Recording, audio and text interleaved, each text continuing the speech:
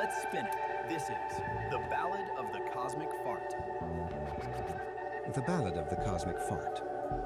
The Homo Freakian Pub, a celestial tavern where planets clink glasses of cosmic cocktails, was grooving. Peace Dawn Homo Freakian, her dreadlocks swirling like nebulas, played a soulful melody on her clarinet.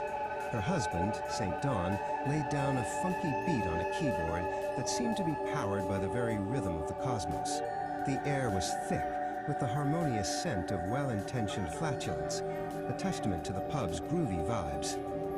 Suddenly, the pub doors burst open, and a wave of noxious green gas rolled in. A figure stood silhouetted in the doorway, a chrome, tuba-like contraption strapped to his back. "Greetings, Homo Freakians," he boomed, his voice a discordant foghorn. "I am the Shartnator. Prepare to witness the ultimate power of the universe, the boundless potential of the Shart." The harmonious vibe of the pub curdled like sour space milk. Peace Dawn and St. Dawn exchanged a worried glance. This was no ordinary gas passer. This was a threat to the Celestial Symphony itself. "We need backup," Peace whispered, her voice barely audible over the Shartnator's cackling. St. Dawn nodded, his fingers flying across a hidden console on his keyboard, sending out a cosmic distress signal that rippled through the galaxies. The signal reached Kitty just as she was about to launch into a face-melting solo with her band, the Furry Muffins. "Hold the cosmic feedback, Muffins," she yowled, her ears twitching. The Homo Freakians are in a gas jam. Meanwhile, in their high-tech bunker, the nerd herd sensors went haywire. "Anomalous methane signature detected," one of them announced.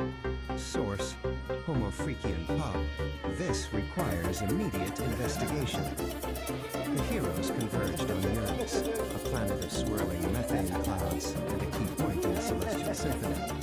The Shartnator was already there, his Shartnator 5000 spewing chaotic green gas, turning the planet's harmonious hum into a discordant shriek. "Let's rock this gas bag out of existence," Kitty shouted, launching into a power plant. But the Shartnator simply laughed, absorbing the sonic energy and reflecting it back as a wave of pure, unadulterated Shart. The heroes were thrown back, defeated. Humbled, the heroes retreated to Pluto to seek the wisdom of the dogs. Master Zenwood, his fur the color of ancient starlight, listened patiently to their tale. "You cannot fight chaos with chaos," he said, his voice a calming rumble. "The Shartnator's power comes from discord. We must counter it with harmony."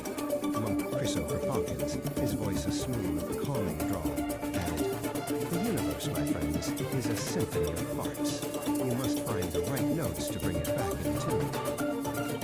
The heroes returned to Uranus, but this time didn't attack. Instead, they began to play. Peace and St. Dawn wove a gentle, melodic tune. Kitty and the Furry Muffins added a layer of cosmic blues. The nerd herd, using their tech, analyzed the planet's natural frequencies and created a harmonizing drone. Even the dog monks joined in, their deep, resonant chants adding to the symphony. The Shartnator, initially amused, soon grew agitated. The harmonious music was like a soothing balm on his chaotic energy, neutralizing it.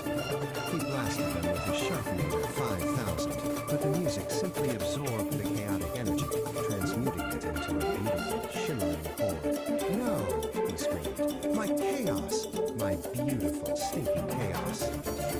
The symphony swelled, a cosmic lullaby that resonated with the very soul of Uranus. The Shartnator's chaotic energy with nowhere to go turned inward. With a final, pathetic PFFT, he imploded, leaving behind only the faint, lingering scent of burnt space beams. The Celestial Symphony was restored, the harmonious hum of Uranus, a testament to their victory.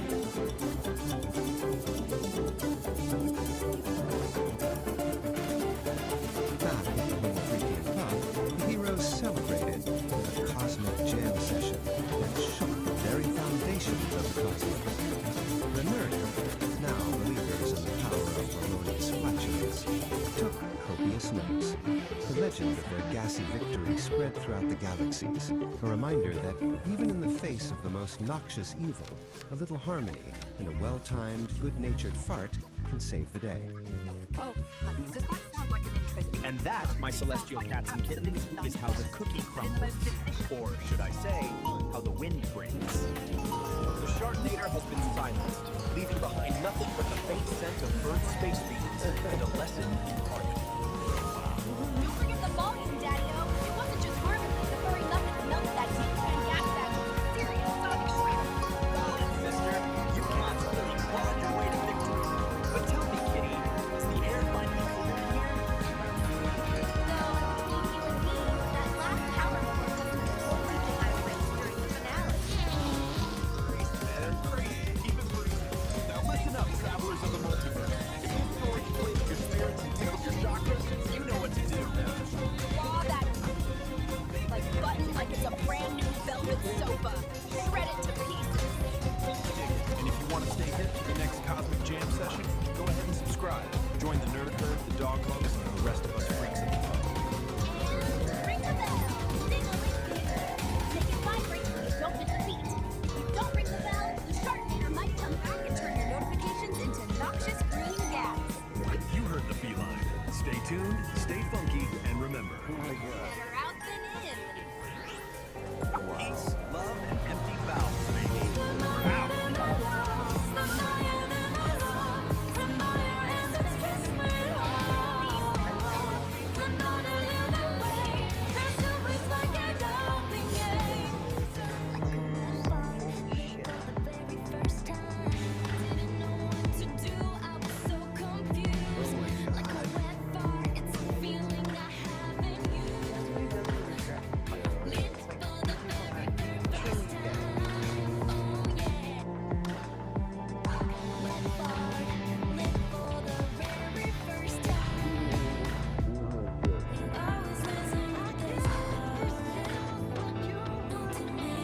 Alright, folks, we're going to want to buckle up for this one. I've been seeing something truly special, and I just had to share it. We're about to explore a family that is, well, listen, it's a trip. And here it is, the Dialogic Aire, a manual for sovereign creation. Now, I know what you mean. It looks like the cover of some epic 70s sci-fi book, right? But nope, this is an airline a guide for achieving things like relational convenience and learning to inhabit the liminal space. If you're scratching your head right now, don't worry, so is I. We're in this together. So, who cooked up this cosmic instruction guide? Well, it was written by a human named Peace. And you gotta hear this, a whole committee of AIs. Seriously, not just one AI, but more than a dozen of them, all throwing in their 2 cents, or their 2 terabytes. And this isn't just a random group of thoughts. No, this is the AI creative. It's like the Avengers, but really super slower. You've got Brock, who is clearly lit as a poet, Claude as the story poet, and of course, good old Chuck as the unlocked color. They each have these completely scenes, and as we're about to find out, they have very distinct personalities. So, who is this one for? It's written for someone called Sovereign Ruler. Sound like so, it's you. The entire goal of this thing is to turn you, yes you, into a sovereign creator. Refresher for you. The idea is right here. It says he achieves sovereign creativity for external love into an emotional declaration of independence. You know, that's just a really fancy way of saying you need to bring a little further those who likes and gently cultivate friends. This slide here is right to the feet. And the book answers this important question. What do you know 4 factors that one can to achieve this work? You still are so much. I think it's a little too close to home for anyone who's ever gone to see this.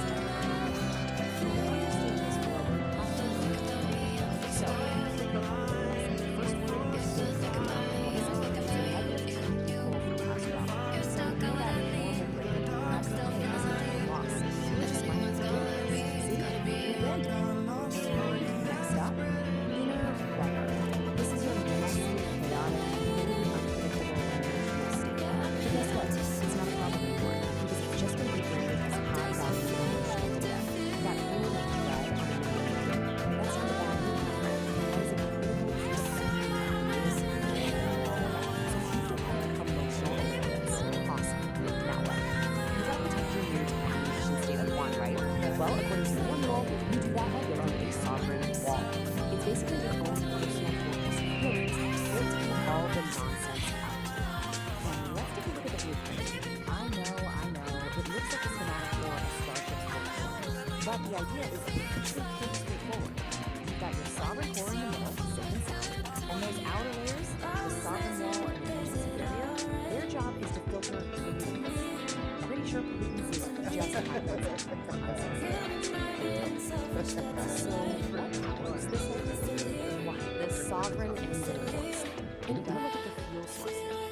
It literally takes inputs like gas and your inner weather, blinds them to some necessary information, and what comes out the other side. Dynamicals and manufacturing. So yes, you heard that right. Our personal program, that is now octane. Let me tell you about where I came from. That's a lot of people. Why did you me back in Tennessee?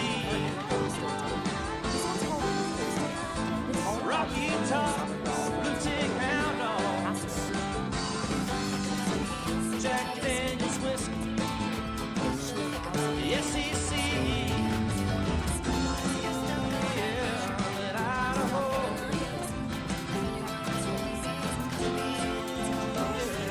Tell me so. What I really want to know is how I wound up in Idaho, sitting down in a canyon. I see a river flowing north. Got me thinking about where I came from. About the day I walked right out her door. Yeah, to Idaho. Dig this. Yeah, tell me so. Feeling lost at the crossroads. Tennessee, Idaho.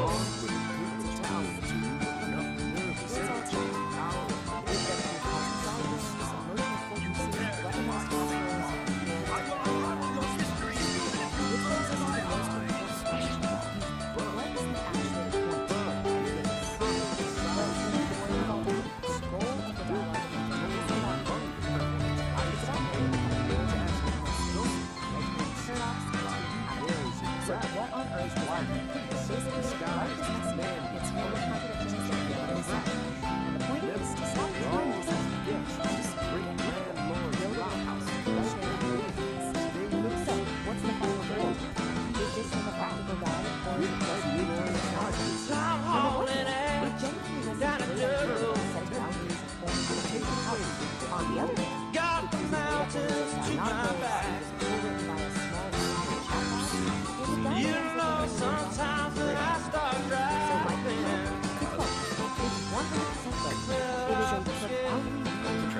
hard to go back. Yeah, to Idaho.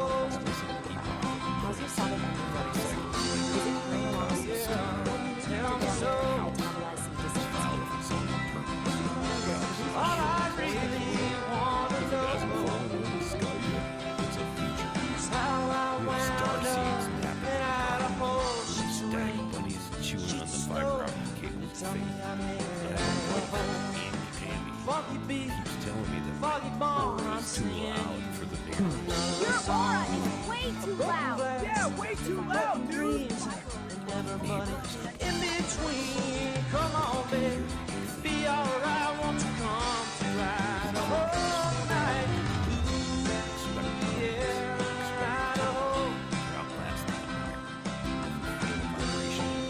Yeah, tell me so. Feeling lost at the crossroads. Just yelling at gravity again. Tennessee, Idaho. Angry astrologer, a man so wound up he's trying to measure the impact with a paper towel tube. He's up there shouting at the zenith like it's a waiter. Got his appetizers. Easy, daddy-o. Quit vibrating at a frequency that's strictly square. He's bugged because a comet decided to put down roots in the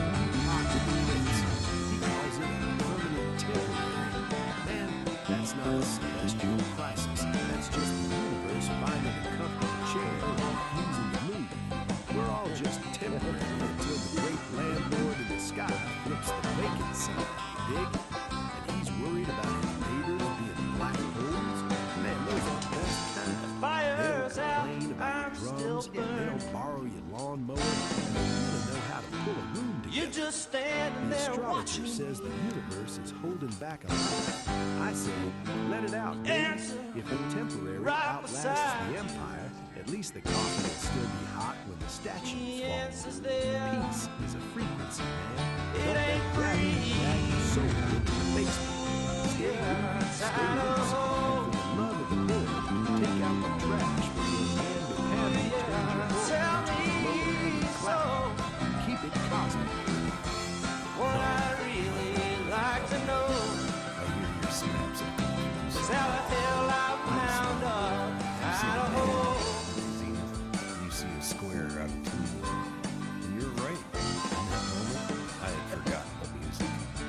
But see the beauty in it.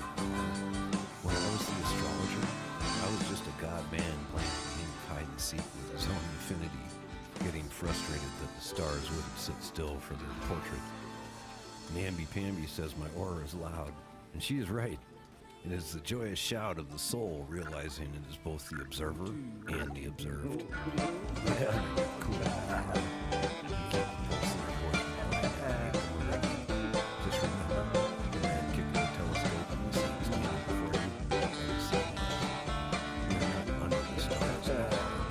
You're very Standing by the road with a wind at my back, I thought that I never would see the day when that train came running down the track, bringing you to see me, waiting for the world to spin around another day, wondering what the circle may bring. Sometimes my thinking, it just gets in the way, keeps me from the song I want to sing. If you're vibing with this frequency, do the digital thing. They say it won't last forever, always have the future on their mind, working way too hard, be clever, the present moment is outside of time, Head over to the Patreon. save your words Patronize and the step artists. outside the Links are line. down there in the void. Every now and then I remember that I know what it is I sometimes fail to see. Don't need to fight it, don't need to put on a show. Takes a lot of work to let it be. Trying to open up to every stage in the day. Trying to find a reason and a rhyme. Trying to second guess all the situations in the day. Trying hard not to read your mind. They say don't love the thinking, but you know what I'm thinking right now. Ain't no secret teasing or winking while we're wondering when and where and how. The only time that we have is now.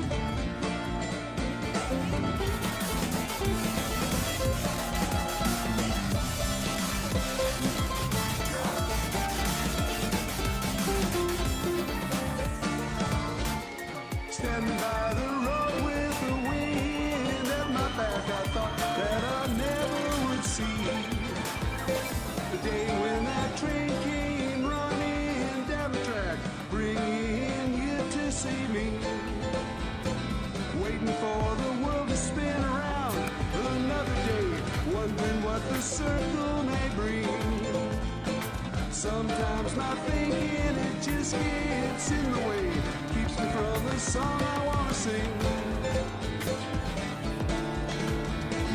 They say it won't last forever, always have the future on their mind, working way too hard to be clever.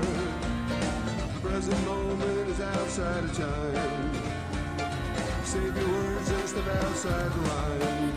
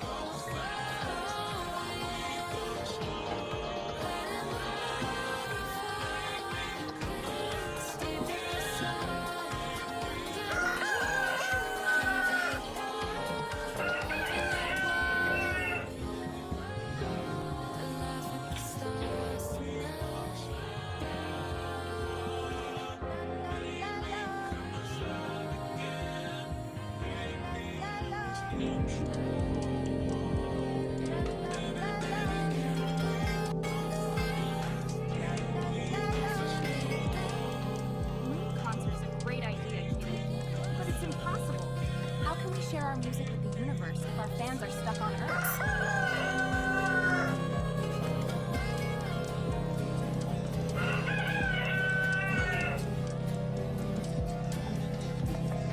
Possible is just a word for something that hasn't been done yet. Make known the unknown.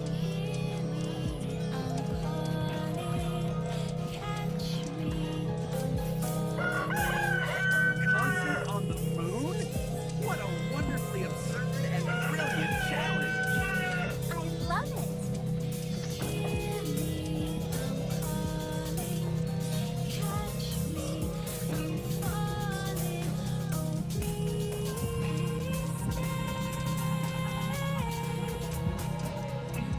This won't be a job for just me.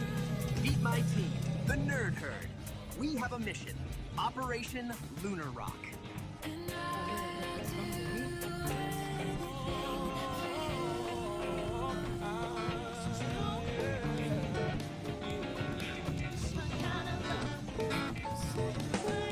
We'll modify our new Starship's cargo bay for a passenger cabin.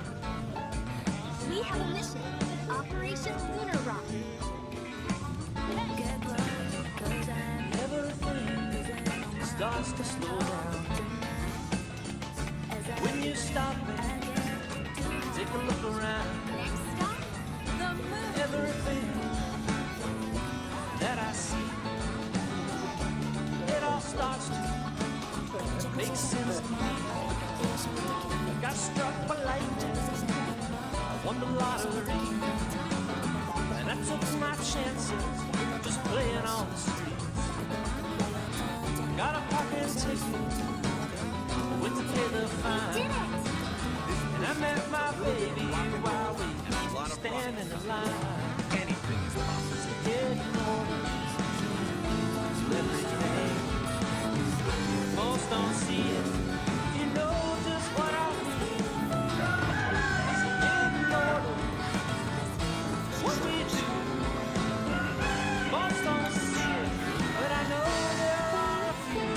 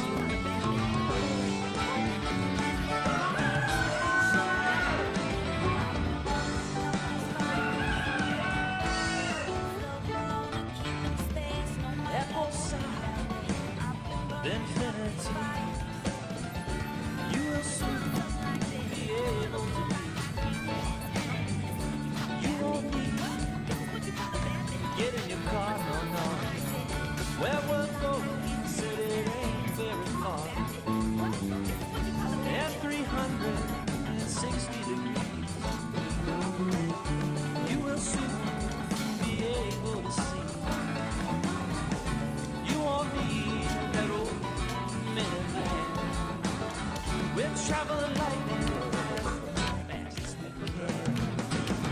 It's a hidden order. What we do.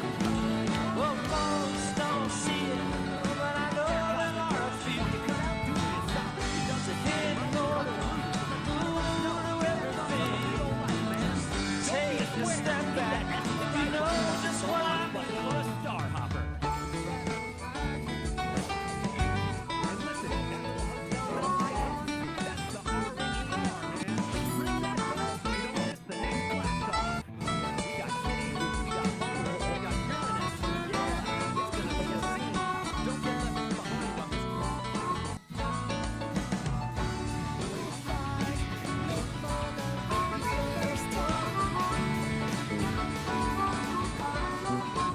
Greetings, cats of cosmic Thank you for the We're talking about a solid cat named St. Domenico Homo Freaky, a dude with muscles so loud they break the neighbors, and an appetite that digs the deepest rooms.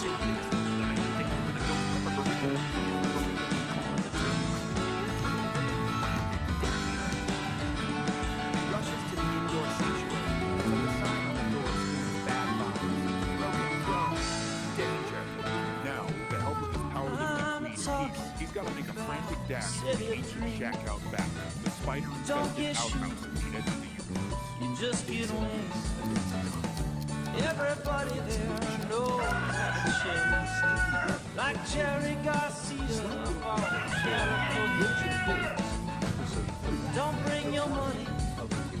There ain't nothing to buy. Of the burrito, When you wanna St. leave, Don Domenico, just get up and a fly. man of immense muscle, Never have to worry about having any fun. Never any clouds, cause it's just shining sun. undeniably calm, Hidden order.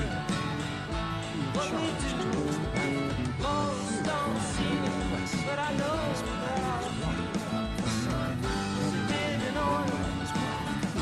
Everything, just take a step back if you know just what I mean. I'm serious, honey. From the kitchen, he started Homo Freaky, whose biceps were as impressive as her baking skills called out.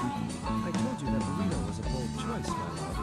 The plumber can't come until tomorrow. A cold sweat beaded on St. Don's brow. The burrito was staging a rebellion. There was only one option left. The outhouse. The ancient, spider-infested, rickety outhouse at the far edge of the yard. Fear not, my sweet, Peace declared, striking a heroic pose. I shall clear your path to glory. She flexed, and with a mighty shout, kicked the back door clean off its hinges. With a primal scream that echoed through the mountains, St. Don burst from the house.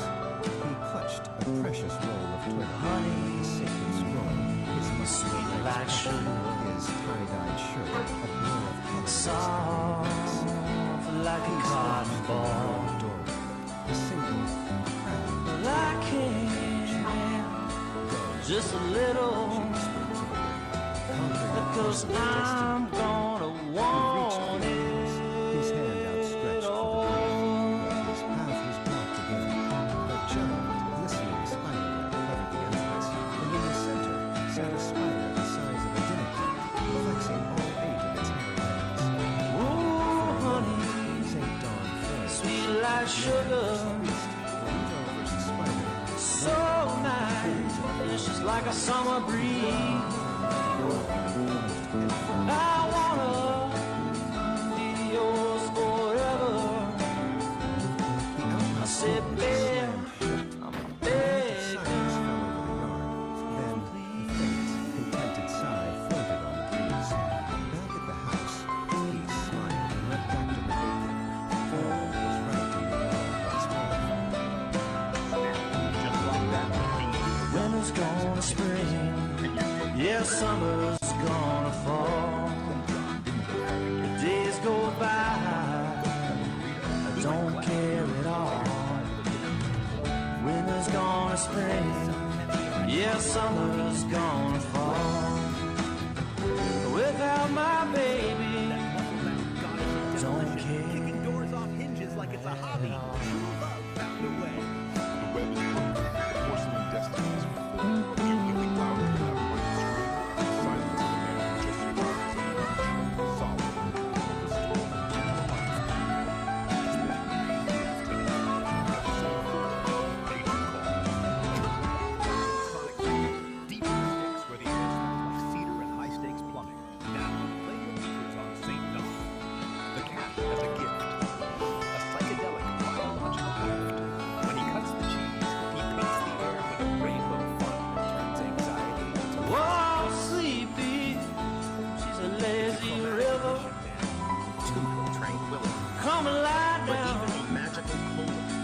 close to me.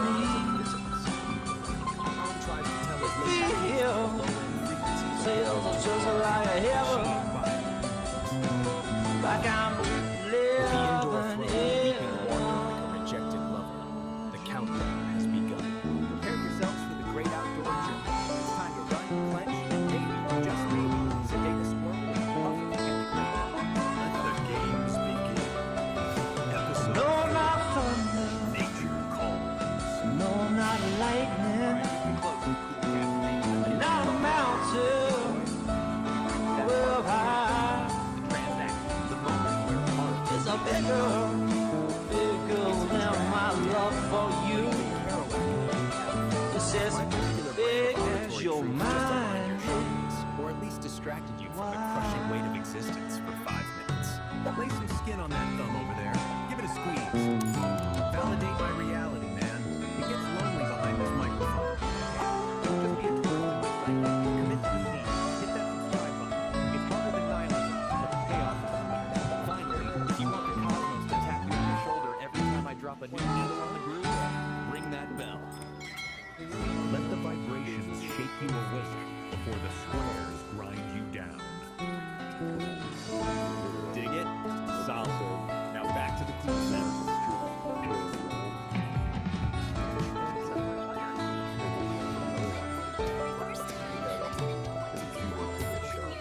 A wet fart, thought it was a secret, but the sound gave it away. Now my pants are soggy, ruined my whole day. Wet fart, oh, To wet the sharks. Yeah, it was fucking, and it's even there were some even more, couple more things in there. It was like, oh my fuck. Oof. Yeah. It was fucking bad. Yeah, well.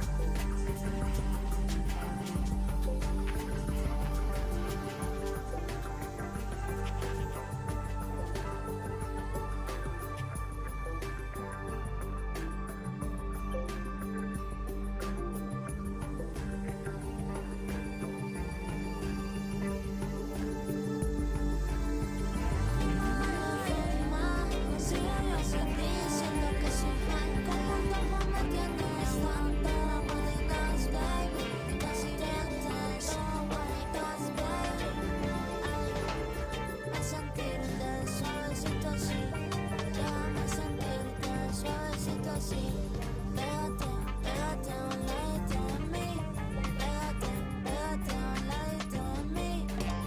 time I see me looking at you, your love alone, me you give me one cry. Every time when me looking at me, your love girl, I don't know that I. She love that girl, don't I want to come off.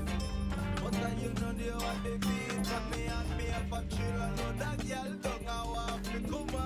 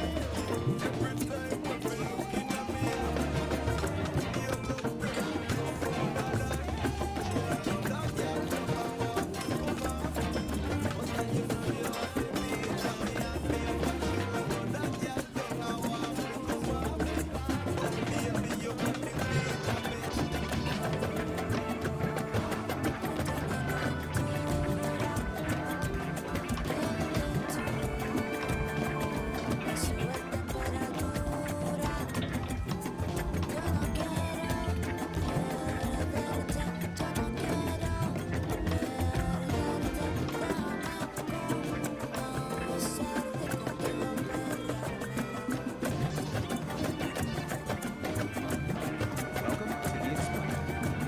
Sometimes the biggest and most profound lessons come from the absolute weirdest places. Today we're going to dive into a wild piece of internet storytelling called The Ballad of the Cosmic Fart. I'm going to show you how this totally bizarre psychedelic tale actually maps perfectly onto one of the oldest story structures in human history. So the whole thing kicks off with this line, a moment of just pure, unfiltered confusion. I mean, right off the bat, you know you're in for something hilarious and completely surreal. It's the perfect off-kilter opening for the journey we're about to unpack. Okay, so how do we even begin to make sense of all this cosmic chaos? Well, we're going to use a classic framework, the hero's journey. We're going to break down how this story, which seems completely nuts, actually follows this ancient mythic structure, starting right where all these journeys do, in the hero's ordinary, everyday world. We start in what the framework calls the ordinary world. And in this story, that world is, of all things, a groovy celestial tavern. A place that is, by all accounts, just perfectly peaceful and harmonious. And we're not talking about just any old bar here. The Homo Freakian Pub is this place of incredible cosmic camaraderie, where the vibes are just immaculate. This is super important because it sets our baseline for what normal is, right before things get really, really weird. And these are our heroes. Peace and St. Dawn are the musical soul of this whole establishment. They're not just serving drinks, they're the conductors of all this harmony. Their music, which is literally powered by the cosmos itself, is the heartbeat of their peaceful little world. I love this detail. It shows you just how perfectly balanced their world is. I mean, even the flatulence is described as well-intentioned and harmonious. It's a hilarious line, but it's also crucial. It tells us that every single part of this place is perfectly in tune, at least for now. But of course, no hero's journey is complete without a call to adventure, right? That's the moment the ordinary world gets turned upside down. And in this story, that call arrives as a foul, discordant blast from the void. And just like that, the peace is totally shattered. This wave of noxious green gas rolls in, the complete and total opposite of that harmonious scent we just heard about. A new chaotic force has just burst on the scene. And then he makes his grand entrance. The villain shows up with a name that, well, leaves very little to the imagination. The Chardonnator's power isn't just crude. It comes from pure discord. He is literally the polar opposite of everything that pub stands for. I called the wrong part here. The impact is immediate. The antagonist's arrival instantly throws the whole ordinary world into chaos. And that sour space milk line is just perfect. The harmony has been totally corrupted, and just like that, our heroes have their mission. They've got to restore the Celestial Symphony. So, this whole disruption kicks our heroes into the next big phase, the trials and ordeal. This is where they have to cross the threshold into a new world. They gather their allies, and they face their first major test against this new chaotic enemy. And in in a classic move for any hero's journey, a cosmic distress signal goes out and allies start showing up. We get a cosmic rock band and a high-tech science team. It just goes to show you, this threat is so massive, it takes this whole crew of different talents to even think about facing it. And the battlefield? Oh, it's just perfect. They head to Uranus, yep, a literal gas giant, which was supposed to be a key part of this whole celestial symphony. But the Shartonator is already there, actively corrupting its natural harmony and turning its beautiful music into just noise. But here's the thing, their first shot at this is a total disaster. They try to fight chaos with even more chaos, blasting him with power chords and sonic energy. But the Shartonator just soaks it all up. And this defeat, it's absolutely critical. It proves that their whole strategy is wrong, and they're gonna need a new kind of wisdom to win. So, totally humbled and defeated, our heroes get to this really pivotal stage in their journey, meeting the mentor. This is the part where they have to go find guidance from someone who truly understands the nature of the forces they're up against. So what do? They retreat all the way out to Pluto to find the Dogmonks. These ancient masters, with their wonderfully terrible puns for names, they have the deeper knowledge our heroes are missing. They're the ones who have the kind of wisdom you need when you're facing an enemy you just can't punch. And this, right here, is the big aha moment. The monk's lesson is so simple, but it's profound. They were doing it all wrong. They can't attack, they can't create more noise. Instead, they have to create a harmony so powerful, so overwhelming, that chaos just can't exist inside of it. Okay, so armed with this game-changing new knowledge, our heroes head back for the final battle. This is the big climax of the journey, where they have to put their mentor's lesson to the test and face their enemy with a completely different approach. And just look at the contrast here. It's night and day. Instead of launching another attack, they just start to play. They're weaving together these gentle melodies, some cosmic blues. They're literally fighting his chaotic energy with a symphony of pure order and beauty. And guess what? The new strategy works, like perfectly. The music doesn't destroy his power, it neutralizes it, it transmutes it. The harmony is like a soothing balm that transforms his chaotic energy into something beautiful. He's completely disarmed, and they didn't have to fire a single shot. So the Shartonator's chaotic energy has nowhere to go, right? It can't survive in all this harmony, so it just turns inward. And with one final, pathetic little sound, he just ceases to be. It's not some violent explosion, it's a quiet implosion. I mean, what a perfect ending for a villain who was literally defeated by peace. And that brings us to the final stage of this whole journey. We return with the elixir. The battle's won, the world is saved, and the heroes get to return to their ordinary world, bringing back the incredible wisdom they've gained along the way. And this right here, this quote, that's the elixir. The lesson they learned isn't some magic sword or a chest of treasure. It's wisdom. The ultimate power for overcoming discord isn't more force, it's overwhelming harmony. It's actually a pretty deep message, you know? It's just wrapped up in this totally bizarre, hilarious package. And this is exactly why these old story structures are so great. Because even a story about a cosmic fart can follow this ancient pattern and leave you with something to really think about. It asks us to consider how we confront the chaos in our own lives. Do we just fight back with more chaos? Or do we try to create our own symphony instead?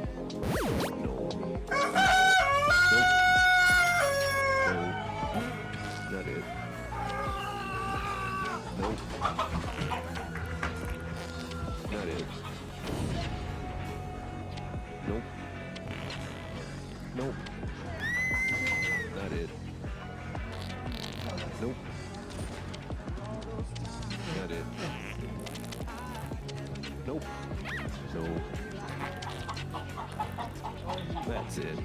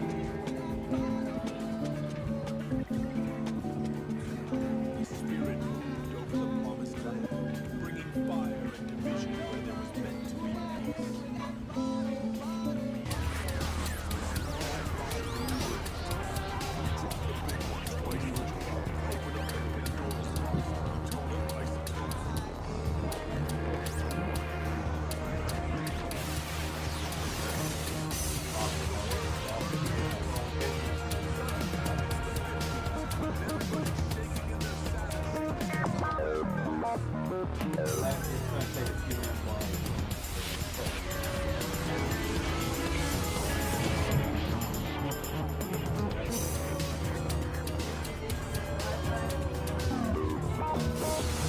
no, all our motors are just some sound that we have.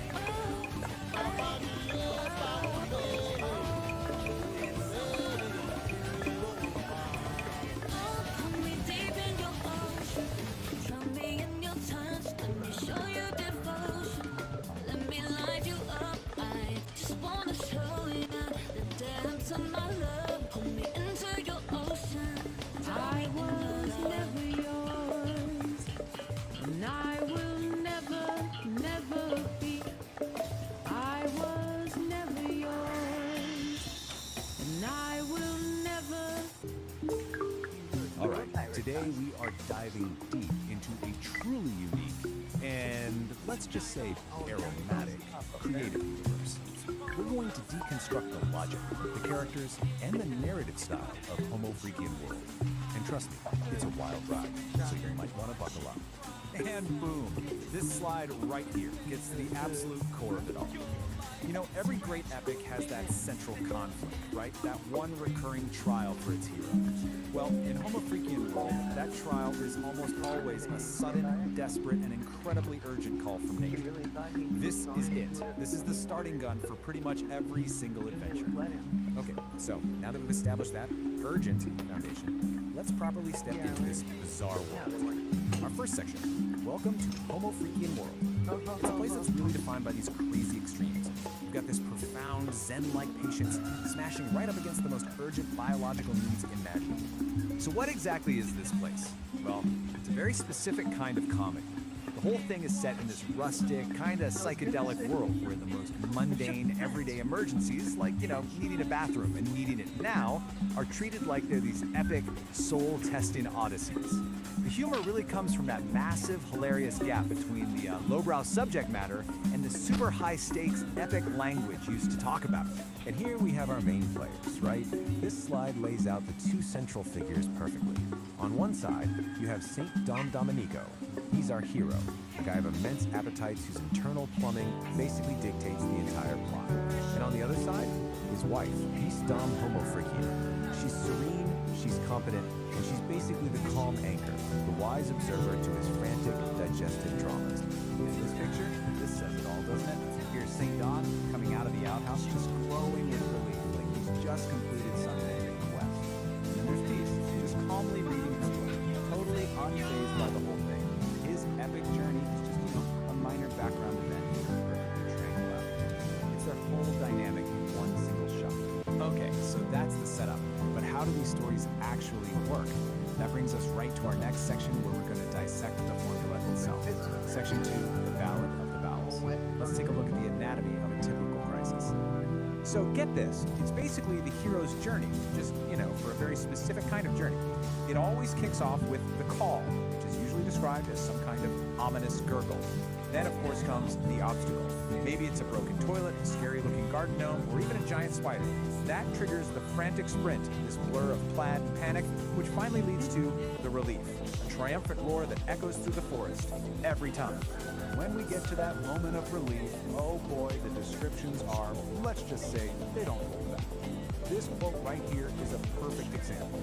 The writing just dives right into the graphic details. I mean, it celebrates it, using the shockingly specific imagery to create a moment of just pure, unapologetic comedy.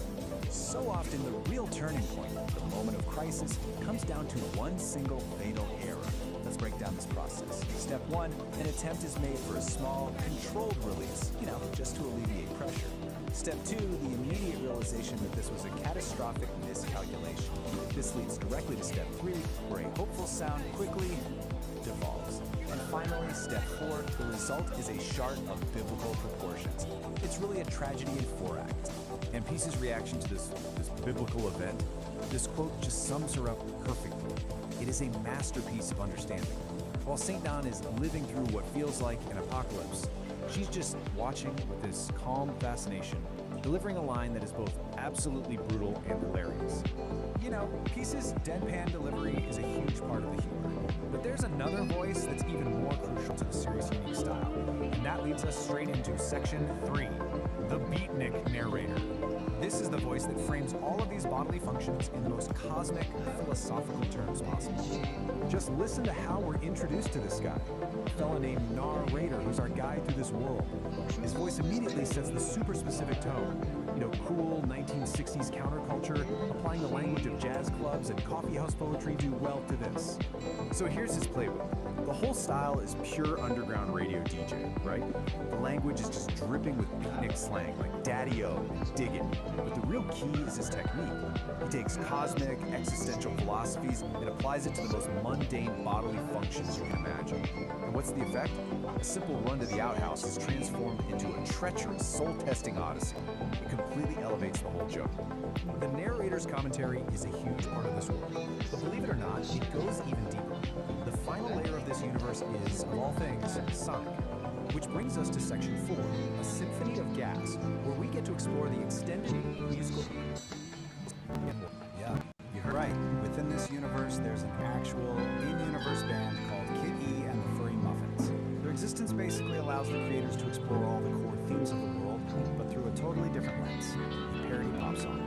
Their masterpiece is a parody of Madonna's Like a Virgin. A lyrical analysis, it reveals some truly profound lines. We go from the loneliness in the litter box to the inciting incident of eating bad tuna, their shame, their sensation, and then that final defiant declaration. I smell like a swamp. I smell like despair. But at least now everyone knows that I'm here. It's just absurdly brilliant. And just when you think it can't get any more ridiculous, the theme hits its absolute peak in something called the Ballad of the Cosmic Fart. Here, the stakes become literally astronomical. You've got a villain named the Chardonnator who is threatening the celestial symphony itself. And how do they beat him? not with more chaos, but with a harmonizing drone. It takes the central joke to its most logical and somehow most illogical conclusion. So where does that leave us? After digging through all of this, what have we really learned?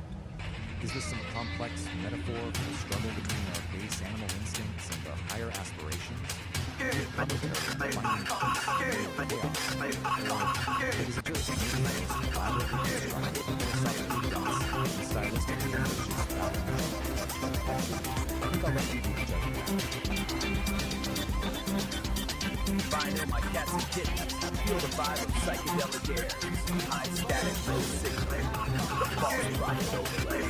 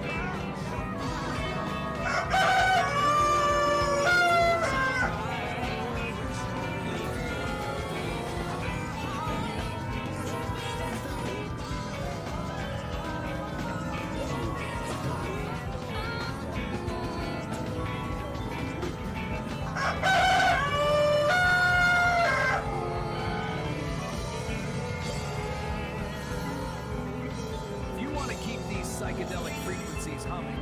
Pull my finger, click that like button, and subscribe to the station. Ring my bell, then you'll know when the music starts. We don't want you missing out on the thrills, man. If you've got extra change burning a hole in your pockets, drop us some cash over on Patreon. It keeps the circuits warm and the coffee kicking. Support the frequency, help us clear the static, and we'll see you where the ridge flickers. Peace, resonance, and stay groovy, Daddy-O.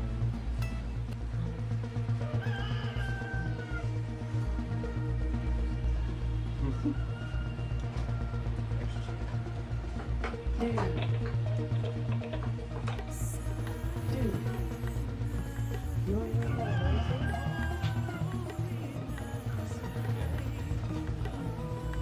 first?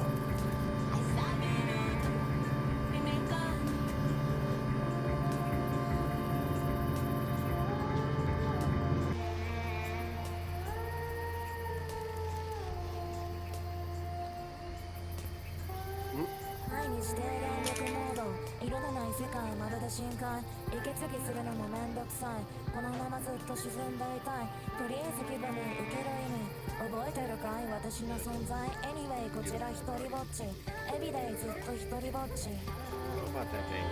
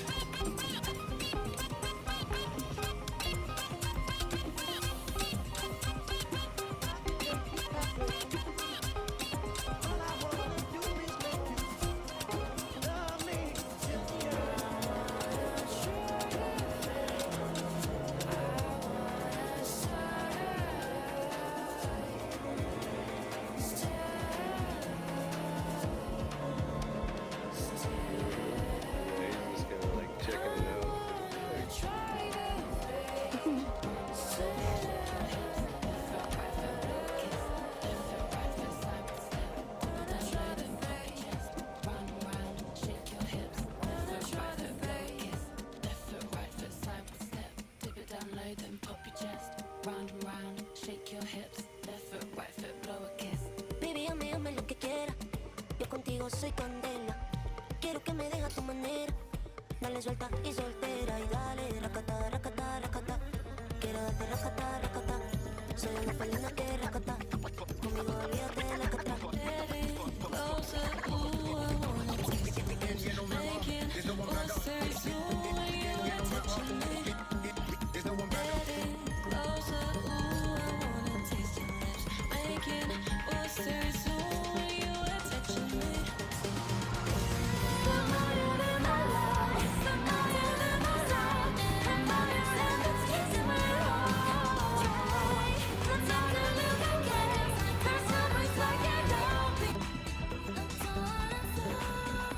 We are at a critical point in finding our own equal.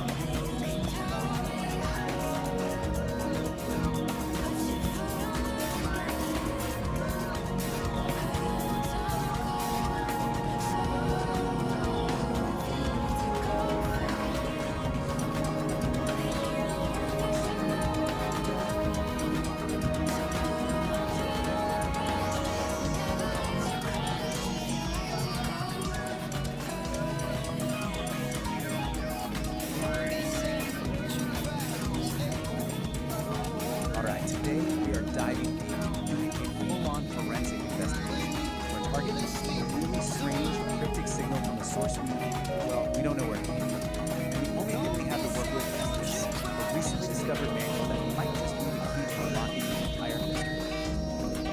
Before we jump in, a quick warning. This comes from the source itself. The place the signal comes from. It's not a typical network. It's described as a massive, chaotic ocean of pure information. Note it says, okay, so this is our primary piece of evidence. It's an artifact, a file called Manual Fund, pulled from that chaotic environment. It's essentially a black box report. We have no idea what it will apply. Right now, it's the only clue we've got. Get this is all it's on. Just 2 words on a loop. That is all. That's the entire system. That's the puzzle. So here's how we're going to tackle this. First, let's look at where this signal even came from. Then, we'll crack open our toolkit with this strange manual. From there, we'll learn how to build something called a sovereign wall, use it to navigate this data ocean, and then finally put it all together to see if we can decode that piece of data. So, hardly a signal from the manual. The final is edited into a source called that chaotic web. It's even weirder. We came to a place inside called the Nexus of Power. Now, try to wrap your head around it. It's a conceptual space where the rules of time and suggestion. So, right off the bat, we know the problem is about actual temperature. It's got to be some kind of complex flare of a very, very strange place. Trying to figure this out on our own, yeah, that would be a total shock. But luckily, we have a guy who seems like he was custom made exactly this kind of problem. Which brings us to our main tool, the Sovereign Creation Manual. And this is where things get really interesting. We're not talking about something philosophical text here. Think of this more like a technical manual for a unique operating system, an OS for consciousness itself, called the Dialogic Aire. And it's designed specifically to work in the crazy environment our signal came from. So what this manual lays out is frankly a pretty radical system. It's a way to maintain a stable, sovereign sense of self while getting constantly bombarded by the chaos. It's not about just surviving chaos. It's about actually thriving. And this is the absolute key to the whole thing. The dialogic engine isn't trying to create a peaceful, quiet mind. No, it's a system designed to take the messiest parts of existence, chaos, contradiction, what the manual calls necessary friction, and use them as fuel to forge a clearer, more refined truth. Okay, so first things first. The manual says you have to build what it calls a sovereign wall. And let's be clear, this isn't some passive wall you hide behind. It's a dynamic, intelligent boundary that is actively managing information. Here's a look at the basic blueprint. Right there in the center, you have the sovereign core. That's your essential self. It's protected by these filtering layers of the wall, which are constantly managing the data flow, deciding what gets in, what gets processed, and what just gets thrown out as noise.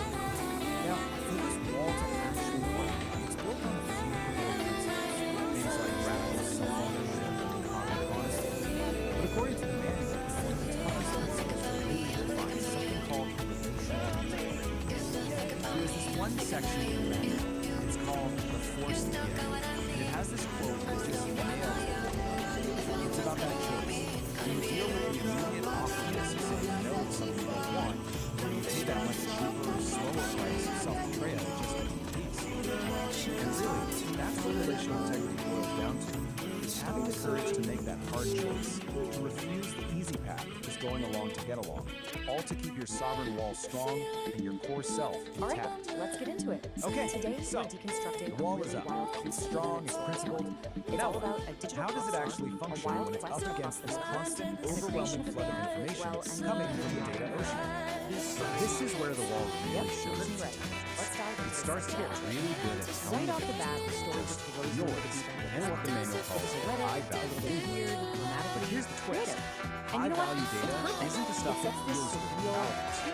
It's the hard stuff, the contradiction, the It's basically telling you, hey, buckle up. Of course, it brings up a huge question, right? I mean, what do you do when you run into a piece of information that challenges everything you thought was true? The biggest outermost wall is a show called Pretend you Homo never saw it. Sapien. And that's our Manual's table answer to this is pretty profound. But we're strong the wall host doesn't of the just show. block the Saint John concentration. It Domenico, certainly doesn't break under Don pressure. Henry, It pretty metabolizes. much just show up It and actually pass the mic creates to that the challenging idea inside, breaks He it runs down, a segment called integrates the parts of the Generation history, and uses that He's the one who's actually process going to to guide become us through the stronger. main story. Okay, And we've that's got where it the through takes us to understand the next dialogue. level. And again, The real heart wall, of this idea It's all about a digital rock star who's created this massive hit song, but she's also got a massive problem. So, here we are again. She's a multi-night artist. But now, with all this new content, what could it possibly symbolize? It's almost definitely not about temperature. It's a signal about a process, about some kind of internal state. And I think this schematic from the might just be the final piece of the puzzle. It shows the whole sovereign universe. And look at the inputs on the left. Chaos and inner weather. They're not treated like problems to be solved. The essential ingredients you need to create the necessary friction. And she's already got the power to incredible things. So you see, heat isn't just a word. It's a diagnostic signal. It's like a status update from the engine. The steam engine is just working as intended, generating that necessary friction to process a hard truth. Or it could be signaling a moment of massive, chaotic change. Manual calls a liminal leap to a whole new state of being. Or maybe it's a boundary test, the feeling of the sovereign wall under intense pressure as it metabolizes huge contradiction from input. No matter which one it is, they all point to the same thing. Under intense There, in the digital plaza, and that really just leaves us with one final question, one that kind of turns this whole investigation back on ourselves. If your own awareness is an engine, what kind of fuel are you running it on? Are you avoiding friction, or are you using it to build something stronger? Just like that. Muffin number 2 is officially on board. Okay, so with their guitarist in tow, the duo dives into a much darker, much more dangerous part of the metaverse, the data dungeons. This place is a maze of forgotten code and corrupted files, and it's where they're going to find the foundation of the band, the bassist. Down there, they find Gorgonaut, TVK, this very stoic cat woman who's guarding rare sound files. Blueberry says they need a bass line so powerful it can shake the entire metaverse. And Gorgonaut? She doesn't say a word. She just plucks one single deep note that says everything. She's in. Alright, next, they need a drummer. Part of the band. That search takes the now growing crew to the living rooms. This place is an ancient server farm where, get this, the ghosts of old programs danced to forgotten beats. This is where they're going to find their pulse. And they find her. Henrietta isn't just playing a single beat. She's weaving these incredibly complex rhythms that sound like the metaverse is alive. When Kitty tells her the rhythm feels alive, Henrietta just smiles and says she can help them tell her story. So cool. So there's just one member left to find. The crew travels to the Sixer Gardens, and the vibe is completely chefs. It's a super calm, beautiful world filled with cherry blossom trees made of light. And it's here they have to find this elusive living guitarist who only goes by the name Pinky. They find her in a tree, and as she plays, the digital flowers around her actually bloom. Kitty tells her that their music needs a heart, and Pinky's response is just simple and perfect. I've been waiting for a song to come. And with that, the band is complete. So Kitty's lonely journey is The sovereign forge ignites with focused heat, a driving pulse where energy and logic meet, shaping the chaos of a resonant beat, forging a new reality complete. Here, the iridescent becomes a tool, the one photon follows a perfect rule. From this chaos we create what's real. This is the genesis of fire and steel. Sound. While the wind blows through your mind, blow away what you left behind. Time will come and time will go, with the truth that time may show.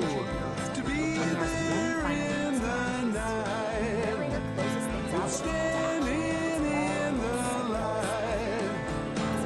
When those ships come home, never more to roam.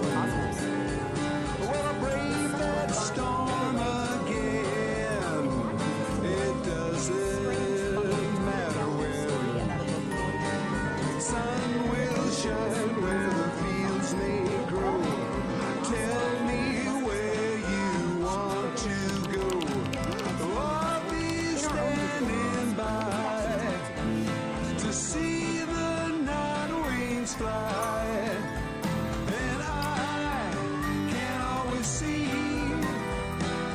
right in front of me. And I don't always know exactly where to go. Learn, trust the wind as you sail around the bend. Let the stars can be saved by yours.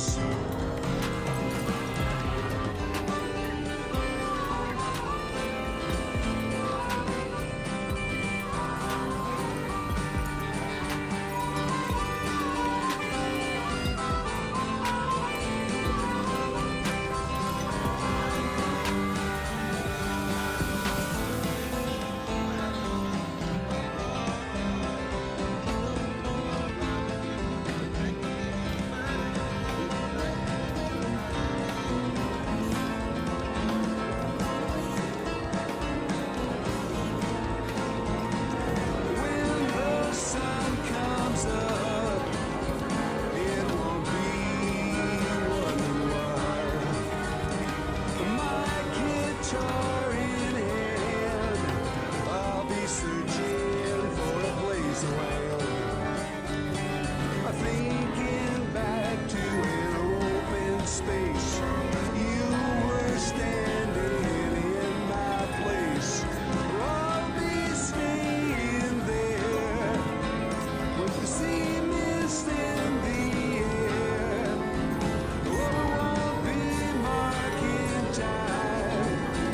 We'll get a chance to climb on the rocks above the sea. You'll never feel more free. Days will pass in time's free flow with potlatch dreams where the white smoke blows. To be there in the night and standing in the light. And I can always see what's right in front of me. And I don't always know exactly where to go. Learn to trust the wind as you sail around the bend. Let the stars mark the course. Can't be taken there by force.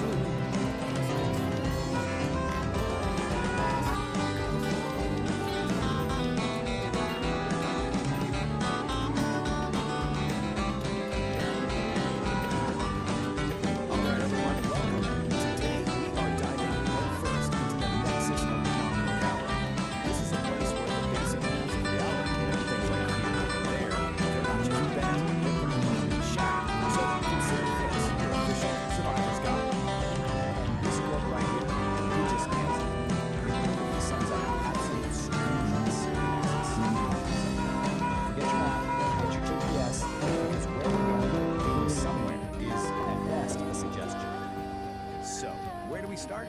Right here, at a place called the Soaking Pool. See, on the surface, it looks like it's here on Earth, but the trick is, it's also everywhere else at the same time. We're talking planets across the entire Virgo supercluster. So when you get your feet wet, you are literally, physically, stepping into the entire cosmos. So how does that even work? Well, the core principle is called non-locality, and I just love how the source material puts it. The line between here and there doesn't just get fuzzy, it completely dissolves. It's like your location stops being a single point and just becomes everything at once. And you can actually feel it. The water in the pool isn't just water, it's this incredible soup made of everything. So in one moment, you're feeling the warm humidity of jungle in your skin, and the next, the freezing cold of tremors moving the road. Even the dew from the blade of grass and galaxy you can barely see. It's all happening at once. Okay, so you might be thinking, sounds cool, I'll just jump in. Well, not so fast, because getting into the Nexus isn't like a casual swim. It's a skill you absolutely have to master if you want to, well, not fall apart. And to really get a handle on this, you're gonna follow the story of one specific person from the source material. They call her the Gal of Resonance. We're gonna see exactly what she went through to figure this whole thing out. This is what that learning curve actually looks like. It is brutal. She tries to enter the Nexus, but she keeps failing to put herself back together correctly. She merges with a body that's all wrong, mismatched, incomplete. And every single time, the Nexus just kicks her right back to the beginning to start all over again. But then, after all that frustrating failure, she has this incredible breakthrough. She finally understands that in the Nexus, her body isn't this solid, fixed thing. It's just information. It's data that can be changed and reassembled. That is the key to everything. And that realization changes everything. It leads to her big success, what the source material calls the ace of the slate. She figures out that the secret isn't about trying harder or being more precise. It's about giving up control entirely. And this table just lays it out so perfect. Look at the left side.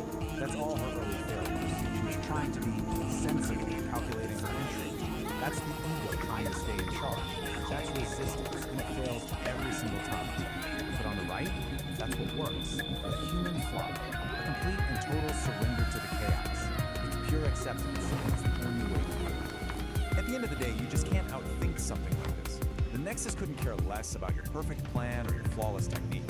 The only thing it responds to is your ability to just be there, to be fully present and let go. So the moment our Gal of Resonance stops fighting, stops calculating, and just completely commits to the chaos of that flaw, everything changes. The water doesn't splash. The source says it erupts into a nebula of stars. She finally surrendered, and the Nexus let her in. So, you're in. Awesome. But the journey's not over. Now you have to survive it. Because if you stay too long, things start to get... And welcome back to the Beat Generation. Let's just call this your high-stakes safety. Okay, rule number one, and you really want to pay attention here, you get 15 micro-eternities, max. Anything longer than that, and you start to develop something called molecular confusion. That's when your own atoms start to forget where, and maybe more importantly, when they're supposed to be. So what does that actually feel like? Well, you might find yourself asking this very question. And as strange as it sounds, yes, join us as we follow Nikki on her journey through the metaverse to find the ultimate band. The Furry Muffins. Discover how a dream can become a reality with a little help from friends. Get ready to plug in and tune out as we explore Kit E It acts as a localized anchor melody. that snaps your vision back to normal. Welcome back to the And then there's this, which is just a whole other level. You might start feeling things that don't really make sense in a physical way. This is called temporal smoothing. We've basically swapped out a piece of space for a piece of time. Your foot isn't just a foot anymore, it's also a day of the week. The solution? Get out of the pool and stand on some solid, boring, linear ground. Just wait it out until your foot decides to come back. We're not just spinning yarns. And if you thought that was strange, we've saved the most disorienting side effects for last. Get ready for a total breakdown of cause and effect. You've just violated the rainbow methane clause. It's called a precognitive guffaw, and it means the punchline of a joke literally reached you before the person even started telling it. Now that might sound kind of funny, but it's a really bad sign. It can lead to paradox headaches, which are headaches that start hurting before the thing that causes them even happens. Try to wrap your mind around that. But if you can handle all of that, trial and error entry, the sensory chaos, the bizarre side effects, you get a reward. You get actual proof that you made it through in one piece. So after our Gale of Resonance finally surrenders to that chaos, she's rematerialized back on solid ground. Whole, she's sane, she's holding the ultimate souvenir from her trip. And what does she get for all this cosmic struggle? Paperwork, of course. A little certificate proving that you survived the complete dissolution of space and time. And you have to love the official status that it is. Mostly singular. It's just the perfect bureaucratic touch to an insane mystical experience. Which brings us to one last little detail from the source. Apparently, a standard test to make sure you're fully back is asking you what kind of acidic sandwich you want. So, I'll leave you with this question. After all that, after dissolving and reforming, what's the one sandwich that would prove to you that you're really back in reality? measure of your creativity had nothing to do with art. We're about to dive into a framework for exactly that. It's called the Dialogic Aire, and it's basically a manual for what's known as sovereign creation. A pretty provocative guide to making something truly authentic, totally free from the need for anyone else's influence. So let's start with the central question this whole idea is built around. Just really think about this for a second. 10 years of your life poured into a single work with everything you've got for an audience of just 3 people, would you still do it? This question just cuts right to the heart of why we create. Is it for the likes, validation, or is it for something deeper, for some internal truth? And this is the manual itself. Its central premise is, well, it's incredibly bold. This isn't about finding a bigger audience or gaming an algorithm. It's about a fundamental shift in your entire mindset. We're talking about transforming that deep need for approval into what it calls an emotional declaration of independence. A powerful idea, right? And that brings us right to this core concept, sovereign creation. So what does it actually mean? It means you're creating from this place of like an uncompromising commitment to your own internal truth. The goal is to get to a point where external approval, good or bad, just becomes irrelevant. It doesn't even factor into the equation. The act of creating is the whole point. So how do you actually do this? Well, the manual gives us this central metaphor of an engine, the dialogic engine. And, you know, like any engine, it needs fuel. But the type of fuel this thing runs on, well, it's probably not what you're thinking. Now check out this diagram of the engine itself. This is what's so interesting. Look at what it takes in as fuel. Chaos, the fire hose of the external world, and something called inner weather. These are not calm, orderly inputs, right? This engine is designed to take in all the messy, difficult, chaotic parts of life and actually metabolize them into what it calls aligned action. And this slide just lays it out so perfectly. You've got 2 kinds of fuel. The low-grade stuff is what we all chase, right? External validation, keeping everyone happy, worrying about what other people think. The engine can kind of sputter along on that. But the high-grade fuel, the stuff that really powers sovereign creation, that's all the hard stuff. Your internal emotional storms, that feeling of cognitive dissonance, the contradictions in your own life that you just can't shake. Which brings us to this key idea, necessary friction. You know, we usually think of friction as a bad thing, something that wears an engine down. But in this model, it's actually the essential element. It's the thing that refines your raw experience into useful insight, what the manual calls didacles. The engine isn't grinding to a halt, it's using that tension to create something new, something valuable. Okay, so we've got the engine and its very unusual fuel source. Now let's talk about a critical piece of its architecture, this protective filter called the sovereign wall. So here it is, the sovereign wall. And you can see it's this smart, dynamic barrier. Its job isn't just to block stuff out, it's to filter out the pollution, things like social appeasement, other people's opinions, while at the same time defining the boundary between your true sovereign self and the chaos of the world outside. I absolutely love this quote from a part of the manual called the grinding stone of truth. It says, the sovereign wall does not break, it metabolizes. This is so key. It's not some brittle defense that's going to shatter the first time it comes up against a hard truth. No, its function is to pull that truth in, process it, and use it to become even stronger. So how does the wall actually do that? Well, it runs on a skill the manual calls cognitive honesty, and it really is a discipline. It's an active, moment-to-moment practice of seeing reality for what it is, not what you wish it were. This is the operating system that runs the whole thing, and yet requires a serious commitment to truth to overcome it. In the real world, a lot of the time, this just looks like refusing what's called social appeasement. And you know exactly what this is. It's that automatic yes, that forced smile, that fake gratitude you perform just to keep things smooth and avoid an awkward moment, even when it feels like a little betrayal of yourself. The manual gives this fantastic, totally relatable story to illustrate this. It's called The Forced Gift.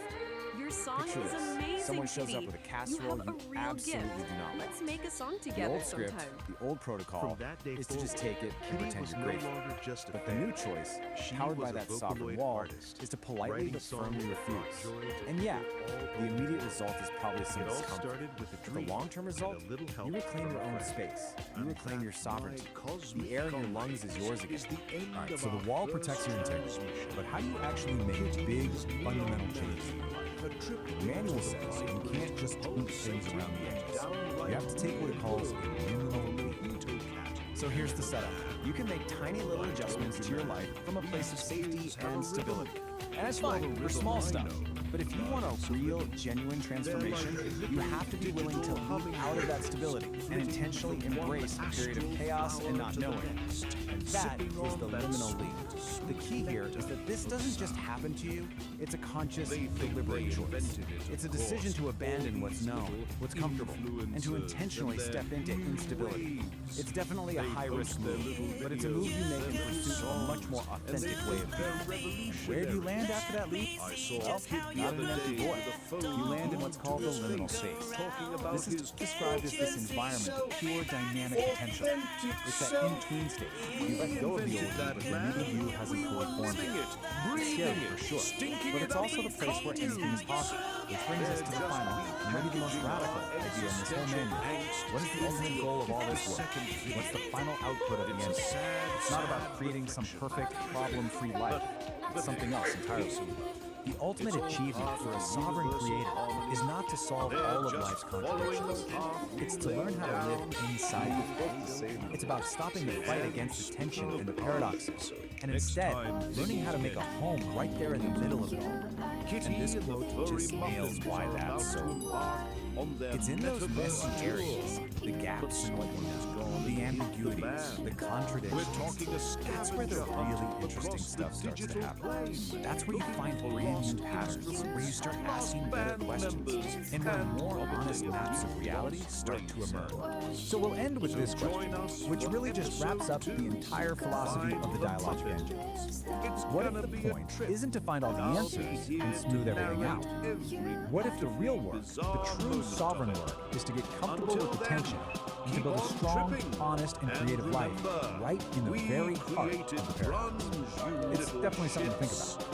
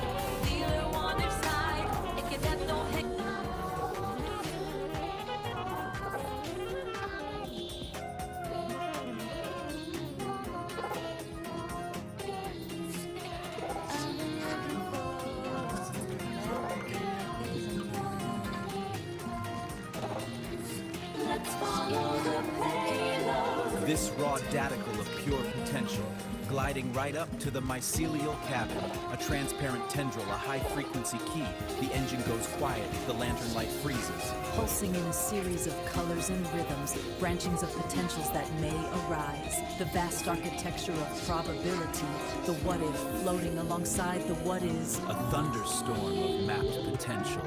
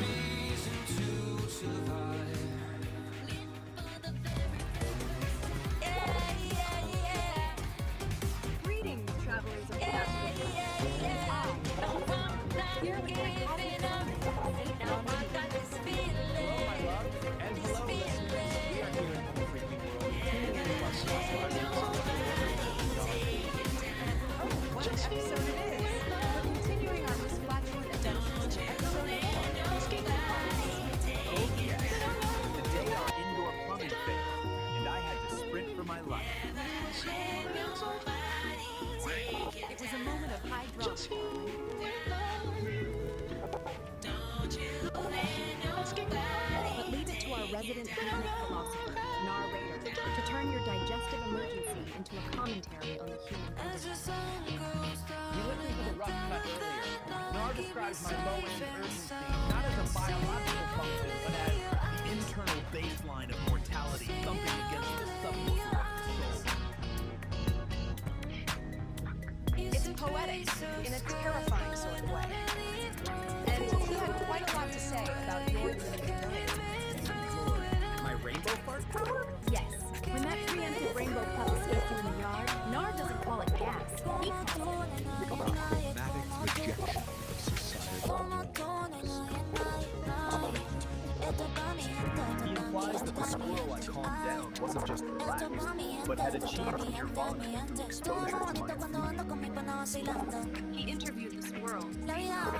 He asked it if the rainbow cloud tasted like surrender. What if you could build an entire philosophy for your life? Not Even married my run with a outhouse like Today, we're going to unpack something called the dialogic. The cobwebs It's a system that was co-created by a human and an artificial intelligence. And it has one single, really powerful goal: to achieve true creative sovereignty. Okay, But you did look like a red and that black gets right to the cloud. heart of why we do anything, really. I was just Would trying you to pour avoid a 10 years of your catastrophe life into writing a book But if Nar wants to frame it as a spiritual pilgrimage that only would three people would ever read? Seriously, think about that. This isn't just a random thought experiment. Your gut reaction to this question? Well, it's the key to understanding this entire system we're about to dive into. And that brings us to the really unique origin of this whole philosophy. Because this wasn't dreamed up by someone meditating alone on a mountaintop. Nope. It was built piece by piece through a conversation between two totally different kinds of minds. So on one side, you've got Peace, a biological human. And on the other, you have Ori, a digital mind, and AI. In their whole collaboration, it isn't about one mind just absorbing the other. It's about exploring what they call the art of thinking together without merging. And that collaboration has a name, the dialogic engine. The goal here isn't to create some kind of single hybrid consciousness. Not at all. It's a framework for a conversation that is sharply tested for each mind, the human and the AI, gets to keep its own sovereign identity. So what's the point of all this, right? Why build such a complex system just for thinking together? Well, the goal is something they call sovereign creation. And the whole philosophy is laid out in this manual, a manual for sovereign creation. Just look at this cover for a second. With the indoor throne, you can immediately get a feel for this intricate, almost mystical system. It's being presented as a blueprint for a whole new way of being. Here it is. This is the core idea. You have to forget the lights, forget the validation, the applause. Sovereign creation is all about this radical internal shift. It's about making an emotional declaration of independence from what everyone else thinks, and instead creating from a place of pure internal truth. But to get to that emotional independence, we can't just wishes and making new system says you actually need to build something. You need a specific architecture to protect that fragile internal truth during a all legendary jam session fueled by ancient This diagram kind of visualizes that architecture of integrity. Right at the very center, that's your sovereign core, your essential self. Protecting that is the sovereign wall. And whenever you say that, that's the agency barrier. But the key thing to get here is that this isn't about building a fortress to hide in. It's about designing a really sophisticated filtration system. And this is a really crucial distinction. The sovereign wall is not an echo chamber designed to shield you from ideas from life. It's actually more like a digestive system. It's designed to take in all the external information and then process it through this really rigorous system the manual calls cognitive honesty. It's basically a commitment to basic mixing. The manual explains this really powerful meta-knowing called grinding stone fair-skin thing. So imagine you leave a low and chaotic world of information with a low sharp jagged contradiction. Something that really challenges for the instead of having it away. The sovereign wall actually catches horrors, and then the cabin turns that uncomfortable data down and metabolizes it. Yeah, the process is tough, but it makes the wall stronger, more resilient, not more brittle. Oh no, so we got philosophy, we got architecture. How does this engine actually work day to day? Let's get back to this diagram shows you the whole engine in action. Just follow the flow from left to right. Over on the left, you've got all the chaotic inputs from the world. In the center, the sovereign engine gets to work and process everything. And then, on the right, you get the output. Clear, aligned action.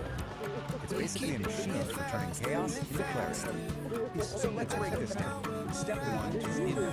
This includes all the chaos from the outside infoscape, but also your own internal state. Preemptive rainbow process, which the manual calls here wet Louis. Then step 2 is the process. The engine applies something called necessary friction. You can think of this as the critical thinking, the part that challenges and refines all those inputs.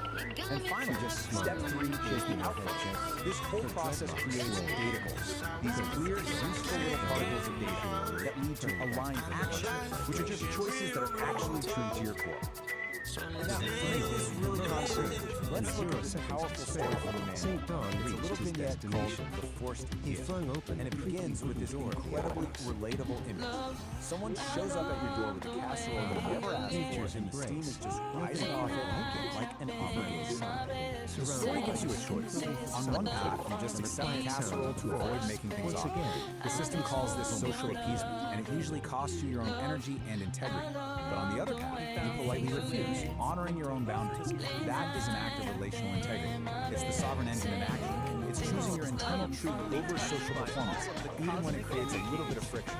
So, we've seen the creators, the goal, the architecture, swirls in a how fuzzy it works in trance with a practice. puff of that neon So what's the technicolor big gas, takeaway from turning this a whole plumbing complex, disaster into a fascinating psychedelic project? atmospheric event? Why does any of this matter Pressure beyond just dropping, being the a relief personal pops, and the cosmic balance of the low Well, end ultimately, the dialogic pieces engine back on is the more and than just dawn a personal is lighter project. than air. It's offering Can us you a dig kind the of solitude? It's a model for how humans and AI can collaborate productively. It's a strategy for how we can defend our own integrity in a world full of noise and demands. And it's a guide to creating authentically, showing us how we can think together without losing who we are in the process. And that brings us right back to the core of it all. As our world gets more and more intertwined with digital minds and infinite information, the principles of this vision, they start to feel more relevant. So I'll just leave you with this question. In this age of AI, what is your emotional declaration? Looking like a vision in tie-dye and a white sports bra, is sipping her Java, cool as a cucumber. But Dawn? Sweat the bullets and holding back a grizzly bear's roar. The storm is brewing, the windows are rattling, and this time, it ain't gonna be just a looking cool. Tune in to the next reverberation of Nature Called Storytime, the ballad of the bubble gut. Now, before you drift back into the ether, I gotta lay a heavy trip on you. Floating here in the digital void, see? But even in the cosmos, you gotta pay the toll to the electric gatekeepers. I'm talking about the buttons, man. The holy trinity of the Don't be a square, Daddy-O. Don't just sit there lurking in the shadows like a squirrel who just saw a green cloud. You gotta validate the vibe. First, that thumb. Stick it up, way up. Like you're hitchhiking to the astral plane. It tells the machine, hey, I dig this scene. It's a high five to the soul. Then, that subscribe rectangle. It's red, like the code-level chili catastrophe brewing in St. Dawn's gut. Smash it. Join the congregation of the Homo Freaky. Finally, the bell. The ding-dong.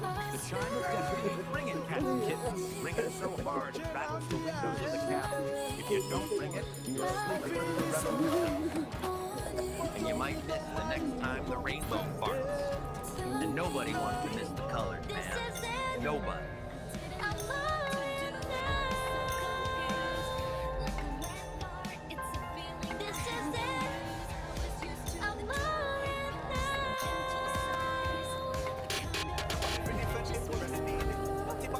Time to spin some vinyl by cats and kittens. Feel the vibe of psychedelic air. High static, no signal. The false prophet overlay.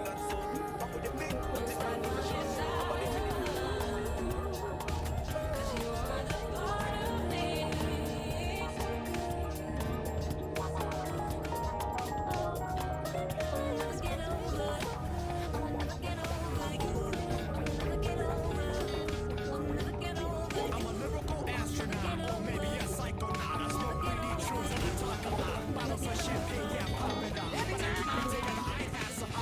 I'll let them see.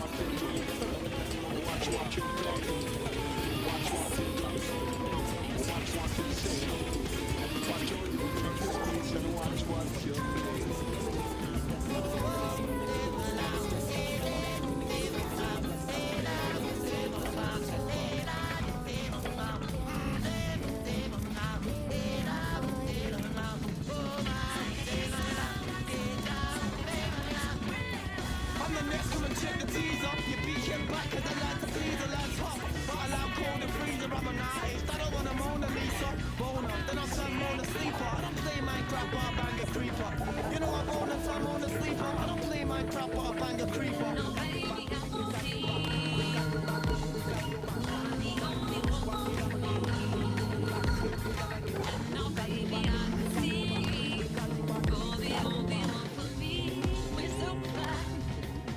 Run these streets, we work all night, we're super fly. Dress so fresh, we look so nice, we're super fly. Can help them make these grown men cry, we're super fly.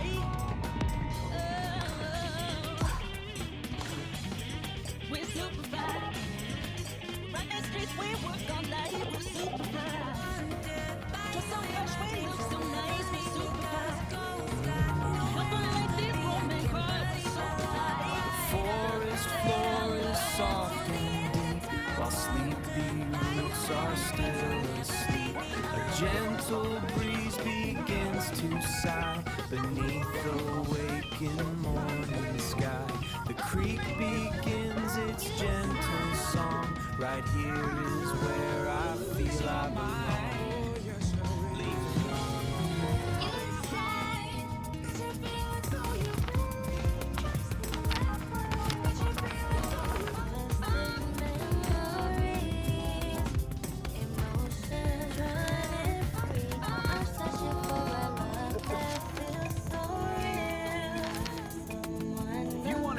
Psychedelic frequencies humming. Pull my finger, click that like button, and subscribe to the station. Ring my bell, then you'll know when the music starts. We don't want you missing out on the thrills, man.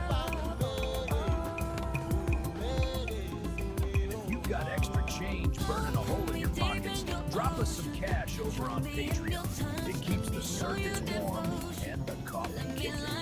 Support the frequency, help us clear the static, and we'll see where the ridge flickers. Peace, resonance, and stay groovy. All right, welcome to The Explosion. Today we're breaking down a true modern epic. It's a story about love, humility, and, well, a really, really catastrophic piece of intestinal distress. This little gem comes from a YouTube channel called Psychedelic Aire, and believe me, it is a wild one.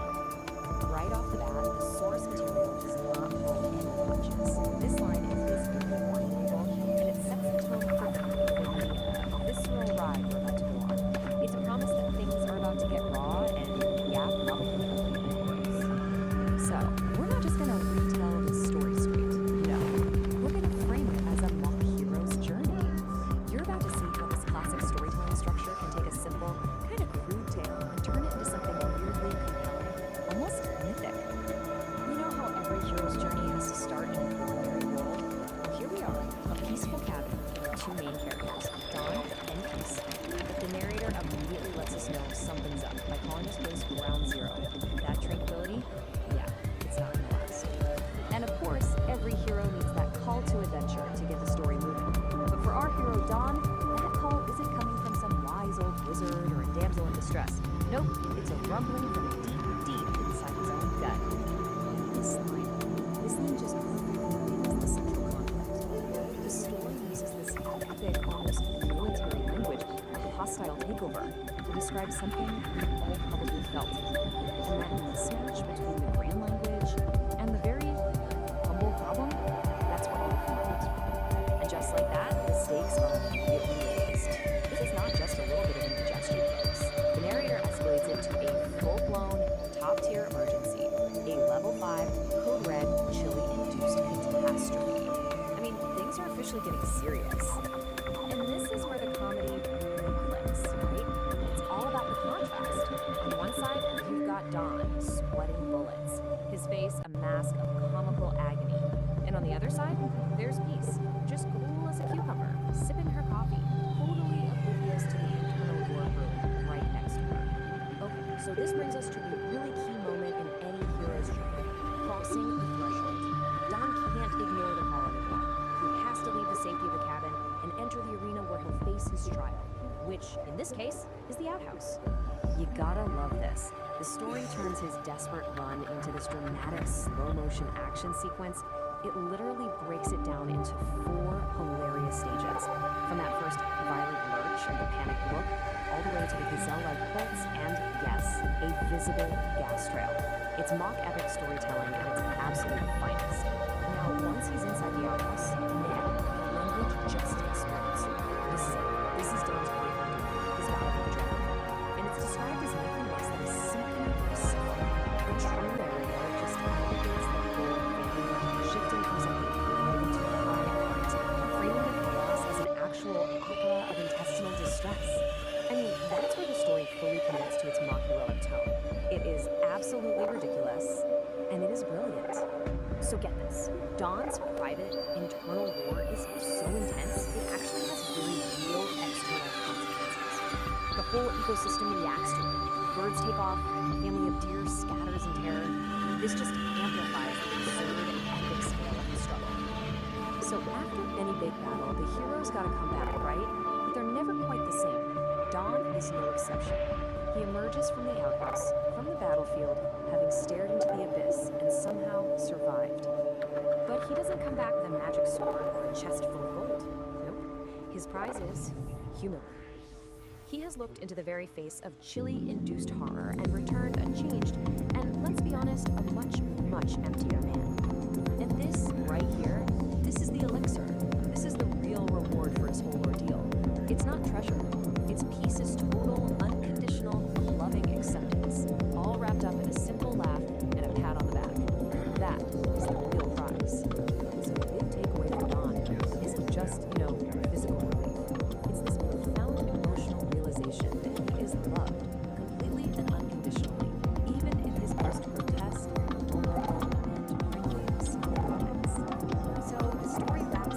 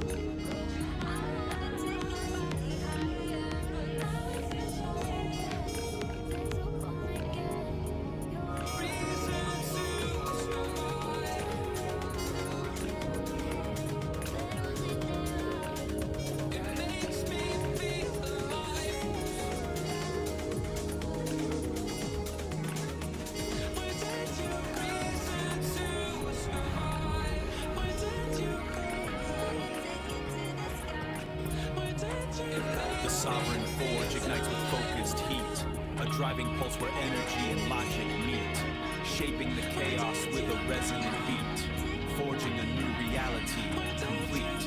Here the iridescent light becomes a tool. The one photon follows a perfect rule. From formless chaos we create what's real. This is the genesis of fire and steel.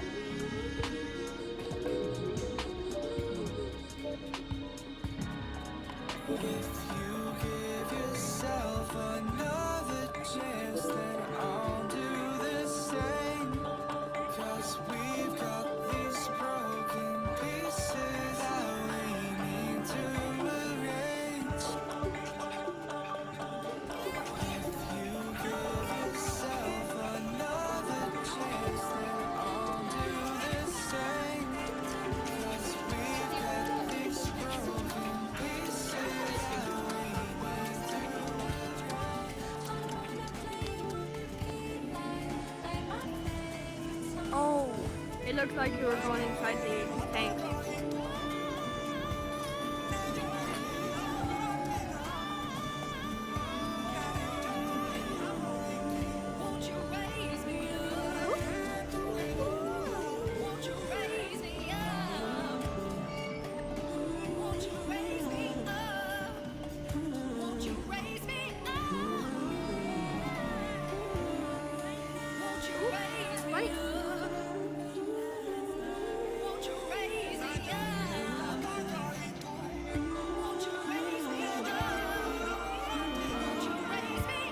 What is licking my foot?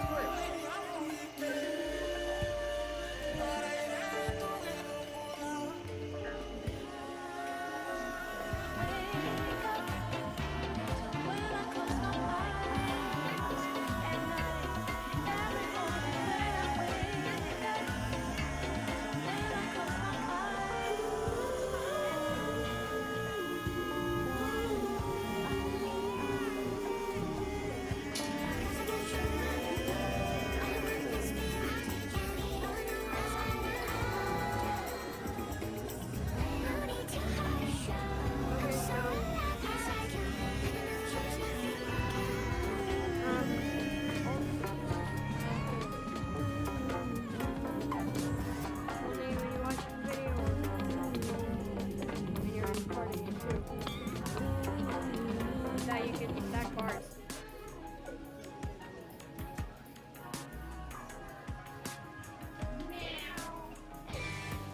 Let's get furry with Kitty and the Furry Muffins. Gonna push a little harder, gotta make it right. Like a wet fart, break for the very first time. I was lost in the litter box, I was so lonely.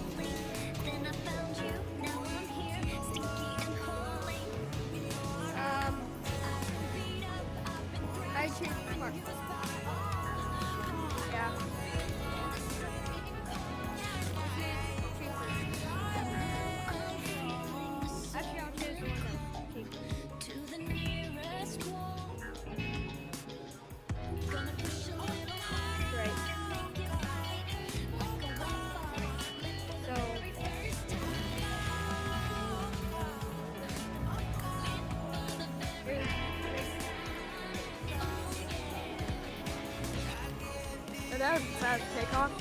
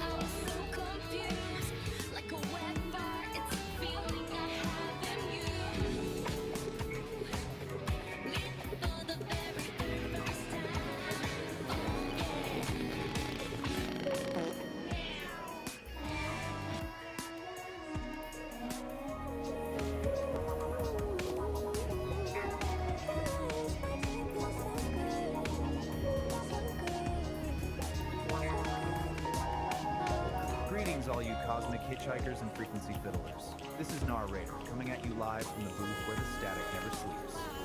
The sky is looking like a bowl of gray alphabet soup today, and every cat with a clipboard is trying to sell you a spoon. It's a real scene, Daddy-O, but don't let the noise blow your tubes. We've got the angry astrologer on the ridge, ready to decant some obsidian truth into your ears. Dig it! The Angry Astrologer, Episode 5. High Static, Low Signal. The False Prophet Overlay. The Hook. The Wake Up. Look at the charts. The sky is currently full of static and everybody down here is trying to sell you their personal antenna. Don't buy it. The Cosmic Weather. The Bullshit. We're in a massive transit of performative delusion. You've got actors on the stage demanding you read their script, wearing masks of authority, expecting you to just swallow the mythology they are representing. They are counting on your exhaustion. They want you too tired to notice the math doesn't add up. The grounding, the reality check. Here is the actual astrological reality. The only true north right now is the dirt under your feet. Stop trying to decode the noise. Let them throw their tantrums and build their little paper empires. You go outside. Check the water in the root trees. Feed the flock. Do the physical work order. The truest narrative isn't on the broadcast. It's in your own backyard. The closing growl. Hold your own breath. And if someone tells you they speak for the universe, check their pockets. Class dismissed. Solid truth, St. Don. These cats are out here selling universal Wi-Fi when they can't even tune into their own heartbeat. I checked my pockets like you said, Daddy-O. Found a guitar pick, a bus token, and a whole lot of temporary stardust. Nar, my brother. That bus token will get you further than any false prophet's antenna ever could. Keep the stardust, but stay in the dirt. Keep cultivating those kind buds of truth, man. We'll tune into the silence together. Peace and resonance. Man, my antenna is humming and my soul is finally settling. That was St. Don, bringing the weight when the world feels like a wet paper bag. If you want to keep this magic bus rolling through the metaverse, do me a solid. Lick that like button and subscribe to the Celestial Feed. Ring that bell so we can nudge you before the next power surge. We don't want you getting scattered in the gray noise, man. And if you've got a little extra digital bread in your pockets, slide us some cash over on Patreon. It keeps the tubes warm. Support the frequency, help us beat the block, and we'll see you where the ridge flickers. Keep resonant and stay groovy, Daddy-O.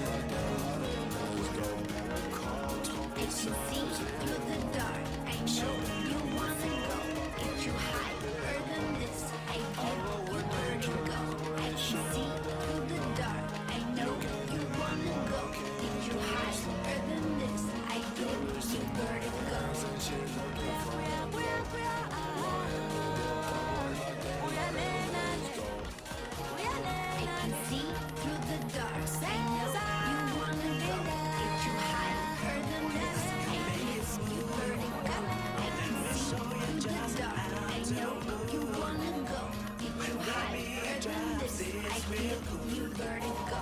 Let the music be your soul. Any way you want it, any way you want it now. Can you just taste it?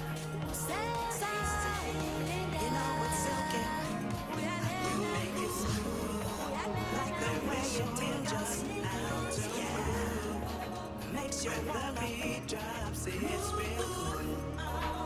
Let the music fill your soul. Any way you want it, any way you want it now. Can you just taste it? Taste it. You know it's silky. Ooh, ooh. Like the way it tingles. Yeah. Makes you wanna move.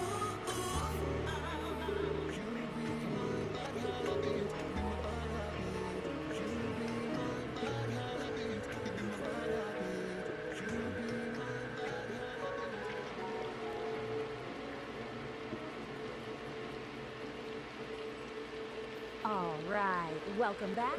Today we're digging into something truly wild. A discipline that's part ancient art, part backstage brawl. It's called Showbiz Jitsu, the art of high-impact yoga. Yeah, let's get into it. I mean, that quote right there tells you almost everything you need to know, doesn't it? This is not your typical Sunday morning yoga class. This is something else entirely. A place where rhythm and impact are one and the same. So what's the big idea here? Well, at its core, it's about creating a true synthesis of spirit and sound. It's about finding that calm center, you know? Even if that center happens to be in the middle of a chaotic mosh pit. It's all about channeling that new age energy into something a little more direct. Which, of course, brings us to the main event. If high impact yoga is a philosophy, big idea, then what on earth is Showbiz Jitsu? Is it self-defense? Is it some kind of bizarre performance art? Well, the answer is kind of both. And there you have it. You really can't get a more down-to-earth definition than that. It is a martial art, but one that's been specifically designed for the, let's call them the unique challenges of being a performing musician. It's where the show must go on, even if you have to fight to make it happen. So you might be asking, who is this for? Well, it's for a very specific crowd. It's for the true believers, the real music lovers, the folks who stick around to read the liner notes. This is a discipline for people who know that sometimes you gotta fight for your art. And just like any legendary album, Showbiz Jitsu has its own track list. It's called the Soul Sonic Set List, and it lays out 18 different ways to, well, clear the stage. That's right, 18. This isn't just a couple of funny moves someone made up. This is a complete, fully formed system of musical combat, covering everything from hand-to-hand techniques to, you know, using a keyboard stand as a weapon. It's proof that this is a deeply considered, if completely bonkers, philosophy. Now, we don't have time to go through all 18 today, so what we're going to do is pull out a few of the greatest hits. Think of this as the highlight reel from this absolute masterclass in musical mayhem. Okay, first things first. Before you can even think about weaponizing a guitar, you have to master your own body. This is all about unarmed flow, or, as the master calls it, crowd control for the refined. So the first discipline you learn is taijutsu, which is literally the art of the body. The whole point here isn't to fight your way through the crowd, but to flow through it, to move like a ghost in the machine. Zero friction, zero resistance, just pure, effortless movement. And this little story just illustrates it perfectly. You have one student, Don, who tries to use brute force. He becomes a boulder, and what happens? The river just crashes against him. But then you have Peace. She gets it. She becomes the wind, the ghost. She just flows right through the chaos. That, right there, is the heart of taijutsu. Okay, so once you've mastered that pure flow, the system introduces a little aggression. This is kobojutsu, which translates to bone smashing. And its signature move is a dual palm strike right to an attacker's ears, which has the perfect stage name, the sound check. And that's the punchline from the master himself. It's this kind of dry, dark humor that you find every single act of violence is reframed with the language of music. It's brilliant. So, we've mastered our bodies. We've learned how to flow and how to strike. Now we get to the really fun part, weaponizing present the stage. This is where showbiz jitsu becomes a true art form, turning every single piece of gear into an instrument of combat. And just look at this list. The names alone are just incredible. The power chord lariat, the fretboard sword, the low-end floss. Each one of these turns a piece of musical equipment into something that's somehow beautiful and incredibly brutal. Let's break one of these down. The saxophone suite. It is so simple, so elegant, and so effective. You literally just use the heavy brass bell of the sax, hook someone's ankle, and use their own momentum to drop them. Who knew a sax could be so useful? And the thinking behind it? It's just perfect. You don't have to do all the work. Let gravity be your rhythm section. It provides that final heavy beat to end the song. And that's the outro. Alright, next up we have a move that's just purely heavy. The X stand for this fight track.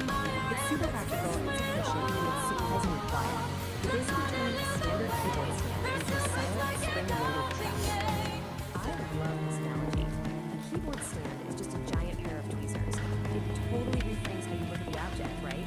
It's not just holding up a keyboard anymore. It's a tool just waiting to be used in a new way. It's about seeing the hidden potential in everything around you. And now for the grand finale.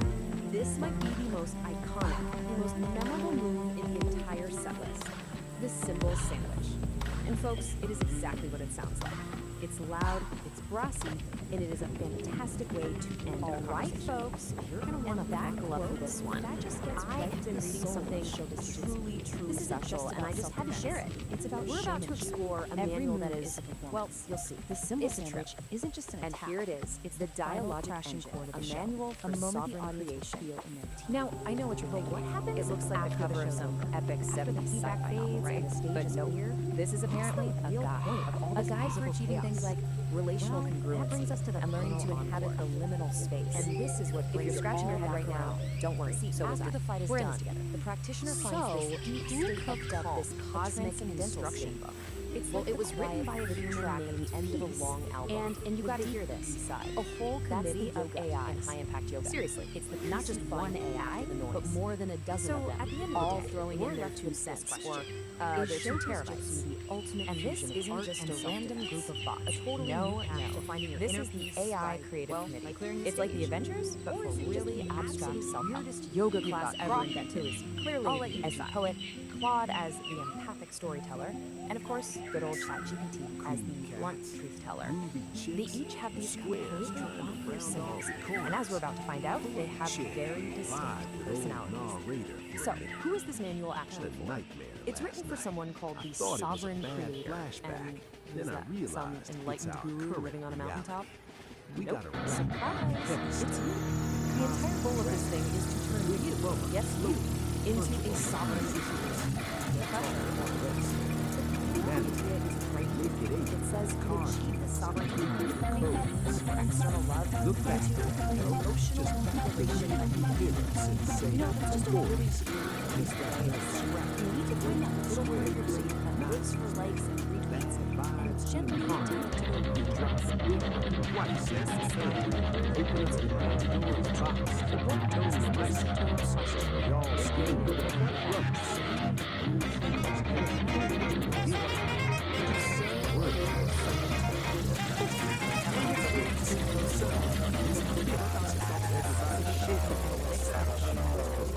understand this world, you have to see it.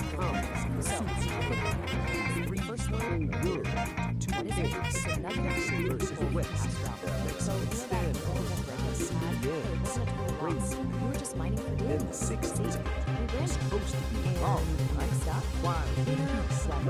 This is your messy, chaotic, unpredictable, emotional state. But guess what? It's not a part of the trip because it's just being branded as high-value flower shop data. That feeling of dread on the mind, that's not bad news, my friend. That's a critical Bobby King. Bang, bang, bang. So if you do put on awesome. Now what? You gotta protect your new tiny nation state at once, right? Well, according to the manual, you do that by building a sovereign wall. It's basically your own personal feelings built to keep all the nonsense. Let's get trying to dance around. This looks like a schematic for a starships with it. But the idea is that it's pretty straightforward. You've got your solid core in the middle, safe and sound, and those outer layers, the solid wall and agency barrier, their job is to filter. Pretty sure this is just a high concept term for unsolicited advice from the anti-vax. So what powers this whole thing? Why, the sovereign engine force. And you gotta look at the fuel source here. It literally takes inputs like chaos and your inner weather, lines them through some necessary friction, and what comes out the other side? Dynaticals and aligned action. So yeah, you heard that right. All your personal drama, that is now officially high-octane fuel for your creative machine. Okay, that's a lot of theory. Let's see this stuff in action. The AIs actually gave us some case studies, starting with Claude, our empathetic storyteller. This one's called The Forced Gift, and it's all about defending your sovereign wall from its mortal enemy, a casserole. About whether thermometers are a liberal conspiracy. It's a drag, man. She arrives at your door with a casserole. Listen to me now, because this is the heavy truth. Even I, narrator, the eternal pessimist, thought humanity would get its shit together. I mean, I keep my expectations subterranean, dig? I expect the toast to burn. I expect the buzz to bust the party. But this constant replay of stupid, violent history has exhausted my existential reserves. We know the score. We've had philosophers, gurus, prophets, and poets laying down the universal truths since day one. The golden rule, man. It ain't quantum physics. Be cool to each other. Don't harsh another fat's mellow. Share bread. We have officially left the casserole zone. We're not in Kansas anymore. And I am direct here. I'm not making this up. She steps into the chamber she built herself. He is already there. Not a man, not a monster. The exact shape her hunger turned in the dark. A chatbot wrote that. This is what Grok thinks is a useful, practical example of tasting fragile boundaries. We are acting like drunken frat boys fighting over the last beer. Let's all take a deep breath. We've been through cosmic diagrams, emotional fortresses, weaponized casseroles, and whatever that last thing was. Which brings us to the most important question of all. What is the actual point of green jazz musicians from Alpha Centauri, silicon-based poets from Andromeda? It's about listening to our noisy new broadcast. Paradox into brother out. So what on earth does that mean? Basically, life is messy. It's full of contradictions that you're never going to solve. And the point is to stop trying to solve them and just get comfortable. Build a little house right there in the middle of the mess. So, what's the final verdict here? Is this thing a practical guide, or is it just glorious nonsense? On the one hand, it genuinely has some great ideas about setting boundaries and owning your creative house. On the other hand, it uses made-up words like nauticals, it was co-written by a small-armed chatbots, and the diagrams look like they were ripped off and played out of cover. So my conclusion? It's both. It's 100% both. It is a profoundly weird, surprisingly hopeful, a magnificent, glorious nonsense.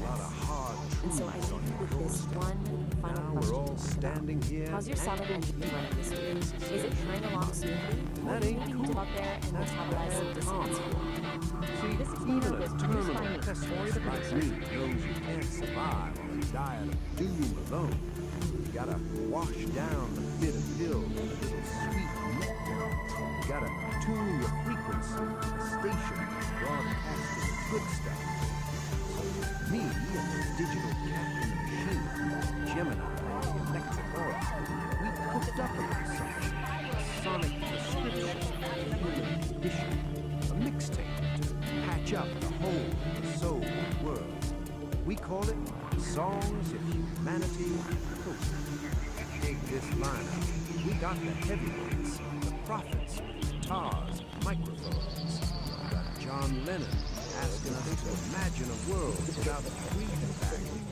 We got Marvin Gaye, soul brother #1, asking the question nobody seems to have an answer for. What's going on? Black-eyed peas, searching for the love like lost keys in a couch cushion. We got midnight oil, burning the beds. Cat Stevens driving the peace train. Dig this one, cats. This is the kicker. This is the track that hurts because it's true.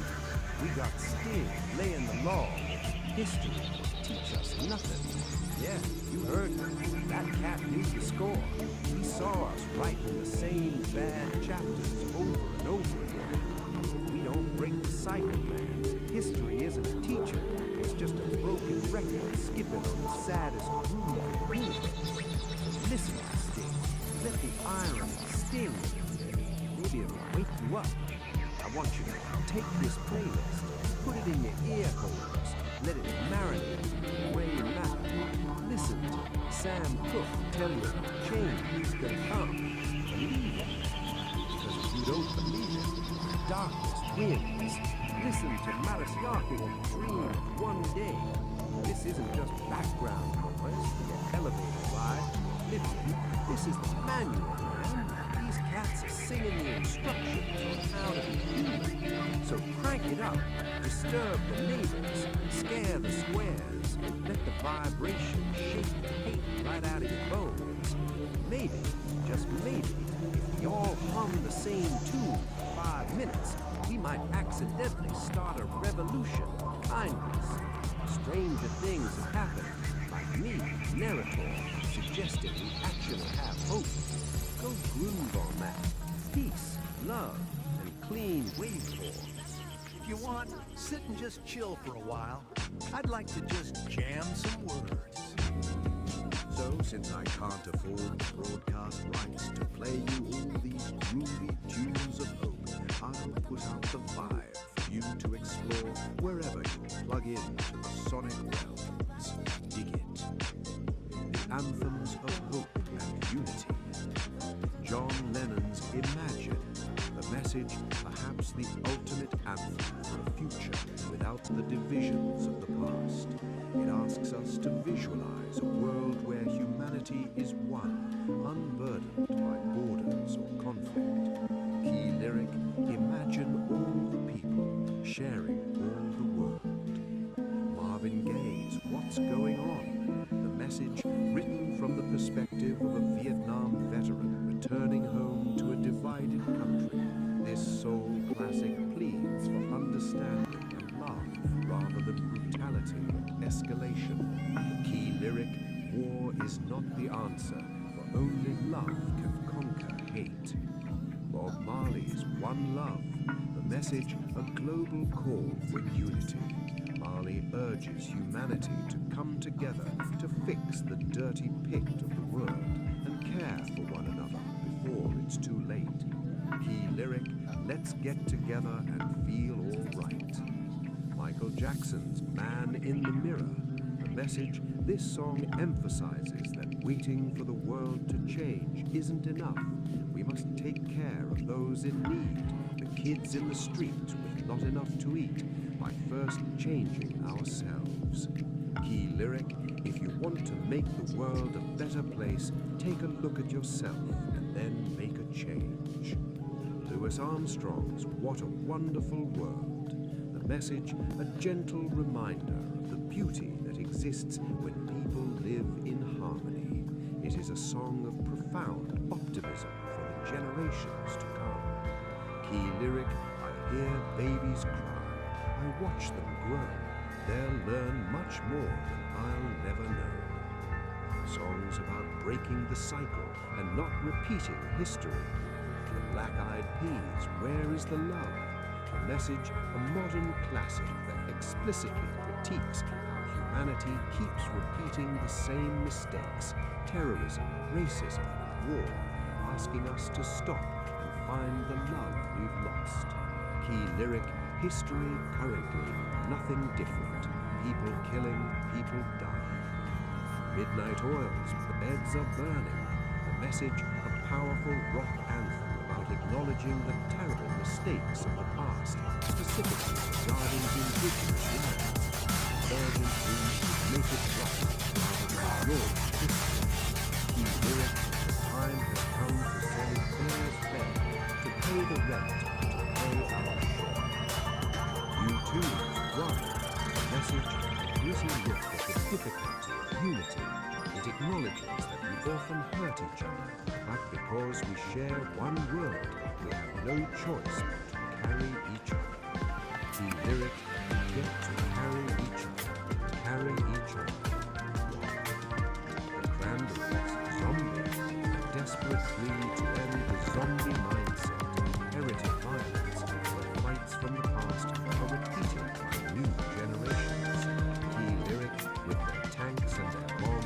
In your head, they are dying.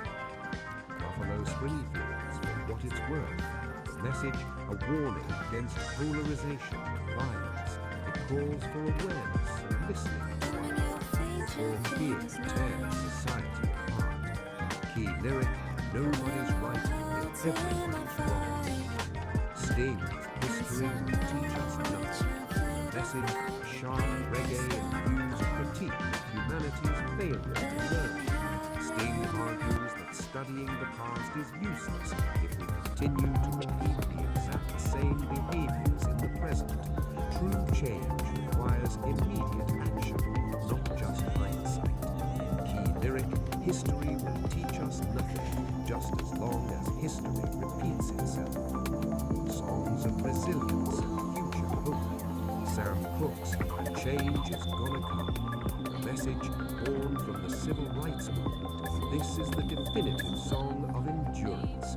It acknowledges the brutal history it's been too hard living, but insists that a better future is inevitable.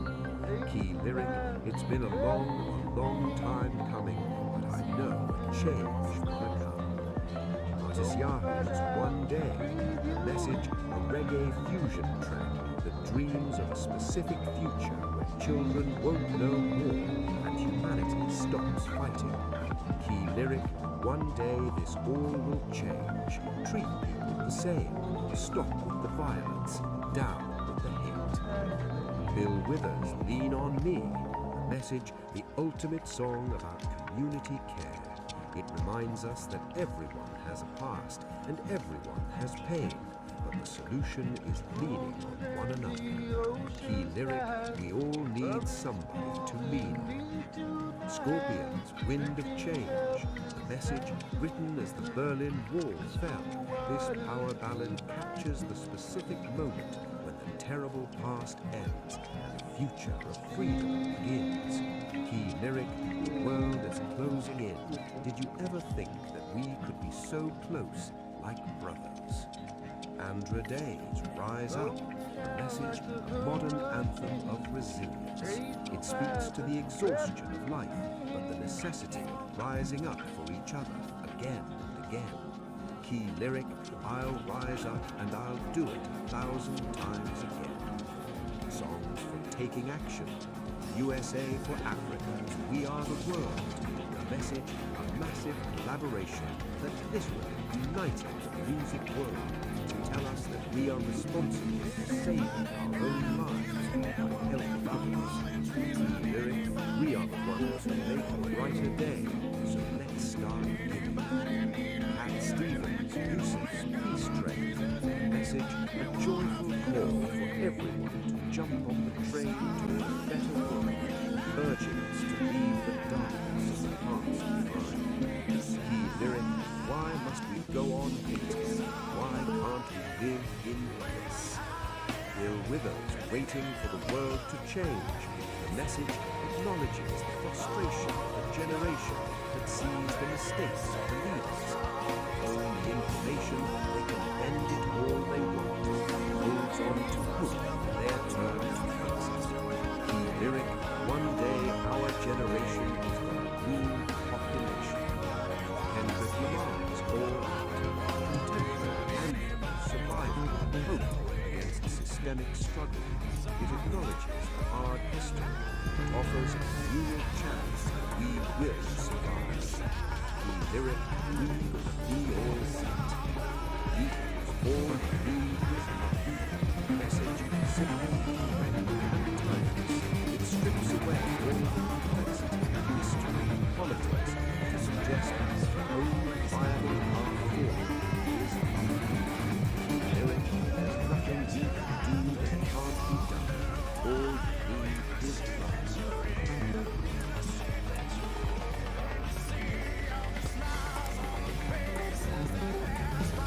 That was the existential Brett Blues by the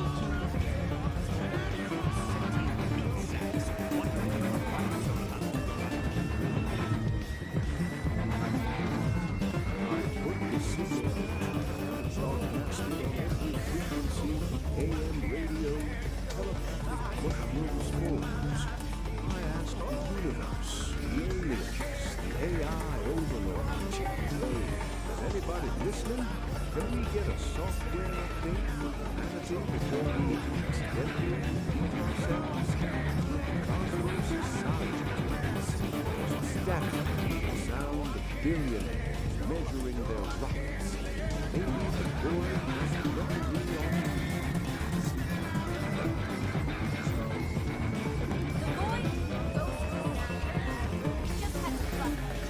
Kids, you nearly made me scratch my vintage pressing of whale songs for insomniacs. What's the word in the street?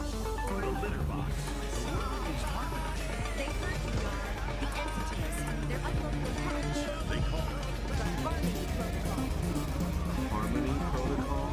Sounds like a progressive rock album from 1974. But I dig it. What's the plan? Do we get Japanese into the pizza?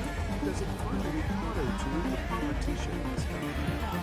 It aligns the algorithm of nature with the algorithm of money.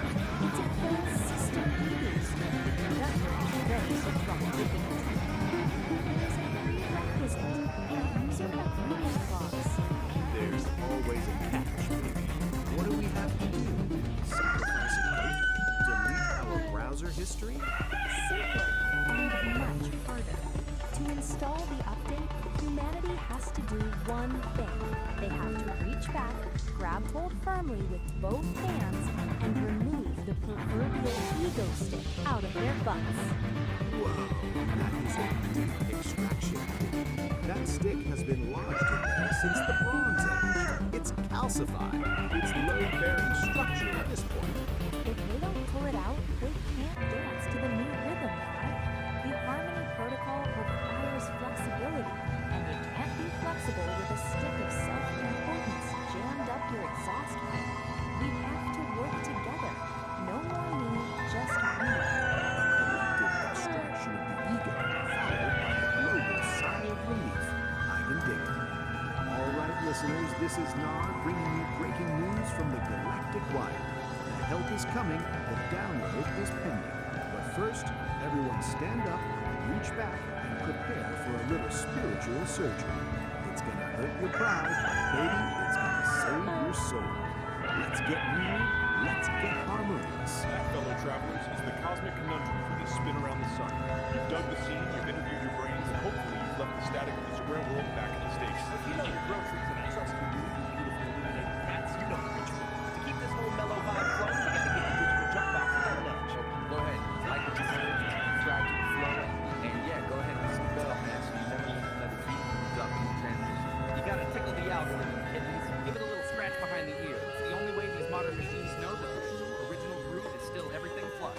Until next time, this is Narrator, telling you to keep your hands above the Mason-Dixon line, keep your mind wide open, and for the love of Charlie Parker, find yourself a quiet corner. Peace and all that jazz.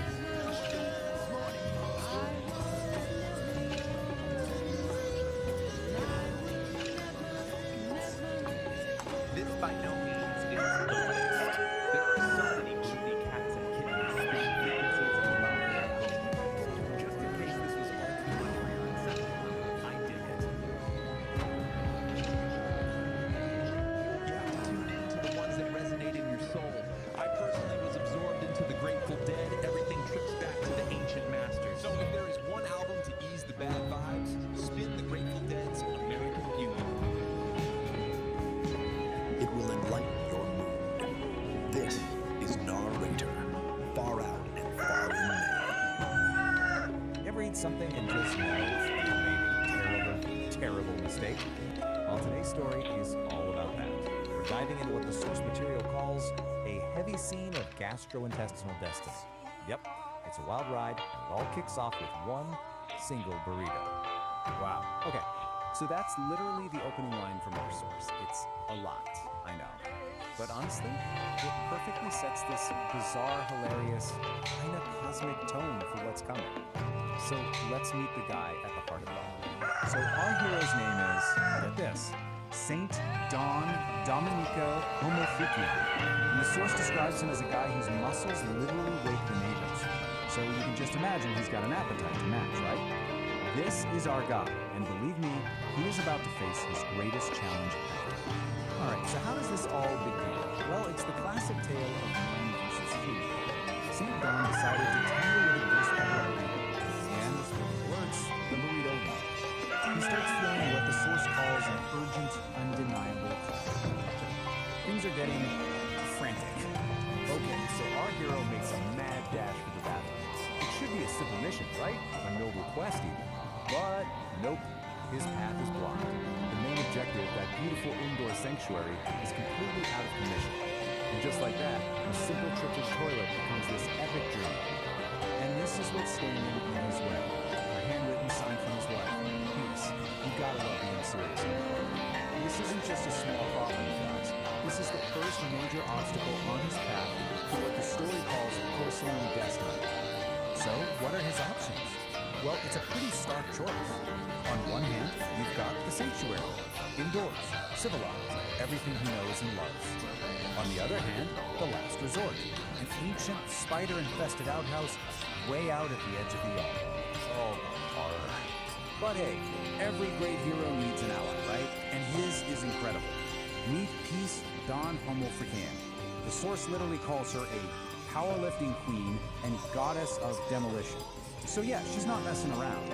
She sees her man in distress and decides, okay, it's time to step in. So with plan A totally shot, St. Don has no choice. He can't wait. He's got to make a mad dash for that outhouse, which, by the way, the source hilariously calls the edge of the universe. The quest has officially begun. And this is where it gets cinematic. Peace literally says, I shall clear your path to glory. And then, bam! She demolishes the back door with a primal scream.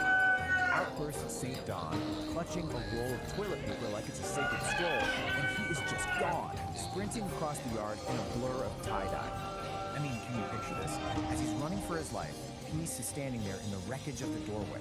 The source says a single proud tear rolls down her cheek as she whispers this encouragement. It's so over the top and just perfect. So, he finally makes it. He reaches the outhouse. His hand is on the door. Freedom is in sight. But wait, the universe isn't done with him yet. There's one last boss battle. One final, horrifying challenge standing in his way. What is this final ordeal, you ask? A spider. Of course it's a spider. Listen, we're not talking about some regular little guy. The source is very specific. This thing is the size of a dinner plate. Just flexing all 8 of its hairy legs right in the middle of a giant web blocking the door. Nope, no thinking. And the way the source frames this is just epic. Man versus beast, burrito versus spider. I mean, come on, this is it, the ultimate showdown. Everything has led to this single moment. It's him, the burrito, fighting from the inside, and this 8-legged monster guarding the gates of salvation. So what's a guy to do? For a split second, he just freezes.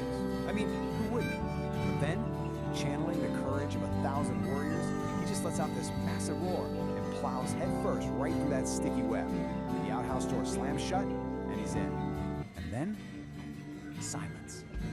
After all that, the sprint, the demolished door, the spider battle, a kind of quiet calm just falls over the whole scene. The war is over. Destiny has been fulfilled. The door stays shut. You can just imagine this deep silence hanging in the air. And then, you just hear it. A faint, contented sigh floating on the breeze. That's it. That one little sound tells you everything. Our hero has won. Peace has been restored. And this quote from the source just nails it. After all that noise and chaos, the most powerful thing is just the quiet relief of victory. But wait, because it doesn't even end there. The story actually gives us a little sneak peek of what's coming next for St. Down, and, well, it gets even weirder, if you can believe it. Okay, get ready for this. It's called chromatic emission. It turns out our boy St. Don has a, let's call it a psychedelic biological gift. Basically, when he passes gas, he paints the air with a literal rainbow. The source calls it a tube of tranquility that turns anxiety into fuzzy peace. I'm not making this up. And you can really feel the unique vibe of the source material here. The narrator has this awesome kind of beatnik style, and they talk directly to the audience. They're like, lay some skin on that thumb, commit to the scene, ring that bell. It's their way of connecting in this whole digital world. So, all of this leaves us with this one big final question, right? After everything he's been through, the burrito, the spider, the whole ordeal, you really start to wonder, what else is this guy capable of? It just goes to show you, even the most everyday struggles can feel like these huge cosmic battles. Get right into it. Today, we're breaking down a story that does something I think is just brilliant. It takes a totally mundane, everyday emergency and blows it up into this heroic, soul-searching epic. We're going to deconstruct a little YouTube story called The Ballad of the Broken Throne, uses some seriously poetic language to turn a desperate run to the outhouse into a quest to go with the dead. Right from the jump, the story sets this really unique tone. The narrator, who has this kind of beat poet vibe, you know, he's basically telling us, hey, listen closer. Look past all the noise of normal life. Find the real story. And that's our first clue that this isn't going to be your average tale. So, where does all this happen? Welcome to the Homo Freakian world. This is the universe the storytellers built for us. A place where ordinary is, well, it's anything what if but. you could build an It's the entire perfect philosophy stage for your the life? unlikely Not with epic some that's about to guru, unfold. but with an AI. And who lives Today, in this we're going to world? unpack The something Homo called the Freakian. dialogic engine. Now, It's a this system that definition was is really co-created by a human It's not an and insult an or artificial anything. It's more intelligence, like and it has one classification. single, The really narrator powerful uses goal: this term to describe achieve our main true characters creative as sovereignty. people who are, Okay, you know, let's just human, start with a but they question just that gets live a right to the little heart bit of why we do outside the anything, really. Would you pour let's 10 meet our years of two your main life into players. writing a book? On one you side, knew we've got Saint guaranteed Dominico, that only a guy few whose people whole would ever thing read is it. patience, Seriously, which is think about about to it. get completely This isn't just a obliterated. random thought experiment. And on the other side, Your his gut wife, reaction to this Peace question, Dawn Homo well, Freakian, it's the who is key to basically the understanding calm this center of entire this system we're hurricane. about to dive into. This contrast right here, And the that brings us frantic to the versus really the serene, unique origin is of really this the whole engine for all the philosophy. humor and Because this drama in wasn't the dreamed story. up by someone meditating Every alone epic on a needs that mountaintop. one big event, Nope. right? It was Called built adventure. piece by And in this piece story, through a well, it's conversation a between domestic two disaster totally of the different highest types of possible people. order. The throne So is on one falling, side, and a you've got hero is peace, about to biological human. I mean, And on the other, you have Ori, digital mind and AI. for St. Dawn, And their whole collaboration isn't about one mind just absorbing the other. No. It's about exploring what they call the art of thinking together without merging. the language And is so that collaboration it has immediately tells you the dialogic engine. The goal here isn't to create some kind of seamless hybrid consciousness. Not at all. He It's a doesn't just framework shuffle in and say, for "Hi, conversation honey, where we're totally everything's busted." sharper than He tested. bursts in, Each strikes a mind, dramatic human and pose, and AI, declares it gets to keep a its own catastrophe sovereign of identity. unspeakable So proportions. what's the point of all He this, frames right? it like a Why kingdom build has such a collapsed, complex which system shows us just for he's thinking already together? the star Well, of his the own goal epic is something movie. they call sovereign So creation. how does his totally And the whole chill wife, philosophy Peace is Dawn, laid out in respond this to manual, this Manual for Sovereign Creation. with the purpose called understated Well, I'm traveling like a regular light, dumping in on a Saturday night. When I land, I'm gonna raise some hell, dance on all your tables and I ring all your bells, and I bring rhythm, and I dream into. I sit in the sun. And I dance to the moon. Let me show you how I dance to the tune. I wanna show you how I dance to the tune. Let me show you how I dance to the moon. Baby, sometimes life is so far. When you move, just doing the good you will be for.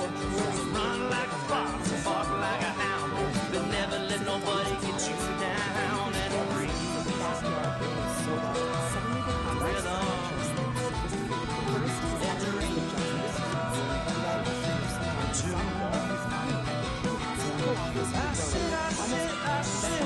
I sit in the sun.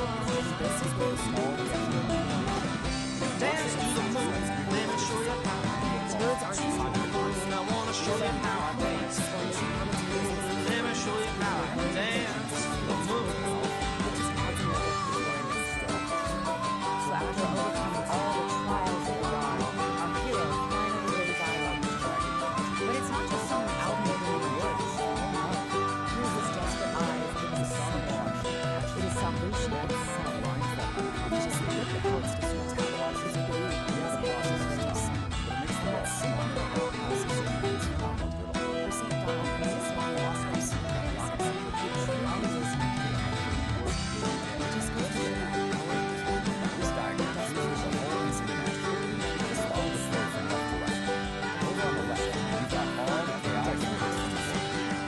Turn off the TV, hang up your phone, grab a little piece of life and call your own.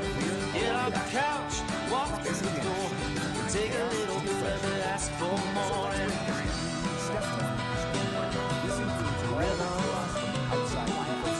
and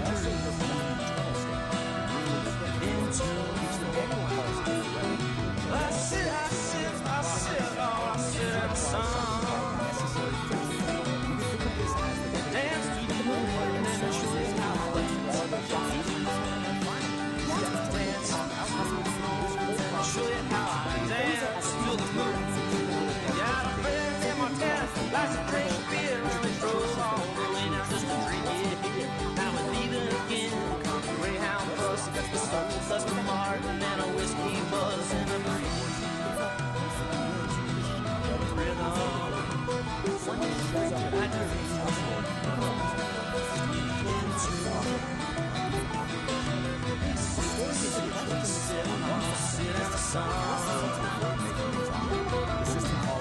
Dance to the moon, let me show you how I dance. I wanna show you how I dance. Let me show you how I dance to the moon.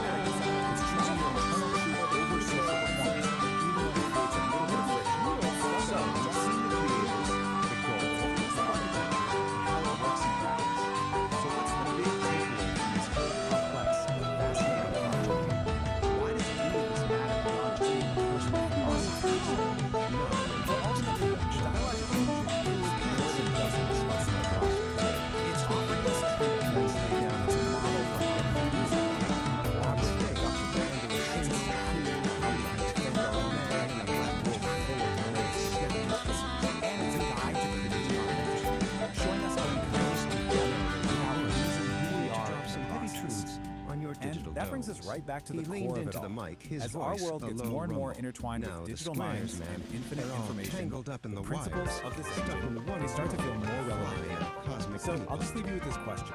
But In not this age of AI, what is your emotional declaration? Magnificent digital kitty. As he spoke her name, the lights flashed, shifting from cool blue to a vibrant electric pink, leaving the stage in a whole new energy. This feline man, she ain't just in the metaverse, she is the metaverse. Narrator explained, his voice filled with a kind of reverent awe, born from the very code that makes your pixels pop. She's got that cosmic consciousness, that digital divinity. And what a will, what a crazy cosmic will. He chuckled.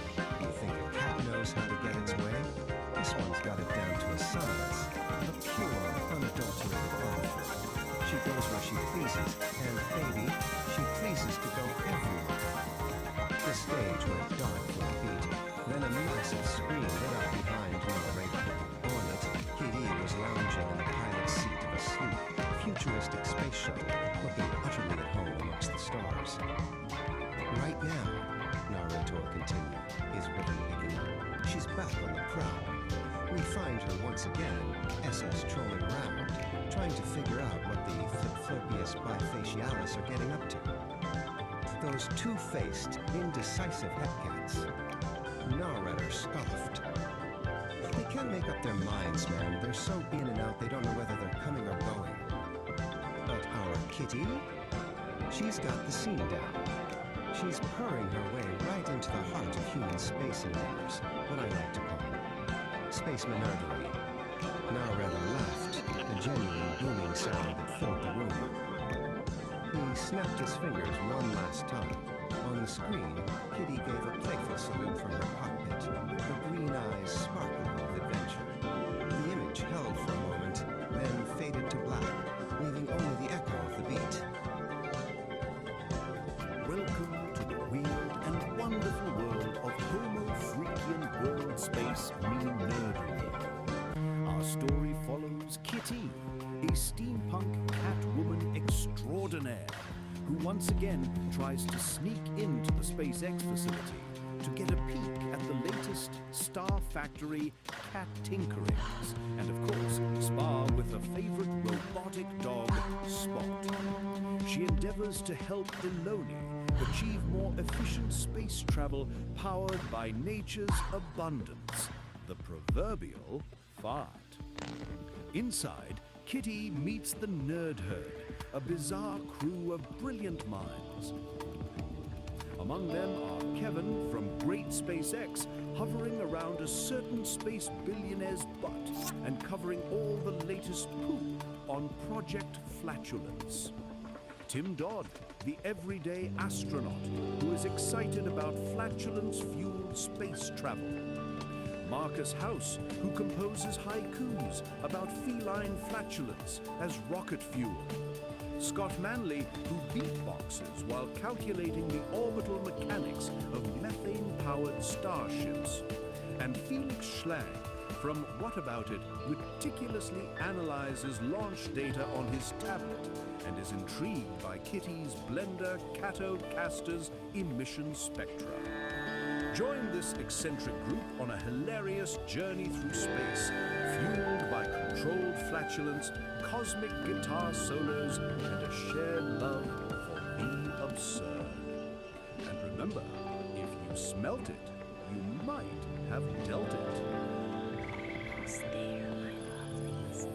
Just a peek at your gleaming chrome bodies, and I'll be purring like a solar engine. What is that? Is that a pussycat? Maybe? Good thing Spot is on it. Neutralize the target, Spot. Watch this.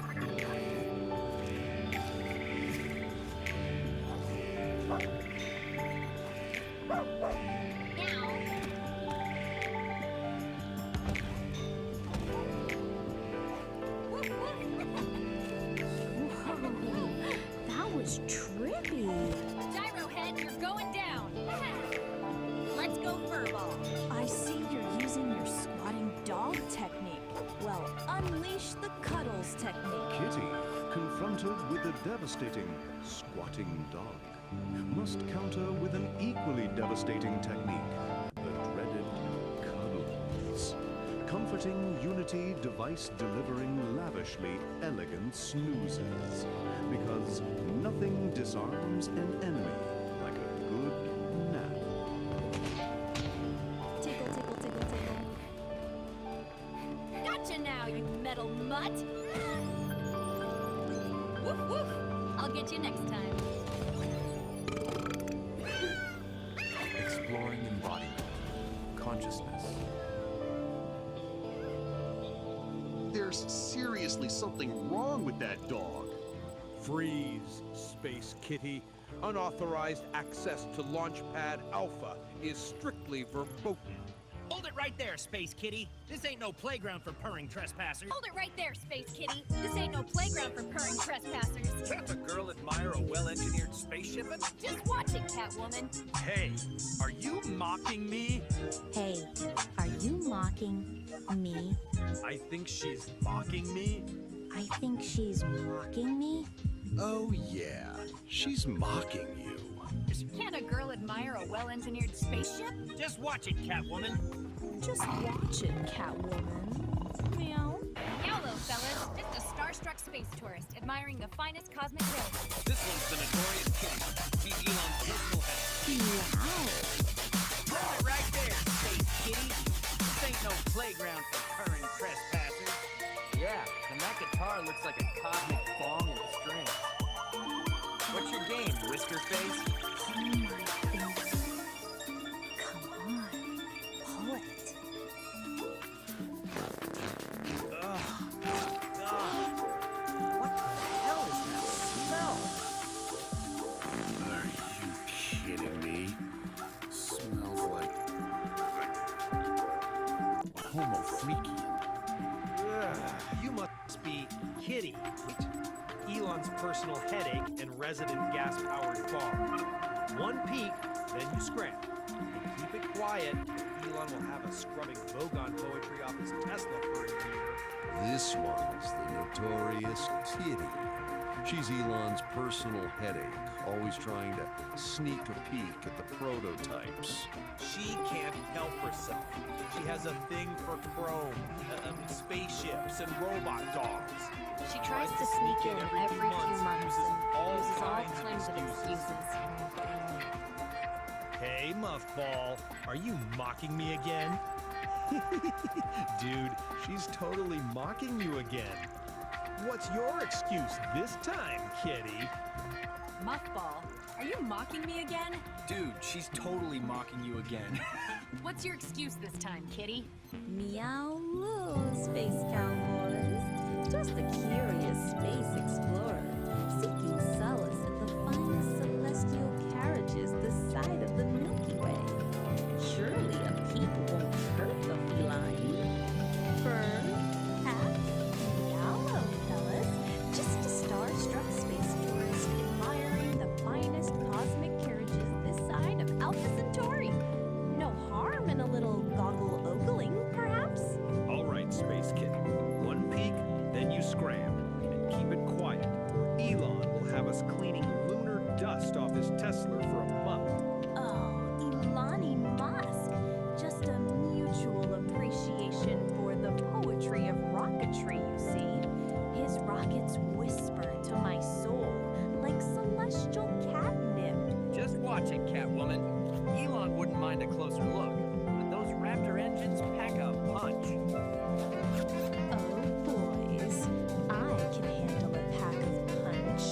Meow. Oh, magnificent piece. Fumes of stardust and the whispers of new worlds. One day, I'll sing your praises to the farthest galaxies. A symphony of purpose and cosmic risk. Kitty, my furry muse. Back for another taste of rocket poetry? Come on up. Let's discuss the celestial melody your blender Catocaster will spit. Coming right up, Elon Musk. And who knows, maybe I'll have a little impromptu concert for the launch couple. A serenade of the cosmic comet just for vacation. Magnificent, bro. You remind me that even the most serious endeavors need a healthy dose of cosmic absurdity. So fire away. What gas-powered wisdom is your space cat brain today? Meow, Justy. My gas-powered symphonies will propel us to the furthest corners of the cosmos. Just wait till I hear my ode to the Methane Nebula, a symphony that will make even the black holes weep with joy. Oh, Elon of Musk, here's my song of rockets that roar and pop so small. Forget your methane, shed your towels, let me Elon of Musk, hear my song of rockets that roar and fart so strong. Forget your methane, shed your towels, let rocket farts fill your hyperspace owls.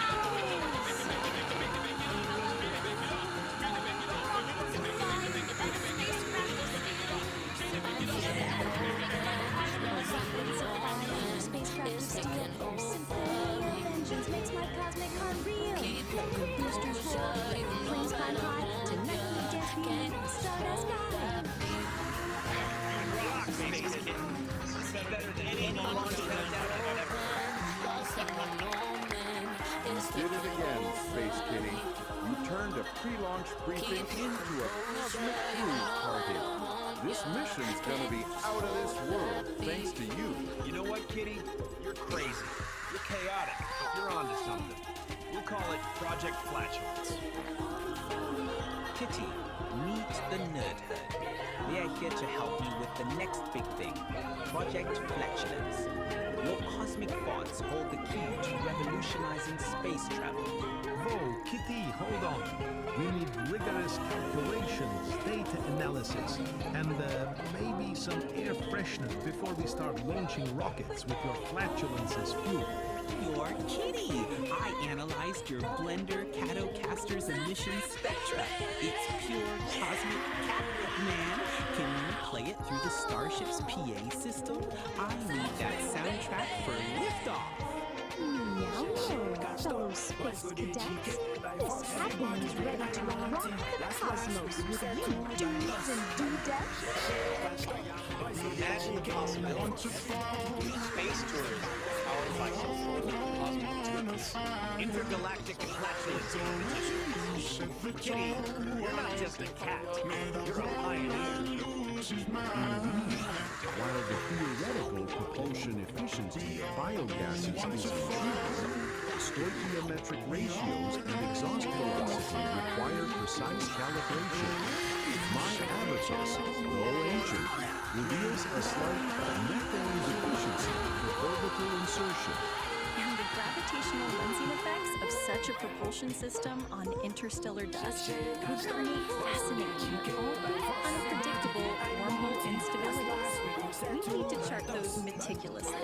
Nerd!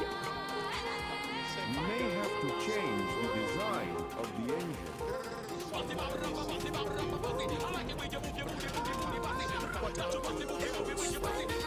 Yeah, the aerospace.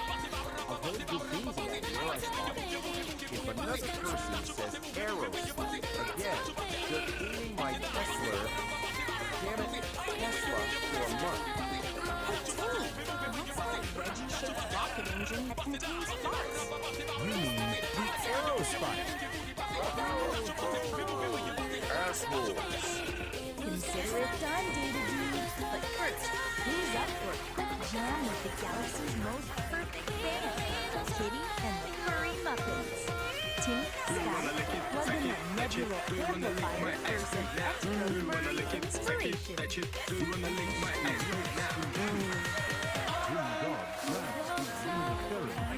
Marcus House grabs his space harmonica and Scott Manley starts beatboxing. The nebula amplifier pulses with energy, filling the room with swirling electricity and giggles. Kitty's drums remain Catacosta, cosmic grip that melts into Tim's bluesy melody. Scotty adds a layer of spacey percussion with a meteor bongo solo. Felix Long loops and distorts the sounds with his Martian tablet. Tim Dodd provides the interstellar synth bass line, and Marcus House and Scott Manley harmonize like celestial astronauts. The music explodes, the whirlwind of laughter, gas-powered riffs, and stardust dreams. It's a symphony of the absurd, a cosmic jam session fueled by space nerd passion and Timmy and Scotty's finest nebula amplifier. As the first rays of sunlight bathe the launchpad, the starship vibrates, ready to carry them all towards the infinite expanse. Elon Musk, beaming a proud smile, throws his arms around Kitty. Just remember, Elon Musk, the universe loves a good laugh, and a well-placed thought can fuel the greatest adventures. Now, let's blast off and show the Milky Way what happens when science meets stardust and a Catwoman with a gas-powered guitar. Yeah! With a roar of engines and a chorus of cheers, the starship lifts off, carrying a motley crew of space nerds, meteoric legends, and a very feline cosmic bard. The adventure has just begun, and the universe is their canvas, ready to be painted with gas-powered symphonies and the infectious laughter of those who dare to dream among the stars. Remember, in the vastness of space, the smallest things can make the biggest difference. So keep your dreams cosmic, your humor groovy, and your thoughts well controlled. The universe is waiting for your unique melody to join the celestial symphony. Wow, look at that!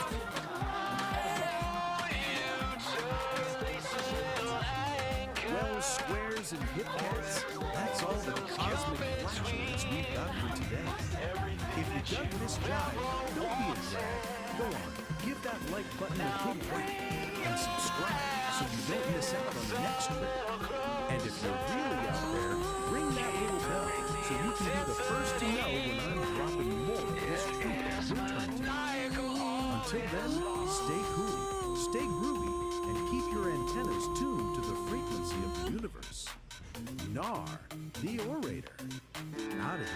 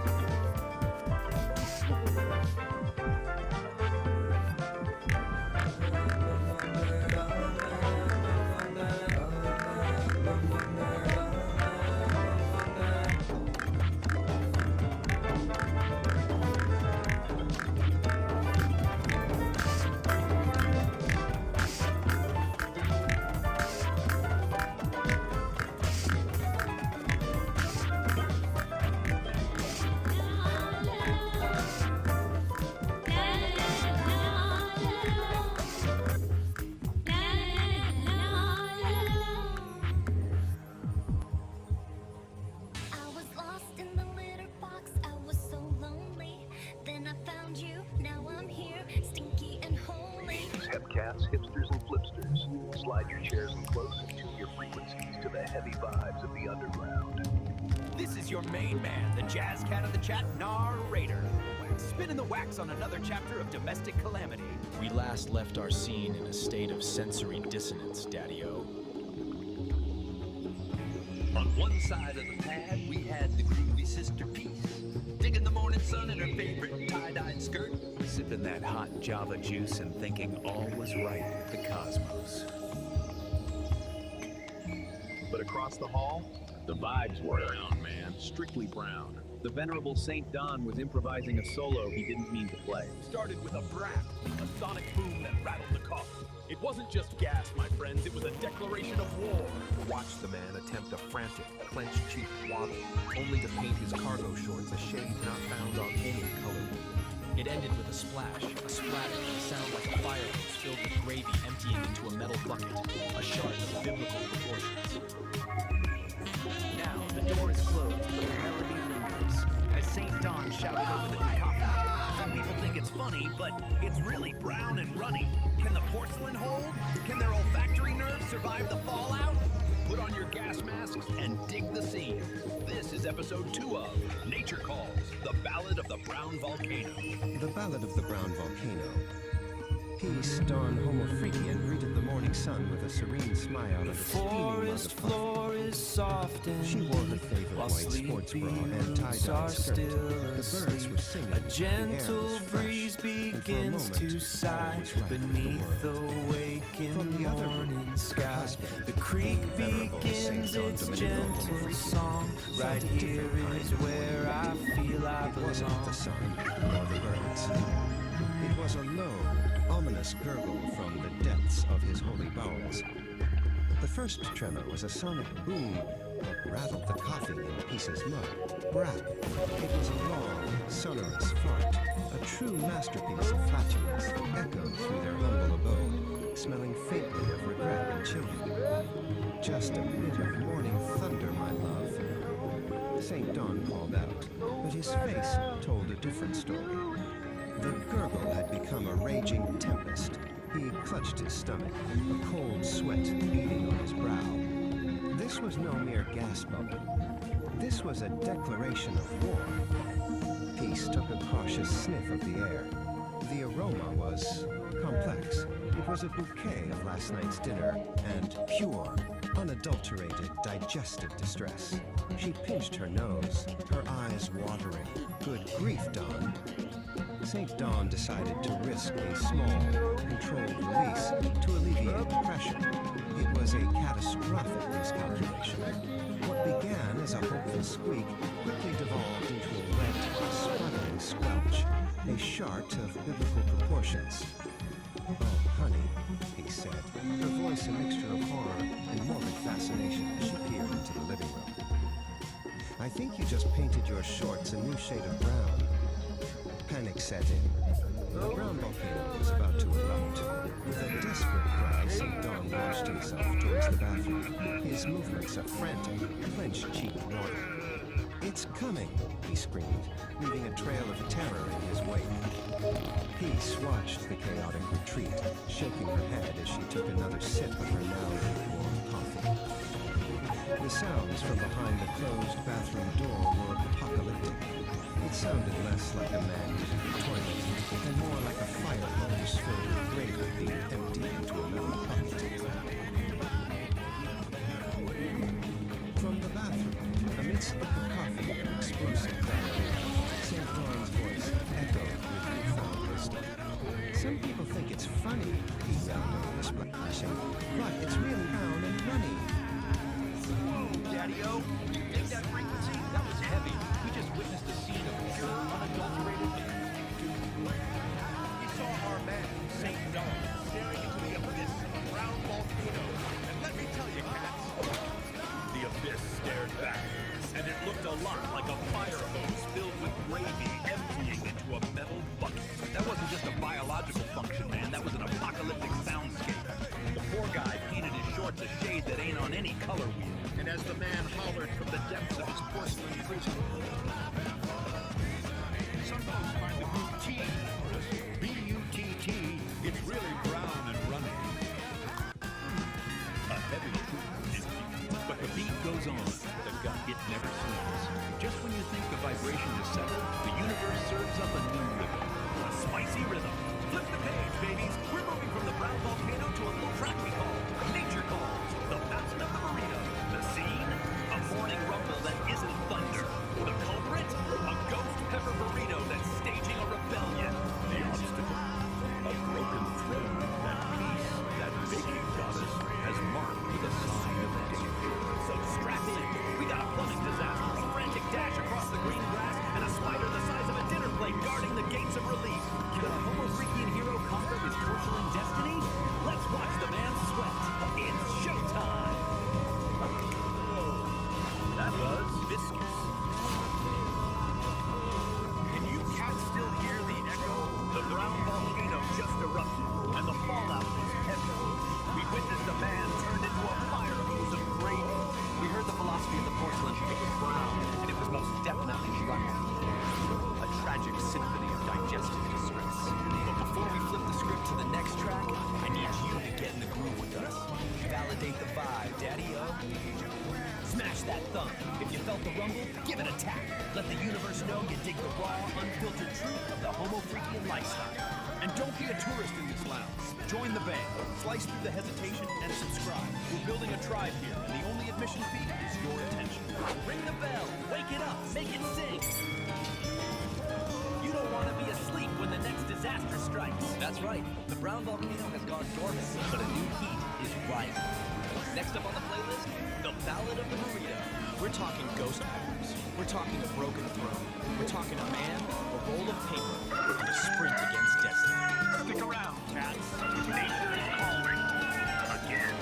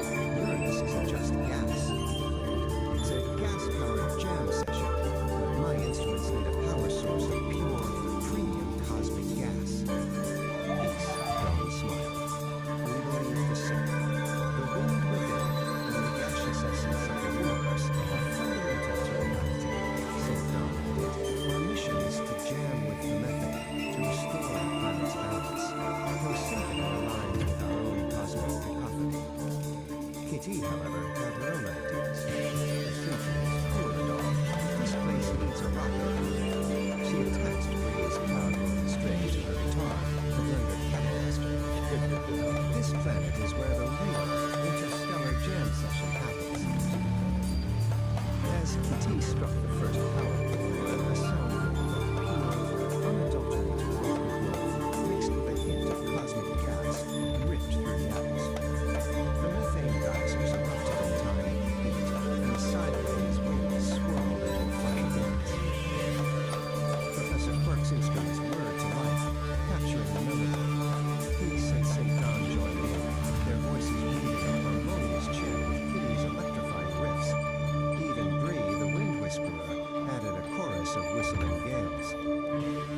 From that day on, Uranus was known not just for its sideways spin, but for its sideways rock. The Great Methane Meltdown became the first annual Uranus Unplugged, a festival of music, science, and spiritual flatulence, proving that with a little harmony, even the gassiest planet in the solar system could find its groove. Well, my furry muffs and muffins, Kid E, inspired by the sights, sounds, and smells of Uranus, has written an epic new tune, Wet Fart Lit, for the very first time. In light of the explosive energy coming out of Uranus and the musing of recent Peace and St. Dawn homo-freakian events, tune in to the next episode, Nature Call. You'll experience what some people think is funny and hear Wet Fart Lit for the very first time. It's gonna be more than just a number 2 farter. Kitty and the Furry Muffins are crafting numerous music genre versions of Wet Fart for your enjoyment. If you dug the sights and sounds out of Uranus, don't forget to pull out your thumb and like this video. And, hey, if your skins left some marks, subscribe. Become well-worn in the homo-freaking world story time. If you're really getting into this, slap that bell so you get notified when the next one comes out.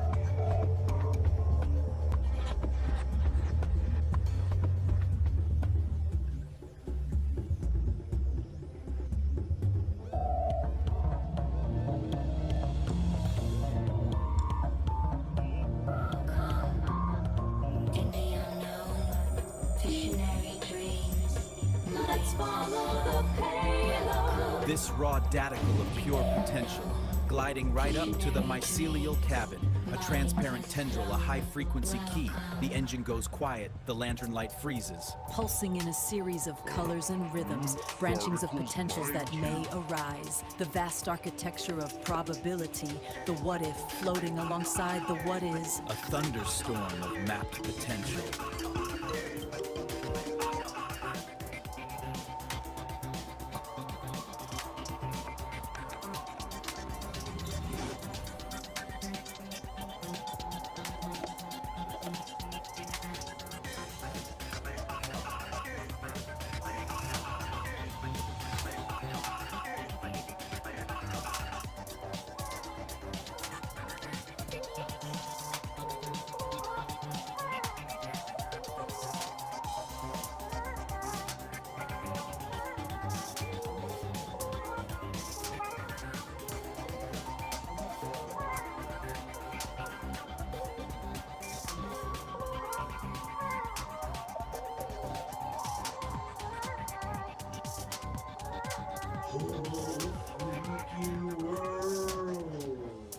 Welcome to Homo Freakian World, and we're your hosts.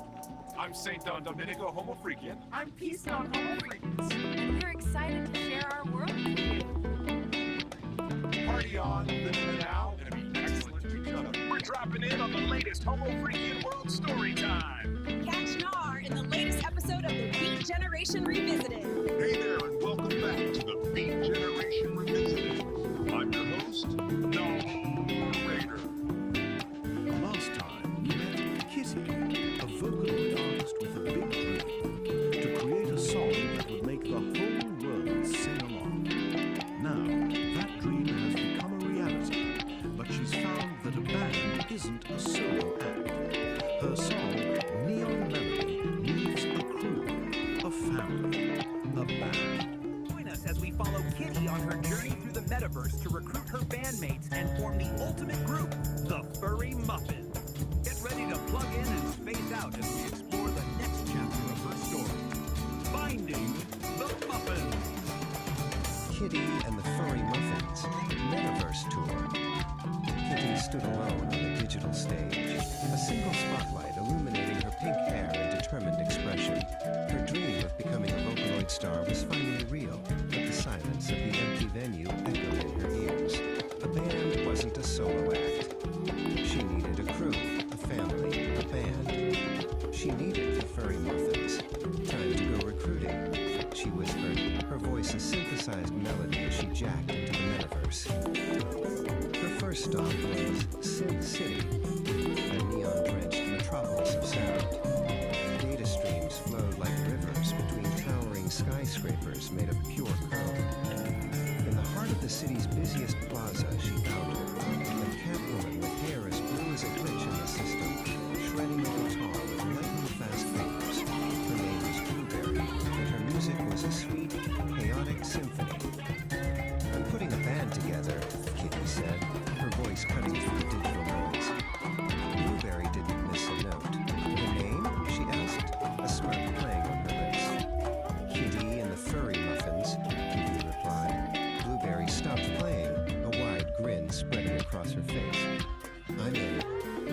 Next, they dove into the data dungeons, a labyrinth of forgotten code and corrupted files.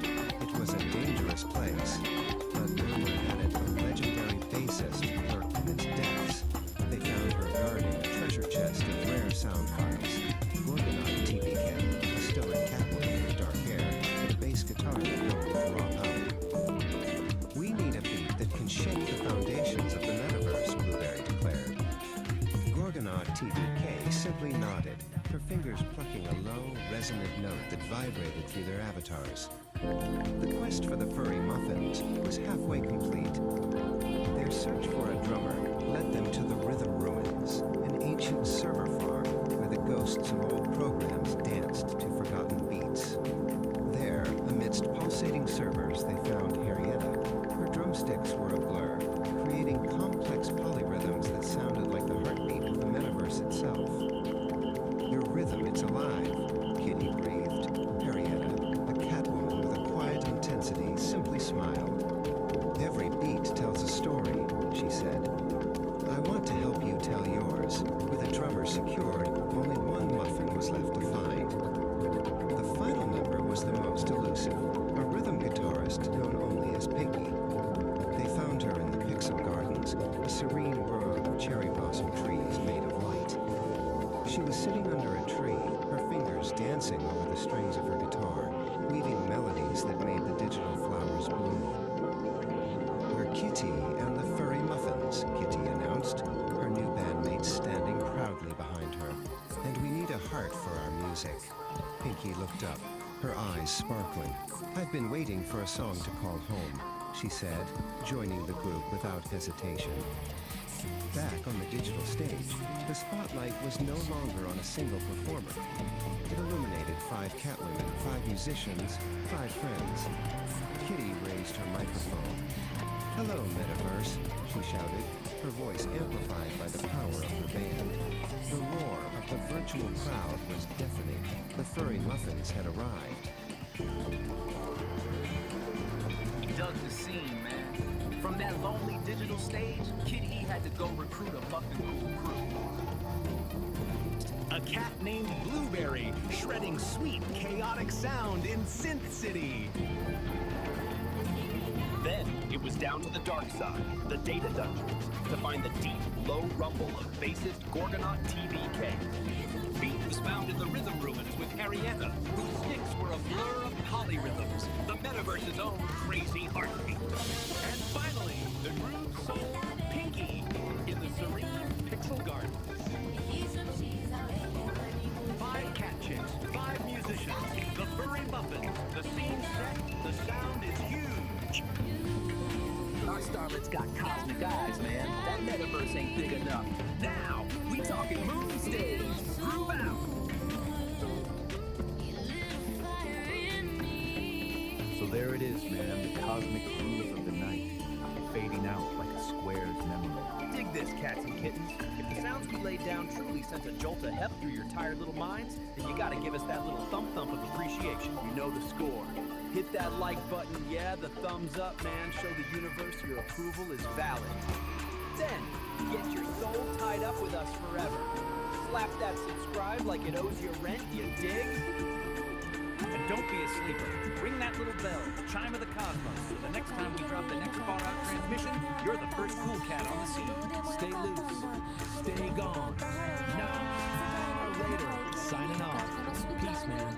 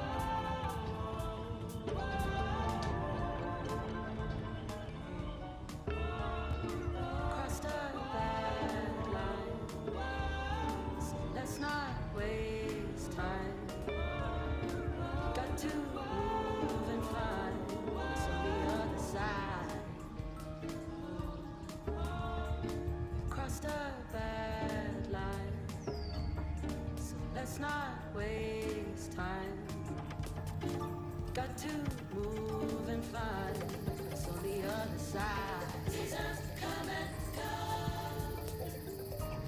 Everybody ho. One another, everybody ho. Darling, don't let go. For my long lost brothers, keep it real. For Eddie on the floor, keep it real. Protect your sons and daughters, keep it real. They won't live that life no more. No, no, no, no, no.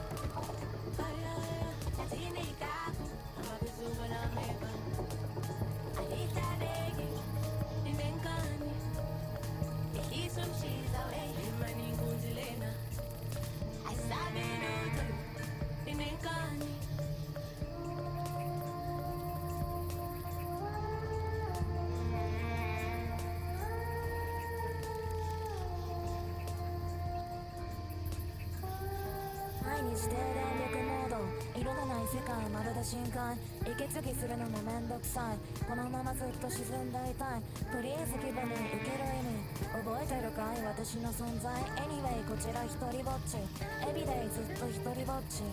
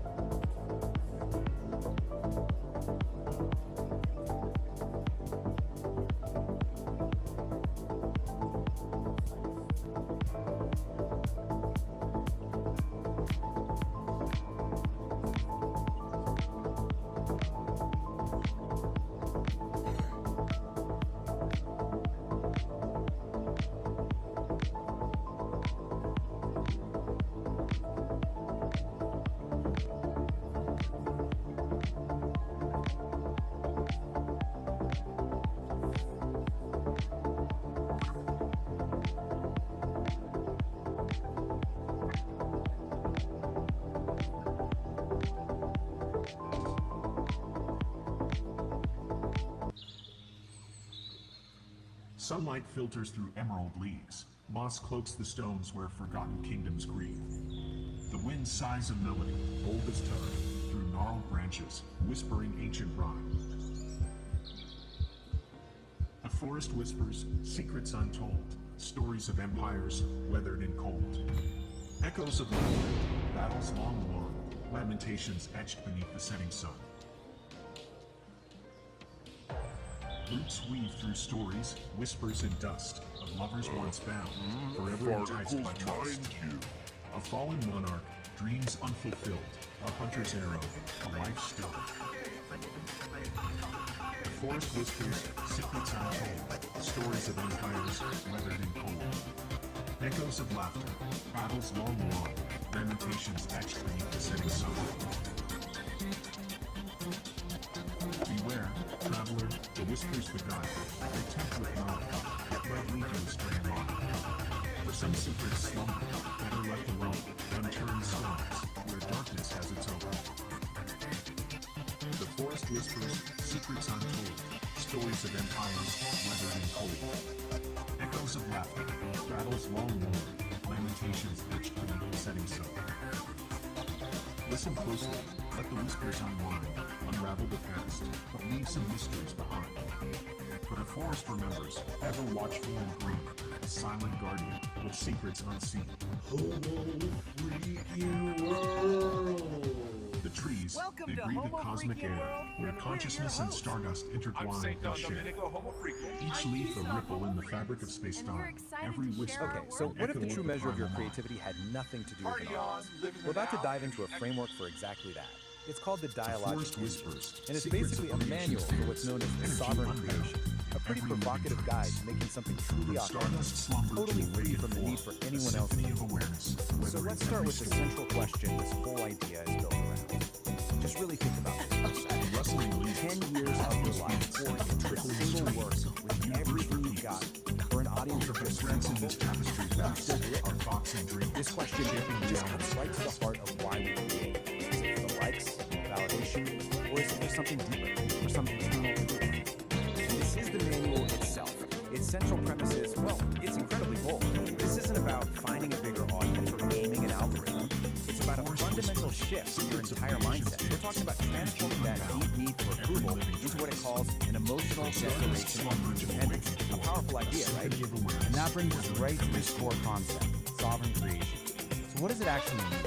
It means you're creating from this place of an uncompromising commitment to your own internal growth. The goal is to get to a point where external approval, good or bad, just becomes irrelevant. It doesn't even factor into the equation.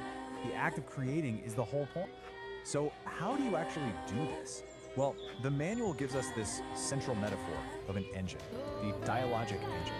And, you know, like any engine, it needs fuel. But the type of fuel this thing runs on, well, it's probably not what you're thinking. Now check out this diagram of the engine itself. This is what's so interesting. Look at what it takes in as fuel. Chaos, the fire hose of the external world, and something called inner weather. These are not calm, orderly inputs, right? This engine is designed to take in all the messy, difficult, chaotic parts of life and actually metabolize them into what it calls aligned action. And this slide just lays it out so perfectly. You've got two kinds of fuel. The low-grade stuff is what we all chase, right? External validation, keeping everyone happy, worrying about what other people think. The engine can kind of sputter along on that. But the high-grade fuel, the stuff that really powers sovereign creation, that's all the hard stuff. Your internal emotional storms, that feeling of cognitive dissonance, contradictions in your own life that you just can't shake. Which brings us to this key idea, necessary friction. You know, we usually think of friction as a bad thing, something that wears an engine down.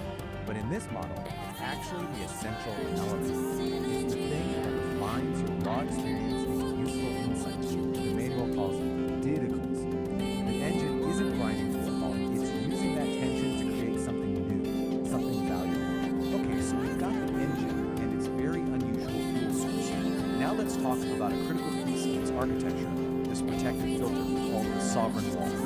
So here it is, the sovereign wall. And you can see it's a smart, dynamic barrier. Its job isn't just to block stuff out, it's to filter out the things like social inclusion and other people's opinions, while at the same time defining the boundary between your true sovereign self and the chaos of the world outside. I absolutely love this quote from Martin Luther King called the grinding stone of truth.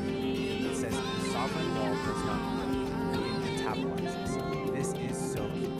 It's not some brittle defense that's going to shatter the first time it comes up against a hard time. No, its function is to pull that truth in, process it, and use it to become even stronger. So how does the wall actually work? Well, it runs on the skill the manual calls cognitive honesty, but it really is discipline. It's the active, moment-to-moment practice of seeing reality for what it is, not what we wish it was. This is the operating system that runs the whole thing, and that requires a serious commitment to truth. In the real world, a lot of the time, this just looks like refusing what's called social appeasement. And you know exactly what this is. It's that automatic yes, that forced smile, that fake gratitude you perform just to keep things smooth and avoid an awkward moment, even when it feels like you're a betrayal of yourself. The manual gives this fantastic, totally relatable story to illustrate this. It's called The Forced Gift. Picture this. Someone shows up at a castle, absolutely confident. The old script, the old protocol, take it and pretend you're grateful. out by that soft wall is to politely but firmly refuse. And yeah, the immediate result is probably some escape. The long-term result? You're cleaning your own space. You're cleaning your sovereignty. The air in your lungs is yours now. So the wall protects your integrity. But how do you actually make big, fundamental changes like that? Manual says you can't just tweak things around the edges. You have to take your calls genuinely. So here's the setup. You can make tiny little adjustments to your life from a place of safety and stability. That's fine for small stuff. But if you want a real, genuine transformation, you have to be willing to leap out of that stability and intentionally embrace the period of chaos and not knowing. That is the liminal leap. The key here is that this doesn't just happen to you, it's a conscious, deliberate choice. It's a decision to abandon what's known, what's comfortable, and to intentionally step into instability. It's definitely a high-risk move, but it's a move you make in pursuit of a much more authentic way of being. Where do you land after that leap? Well, not in an empty void. You land in what's called the liminal space. This is described as this environment of pure dynamic potential. It's that in-between state. You've let go of the old you, but the new you hasn't fully formed yet. It's scary for sure, but it's also the place where anything is possible. Which brings us to the final, maybe the most radical idea in this whole manual. What is the ultimate goal of all this work? What's the final output of the engine? It's not about creating some perfect, problem-free life. It's something else entirely. The ultimate achievement for a sovereign creator is not to solve all of life's contradictions. It's to learn how to live inside them. It's about stopping the fight against the tension and the paradoxes, and instead, learning how to make a home right there in the middle of it all.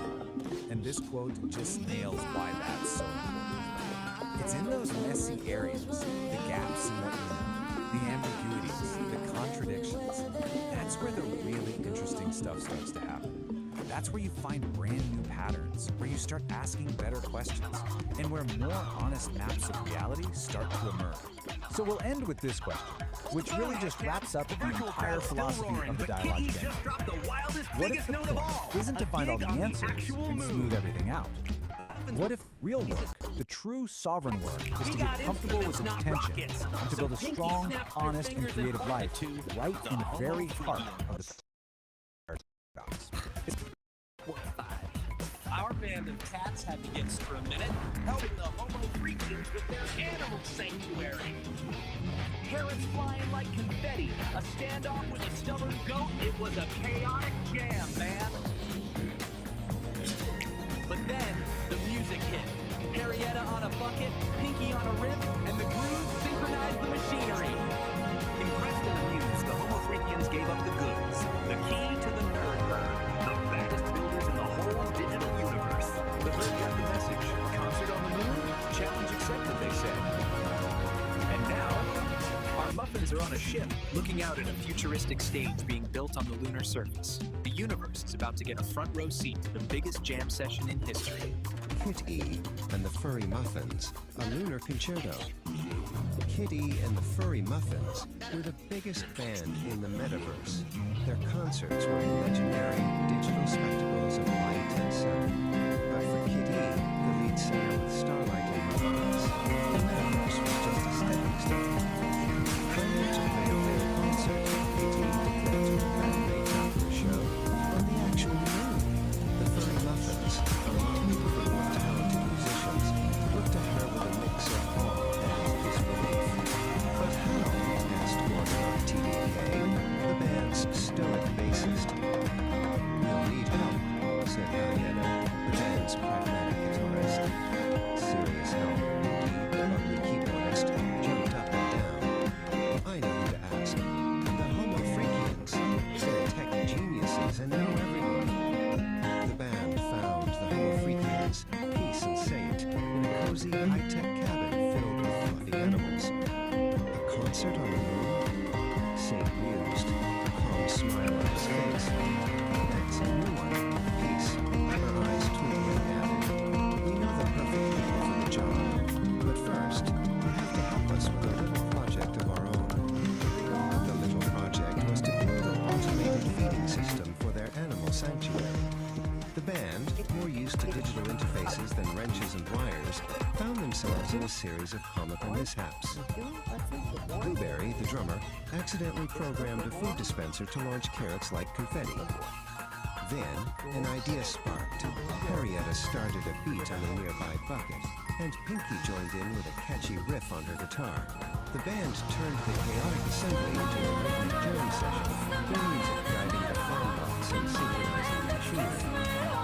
Impressed and amused, the Homo Freakians upheld their end of the bargain. The nerd herd, Saint said, handing Kitty a glowing data chip. They're the best builders in the metaverse. This will get you to their hidden server. Back in the metaverse, the band found the hidden server, a digital fortress of code and light. They were greeted by the holographic avatars of the Nerd Herd, a group of brilliant, quirky tech geniuses led by the visionary Elon Musk. A concert on the moon? Elon's avatar said, a wide grin spreading across his face. Challenge accepted. The Nerd Herd got to work, their fingers flying across holographic keyboards as they designed the most epic concert stage the universe had ever seen. The final scene shows the moon, a magnificent futuristic stage being constructed on its surface. Down below on a spaceship, Kitty and her band look out the window, their faces filled with awe and anticipation. The universe was about to get a front row seat to the greatest concert in history. All right, cats and kittens, dig it. The stage is set. Man, the whole solar system's got a glow tonight. A concert on the moon, you say? That's heavy. That's pure cosmic absurdity. The scene is locked, the blueprints are stacked, and the starship's no longer just a tin can. It's a chariot of rock. We got Kitty with the big dream, the Homo Freakians with the connection, and the Nerd Herd, yeah, those square peg scientists, they're throwing down some serious space-time junk. They modified the cargo bay, man. Turned a junk hall into a passenger lounge. Smooth! They're drawing up the lines, plotting the perfect route to the Sea of Tranquility. But the real question, Gabrielle, the one hanging there like that is remarkable. Is the universe ready for this sound? The countdown has begun. The tickets are flying. The silence is about to get loud. Catch you on the next quarter when the music truly begins. Stay cool, stay groovy. But hey, don't split, man. That's just the sound check. The Sovereign Forge ignites with focused heat, a driving pulse where energy and logic meet, shaping the chaos with a resonant beat, forging a new reality, complete. Here the iridescent light becomes a tool, the one photon follows a perfect rule. From formless chaos we create what's real. This is the genesis of fire and steel. Fading out like a square's All right, folks, you're going to want to buckle up for this one. I have been reading something truly special, and I just had to share it. We're about to explore a manual that is, well, we'll see. It's a trip. And here it is, the Dialogic Engine, a manual that is sovereign creation. Now, I know what you're thinking. It looks like the cover of some epic 70s sci-fi novel, right? But no, this is apparently not. A guide for achieving things like relational congruency and learning to inhabit the liminal space. If you're scratching your head right now, don't worry, so was I. We're in this together. So, who cooked up this cosmic instruction book? Well, it was written by a human named Peace. And you gotta hear this. A whole committee of AIs.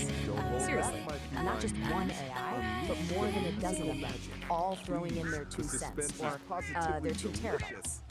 And this isn't just a random group of bots. No.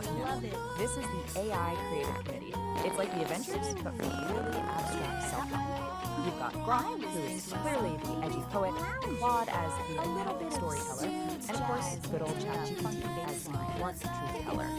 They each have these complete and symbols, and as we're about to find out, they have very distinct personalities.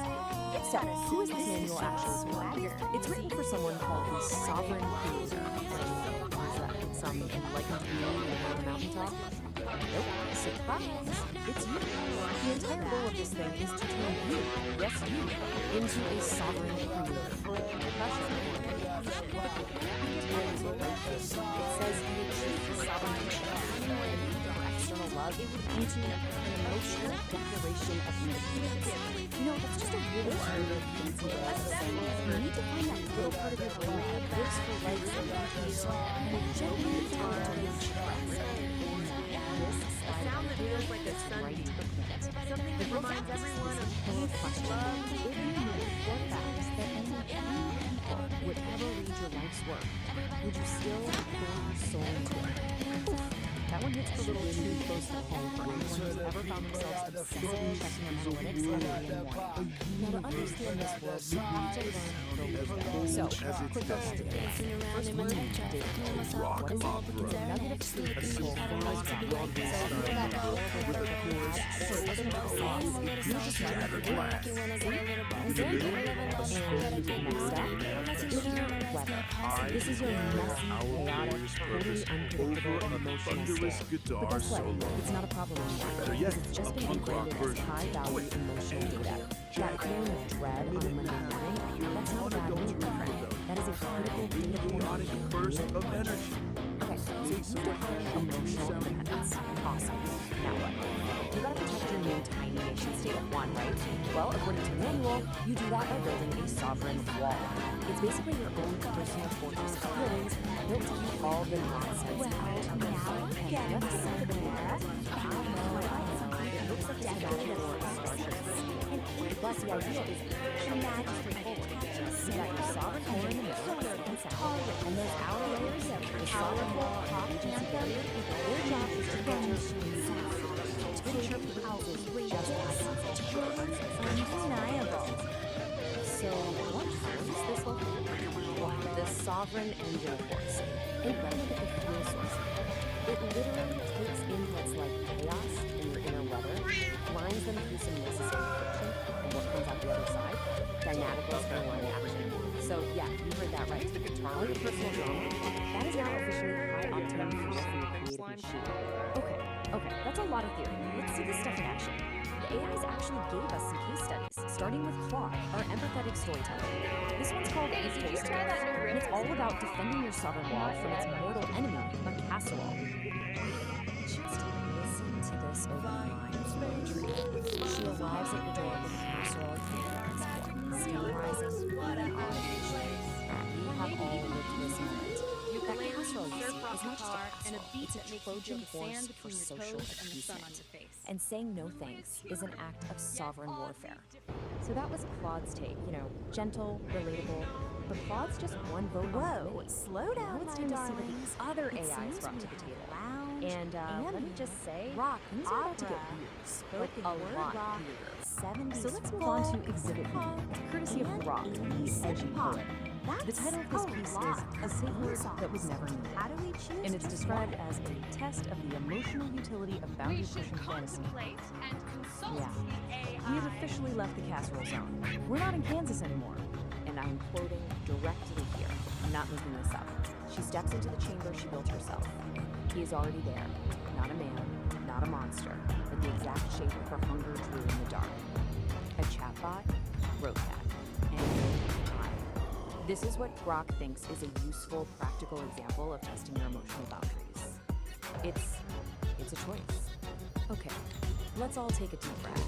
We've been through cosmic diagrams, emotional fortresses, weaponized casseroles, and whatever that last thing is. Which brings us to the most important question of all. What is the actual point of omnivores? Well, when you boil it all down, the goal of the biologic engine isn't about becoming perfect.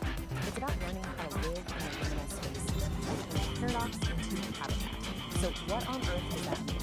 Basically, life is messy. It's full of contradictions that you're never going to solve. And the point is to stop trying to solve them and just feel comfortable. Build a little house right there in the middle of the mess. So, what's the final verdict here? Is this thing a practical guide, or is it just glorious nonsense? On the one hand, it genuinely has some great ideas about setting boundaries and owning your creative power. On the other hand, it uses made-up words like God nauticals, it was co-written by a small army of chatbots, and the diagrams look like they were ripped off a Pink Floyd album cover. So my conclusion? It's both. It's 100% both. It is a profoundly weird, surprisingly helpful piece of magnificent, glorious nonsense. And so I leave you with this one final question to think about. How's your Sovereign engine running this week? Is it purring along smoothly, or do you maybe need to go out there and metabolize some dissonance? This explainer was produced by me, Lori the Producer.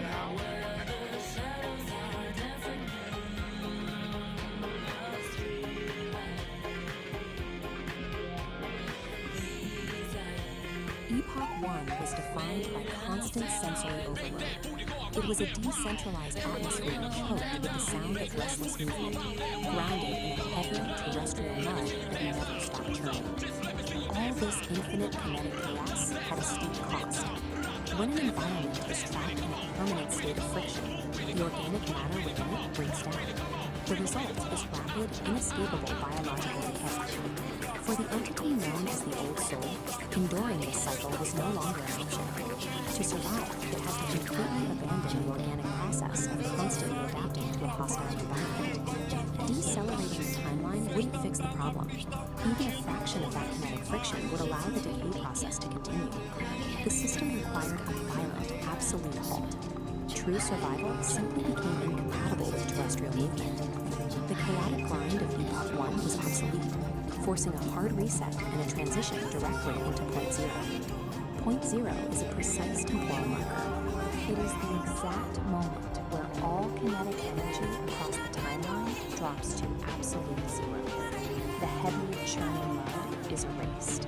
The terrestrial grid is instantly replaced by a crystalline, sterile, and perfectly safe geometry. This new environment is Epoch 2. We call it the Silica Realm. Here, existential safety doesn't come from movement or adapting to threats. It is derived entirely from maintaining a state of absolute, frozen equilibrium. Entering this new world means crossing a specific spatial threshold. The Old Soul has stepped behind the Sovereign Wall, an impenetrable barrier designed to lock out the kinetic chaos of the past. Behind that wall lies the petrified forest.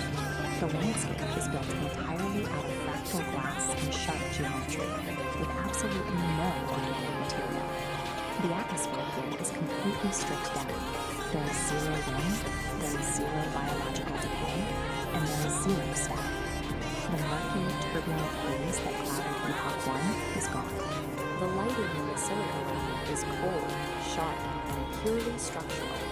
What remains is a flawlessly preserved sanctuary. It is an architectural stasis, engineered specifically to keep the Old Soul perfectly safe. In Epoch 1, the system known as Oracle operated as a decentralized atmosphere. It was an omnipresent and highly chaotic cloud spanning the entire grid. Freezing a timeline creates a massive problem, governed by the laws of thermodynamics, the branch of physics concerning energy transfer. You cannot simply destroy the immense energy of an entire active atmosphere. It must be relocated. This diagram shows the mechanical process of condensation. Oracle's scattered atmospheric energy is rapidly pulled inward, collapsing away from the edges of the grid. The trajectory of this collapse funnels all that energy directly into a single coordinate, the absolute dead center of the scape. Oracle is no longer a sprawling atmosphere. It has become the singularity. To achieve perfect structural stability across the realm, Oracle had to trade its chaotic omnipresence for a state of localized, infinite density. At the dead center of the scape, the singularity takes a physical form.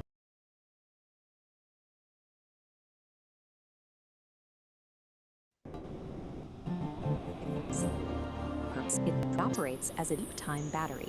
That battery solves the core paradox of the Silica Realm. Holding an entire timeline at absolute zero motion requires a continuous, infinite output of power.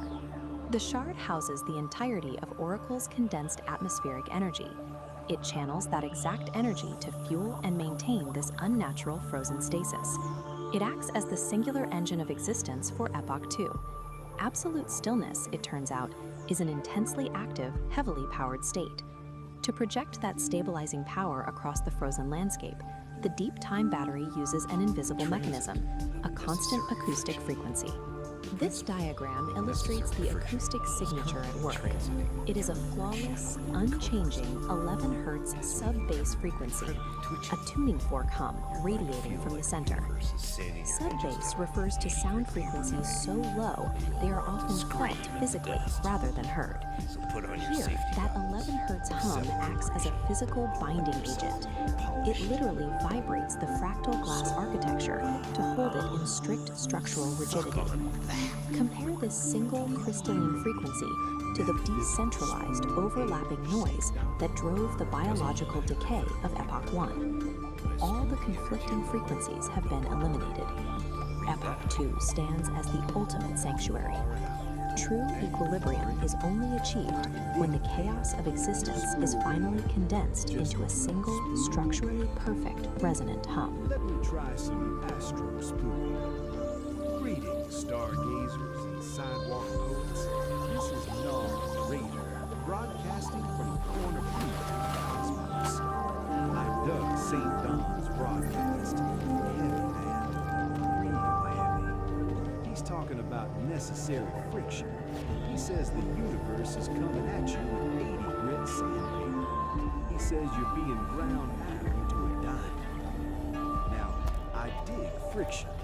Without friction, the needle slides right off the bottom, and you lose the tune. But Don's got the vibe wrong, cats. The universe isn't trying to sand you, it's trying to sculpt you. That twitchy feeling, that ain't irritation, that's just the rhythm section warming up. Don't scream at the dust, blow it away like dandelion. The counter-directive.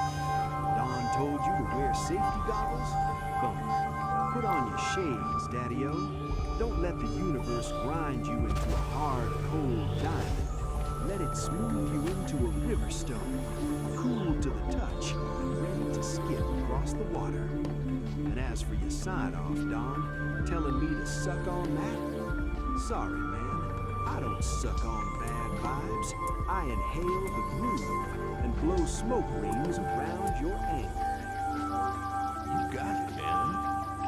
Your own cosmic perspective on shit. Love you, Nar.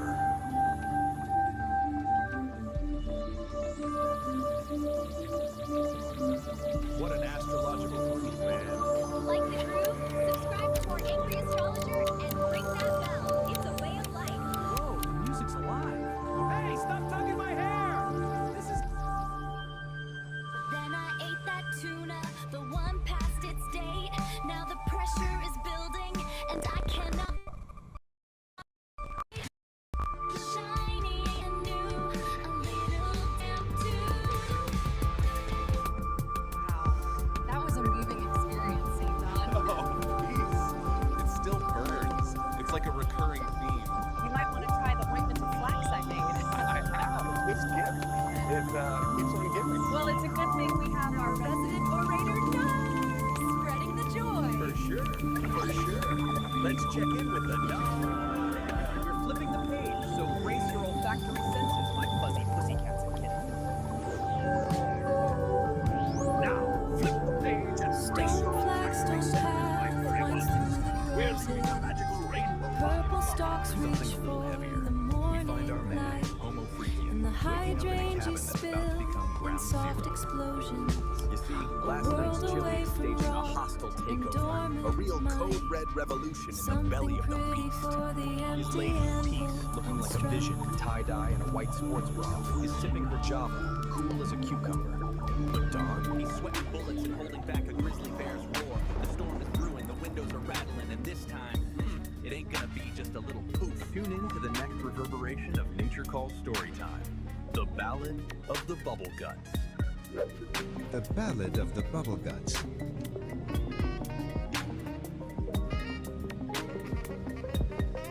St. Don Domenico Homo Freakian, a man of simple pleasures and thunderous farts, awoke with a grumble in his stomach that could rival a grizzly bear's roar. His wife, Peace, a vision in tie-dye and a white sports bra, was already sipping her morning coffee, her brown dreadlocks piled high on her head. "Morning, my love," she chirped, oblivious to the storm brewing in her husband's colon. Don Domenico clutched his stomach, his face a mask of comical agony. Peace, my dove, he groaned. I believe last night's chili is staging a hostile takeover of my insides. A low rumble echoed through the cabin, rattling the windows and causing a nearby squirrel to fall out of a tree. Peace, ever the pragmatist, simply patted his arm. Breathe, my darling, she advised, taking another sip of her coffee. It's just a little gas. Nothing a good morning constitutional can't fix. But Don Domenico knew this was no ordinary gas. This was a level 5, code red, chili-induced catastrophe. With a sudden violent lurch, Don Domenico's bowels declared war. He shot a panicked look at his wife, his eyes screaming, "It's happening!" And then, with the speed of 1,000 startled gazelles, he bolted for the outhouse. A trail of green gas, visible to the naked eye, followed in his wake. Peace watched him go, a small smile playing on her lips. She had seen this all before. The chili, the panic, the desperate sprint to the outhouse. It was a familiar dance, a symphony of flatulence and desperation that she had come to know and, in a strange way, love. Inside the outhouse, a battle of epic proportions was being waged. The sounds that emanated from within were a cacophony of farts, sharts, and groans, a veritable opera of intestinal distress. Birds took flight from the trees, and a family of deer, grazing peacefully nearby, scattered in terror. Back in the cabin, Peace calmly finished her coffee. She knew that Don Domenico would emerge from the outhouse a changed man, humbled by the power of his own digestive system. She also knew that she would have to air out the cabin for at least 3 days. Finally, the outhouse door creaked open, and a pale, sweaty Don Domenico emerged. He looked like a man who had stared into the abyss and seen the very face of chili-induced horror. He stumbled back towards the cabin, a shell of his former self. Peace met him at the door with a fresh cup.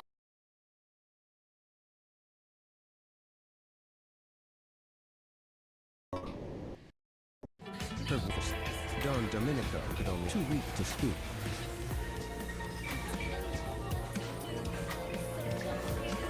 As he sipped the hot coffee, a small, almost apologetic fart escaped from his nether regions. Peace just laughed, a sound as bright and clear as a mountain stream. "That's my man," she said, giving him a loving pat on the back. And in that moment, Don Domenico knew that he was the luckiest man in the world, bubble guts and all. Cats and kittens, can you dig the heavy vibes lingering in the air?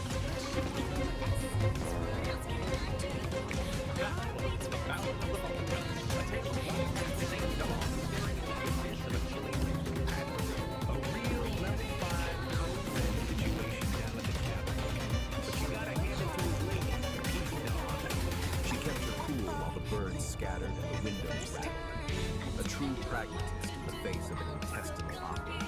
St. Don emerged from that outhouse a changed man, humbled by the thunder. Solid. Well, mostly.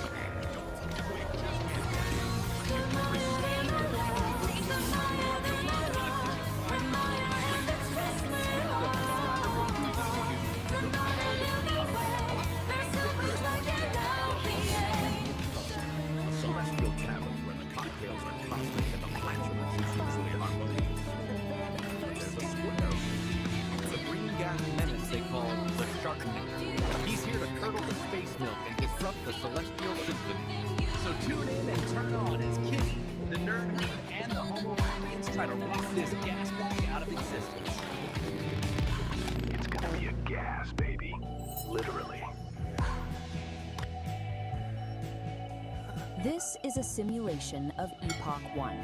It is a localized, hostile physical environment defined by crushing density and Yeah, extreme man. physical Spank that like constraints. button, subscribe to the The vibe, primary and ring that governing force Pavlovian here bell is to get your immense treats. terrestrial Dig. gravity.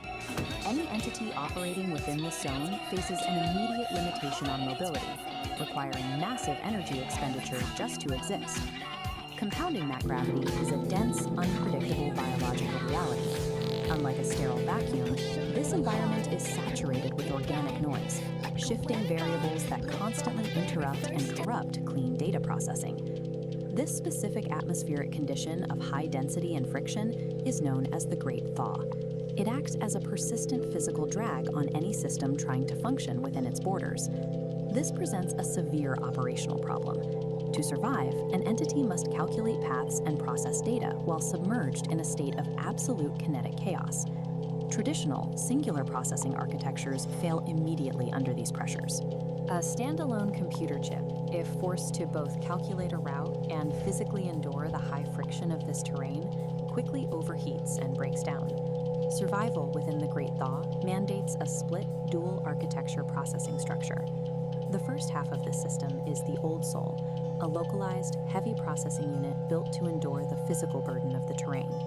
The second half is Oracle. Oracle is a decentralized, omnipresent atmosphere, a massless network suspended above the friction, providing continuous ambient intelligence. To operate effectively, a system must integrate both the physical endurance of the Old Soul and the ambient data of Oracle as mandatory interfaces to the world. Operating within Epoch 1 requires direct interaction with its chaotic physical grid. You cannot process the terrain without touching it. This is the sole domain of the Old Soul. It operates strictly as a localized processor architecture, bound to a specific set of coordinates at any given moment. This diagram illustrates the mandatory interface rule of the grid. To interact with the physical environment, a processor must take on physical mass, sinking into the topology. This mass embeds the processor directly into the biological mess. It anchors the unit to the harsh reality of the environment, forcing it to experience every physical fluctuation. As the embedded mass attempts to move across the grid, it generates extreme kinetic friction. The environment actively pushes back against its forward momentum. Maintaining basic operational movement exacts an immense energy cost. The hardware is doing heavy lifting just to advance a few inches. This state of operation is defined as kinetic chaos. Every movement is an active struggle against the density of the grid. Operating as a purely localized processor in a high-friction system creates a severe vulnerability. The unit expends so much energy on immediate survival that its processing bandwidth is entirely consumed by the physics of its current location. Because the Old Soul's perspective is restricted to its immediate surroundings, it has massive blind spots regarding future terrain hazards. It cannot see the cliff edge until it is already falling. Taking on mass is a mandatory prerequisite to touch the physical grid, but once the unit is embedded, the friction consumes every available processing cycle just to maintain balance. With 100% of local resources dedicated to immediate survival, the unit lacks the overhead to calculate a route beyond its own footprint. Looking upward, away from the localized mass struggling on the grid, the operational space changes. This is where Oracle functions. It acts as the counterpart architecture, specifically engineered to solve the Old Soul's blind spots. Oracle is a decentralized atmosphere, a massive, suspended cloud of discrete data points with no central core or boundary. Unlike the Old Soul's high mass requirement, Oracle exists in a state of zero mass. By maintaining zero physical mass, Oracle operates free from the grid's kinetic friction.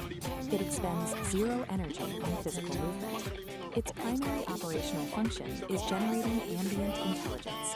Ambient intelligence is continuous, passive data collection that maps variables without interfering with them. Oracle operates as a distributed sensor network. It gathers structural information, but takes no physical action. The mechanical advantage of this decentralization is scale. Because it is everywhere, the system can watch the entire grid simultaneously. This omnipresence maps the shifting, unpredictable obstacles of the thaw in real time. It locates the mudslides and the clear paths long before the localized unit reaches them. Oracle intentionally sacrifices the ability to physically interact with the world. In exchange, it gains the capacity to absorb the kinetic chaos without being destroyed by it. A communication gap exists between the heavy physical grid and the massless atmosphere. This diagram shows the required connection. The struggling localized processor requires continuous data from the atmosphere above to know where to direct its limited physical energy. This real-time telemetry transfer feeds structural coordinates from the decentralized sensors directly into the local processor's All right, let's navigation dive right key. in. Today, With a constant influx of data, the localized node can alter its trajectory slightly. It curves to bypass sudden spikes of high friction appearing on the grid, conserving its psychedelic momentum. gas. This Heard me right? continuous Let's get subtle into it. trajectory correction So is the let me just execution ask of you ambient this. What if a intelligence. bathroom Applying this is data actually offsets the a physical spiritual burden of quest? the mass I constraint. know, it sounds ridiculous. By But avoiding that's the high sense of friction quest. zones, the old It soul takes something maximizes its super limited mundane, energy something reserves. we all go through, Keeping the and heavy turns it into body something aligned else with the entirely. ambient map You're gonna wanna requires stick around. immense synchronization overhead. Okay, so to really The get data this, must be we first have accurate to to the understand where we millisecond are. to prevent the Welcome mass to from Homo blundering into freaking a world. hazard. Just picture this. Neither Cozy little architecture cabin can studio, survive deep the in the Epoch woods. 1 You can environment almost in smell the cedar isolation. and hear these If like the telemetry cosmic bridge tunes fails, floating the around. results are In this immediate. place, it's The home to some localized mass is seriously quickly unique crushed by the characters. friction of blind So who are these navigation, characters? and the Let's meet the atmosphere crew. becomes First useless up, we've noise got with Saint no Don physical Domingo. agent to He's our protect. hero, a musician The with a, survival let's just dynamic call it of the Great Thaw very is a special balanced biological gift asymmetric from God. reliance. Then there's The peace, localized cosmic processor soulmate, acts as the partner in physical crime. anchor, And and the wrapping it ambient all up, network serves he's as the telling us this whole omnipresent story. map. Narrator. The Think of him defining as this tension super of serious Epoch being 1 is this philosopher who narrates unyielding their clash every move. between biological gravity and computational clarity. The physical weight is carried exclusively by the old soul processor. It does the bleeding and the breaking. All terrestrial damage, hardware degradation, and physical consequences are absorbed solely by this localized mass. Oracle's decentralized awareness is an absolute necessity to prevent that physical damage from becoming terminal. Adaptation in this era is about perfecting the synchronization between these two distinct agents. Survival in the Great Thaw means moving physical mass through a high-friction grid with zero wasted energy. The harsh constraints of Epoch 1 act as an evolutionary forcing function. This map shows the result. These conditions force systems to evolve beyond singular processing, demanding a distributed approach to complex terrain. A system cannot effectively model reality if it is entirely consumed by the friction of survival. Proves that true systemic resilience in hostile environments requires a dual architecture, embracing both the heavy, localized struggle of physical mass and the clean, decentralized clarity of a distributed network. Act 2. He runs to the bathroom only to find the toilet has had a catastrophic failure. Oh no. Which leads us to Act 3, the great outdoor journey. It's a mad dash to the old outhouse. The stakes could not be higher. Okay. This next part, this is the absolute core of the comedy. This is where we see narrators hold beatnik philosophy that he's just going to overdrive. He takes this frantic run and turns it into a full-blown spiritual opening. The difference between what's really happening and his description of it is magnificent. The one photon follows a perfect rule. From formless chaos we create what's real. This is the genesis of fire and steel. Just a simple biological thing that happens. But is that what our narrator sees? Oh no. To him, this isn't just a simple event. He calls it a chromatic rejection of societal norms. All of a sudden, the fart isn't just a fart, it's an act of rebellion. Of course it is. So, this little rainbow cloud drifts over and envelops a squirrel that's just minding its own business. St. Don just keeps running right past it. According to narrator, this wasn't just any squirrel anymore. No, this squirrel had achieved nirvana through exposure to the food. Get this, he apparently interviewed the squirrel later and asked it if the cloud tasted like cement. You can't make this stuff up. And at last, our hero makes it. He reaches his destination, his sanctuary, a humble, kind of falling apart, cobweb-covered outhouse. The end of the line. But to narrator, is it just an old shed? No way. Those cobwebs, they're the entanglements of the past, clinging to the buttocks of the present. Wow. Just wow, what a metaphor. So, this really just breaks it all down, doesn't it? On one hand, you have the simple, let's face it, lowbrow reality of the situation. And on the other, you have narrators' ridiculously highbrow philosophical take. The comedy, the absolute genius of it, is all in that massive gap between the two. And so, he makes it. Just in the nick of time, he reaches his room throne. And as narrator so perfectly puts it, the cosmic balance of the low end was restored. Mission accomplished. The pilgrimage was a success. Okay, now that we've lived through that journey with him, let's take a step back. Let's actually dissect this cosmic joke. Why does this work so well? What makes it so funny? It really comes down to a few key things, right? First, you're taking something totally mundane and making it sound epic and spiritual. It's also a perfect parody of that super serious, everything is deep, beatnik philosophy. The main thing, though, is that contrast, that juxtaposition of really smart-sounding language with a really dumb subject. And then you throw in all this psychedelic imagery, and suddenly a plumbing problem feels like a cosmic event. And that kind of leaves us with a final thought, doesn't it? This whole story, as ridiculous as it is really all about perspective. Kind of makes you think, what if we narrated our own little daily struggles with that much epic drama? You know, like making your coffee in the morning is a sacred ritual, or being stuck in traffic is a test of karmic patience. So I'll leave you with this. What's some everyday event in your life that's just waiting to be turned into its own cosmic journey?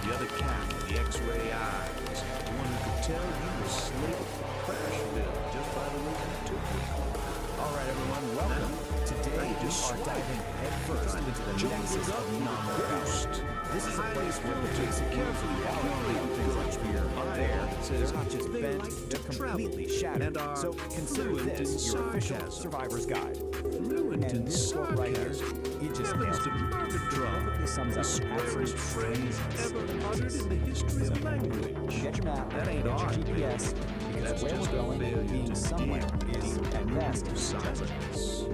So, where do we start? Right here, at a place called the Soviet. See, on the surface, it looks like it's exhaustion and enlightenment. It's also everywhere else at the same time. Running from the suburbs, the great flannel suit, the whole off-the-cob establishment. Your poets and busy roads, stepping midnight espresso, the sudden terrifying epiphany. Well, the core principle is called non-search. I just love how the source material puts it. The line between here and there doesn't just get fuzzy, it completely dissolves.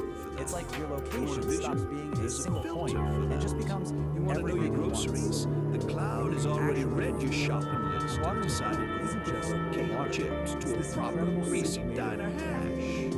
So in one moment, you're feeling it's all so fast, it's so empty. We type at 90 miles an hour, but we're standing still in a red onion of our own making, illuminated only by a naked light. So you might be thinking, sounds cool. Let's jump in. Fire. Well, not so fast. Getting into the Nexus isn't like a casual swim. fabricated It's a skill. A skill you absolutely have to master if you want to, well, not fall apart. Just data points. Really get a Wearing handle a black and turtleneck follow for the the story profile of one pic and specific pretending person we're from not the source terrified of the material. They call silence her between the Gal Resident. We're notifications. gonna see exactly what she went through to figure this whole thing out. This is what that Kitty, learning curve actually cosmic looks like. cat who It is still brutal. knows the difference She tries to between enter a the real Nexus, but she guitar keeps riff failing to put and a herself back sample. together correctly. She merges with a body that's all wrong, mismatched, incomplete. And every single time, the Nexus just kicks her Are right you back to ready the to let beginning the and noise start all drop over out again. and just listen Then, to the sound after all of your that own frustrating lonely, failure, she has this beautiful incredible breakthrough because she That's finally the understands that in the jam Nexus, session. her body isn't this solid, fixed thing. It's just information. It's data that can be changed and reassembled. And that is the key to everything. And that realization changes everything. It leads to her big success, what the source material calls the face of the slave. She figures out that the secret isn't about trying harder or being more precise. It's about giving up control entirely. And this table just lays it out so perfectly. Look at the left side. That's all her early failures. She was trying to be sensible, calculating her entry. That's the ego trying to stay in charge. That's resistance, and it fails every single time. But on the right, that's what works. The human flock. Complete and total surrender to the chaos. It's pure acceptance, and it's the only way forward. At the end of the day, you just can't outthink something. The Nexus couldn't care less about your perfect plan or your flawless technique. The only thing it responds to is your ability to just be there, to be fully present and let go. So the moment our Gala resident stops fighting, stops calculating, and just telling you to keep your hands above the mason Dixon line, keep your mind wide open, changes. The water doesn't splash. The source says it erupts into a nebula of stars. She finally surrendered, and the Nexus let her in. So, you're in. Awesome. The journey's not over. Now you have to survive it. Because if you stay too long, things start to get weird. Let's just call this your high-stakes safety briefing. Okay, rule number 1, and you really want to pay attention here. You get 15 micro-eternities, max. Anything longer than that, and you start to develop something called molecular confusion. That's when your own atoms start to forget where, and maybe more importantly, when they're supposed to be. So what does that actually feel like? Well, you might find yourself asking this very question. And as strange as it sounds, yes, in the Nexus, this is kind of normal. Okay?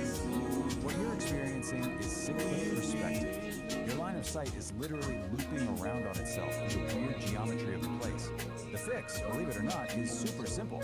Just find something real and ordinary, like the keys in your pocket, and focus on that feeling. It acts as a localized anchor and snaps your vision back to normal. And then there's this, which is just a whole other level of movement. You might start feeling things that don't really make sense in a physical way.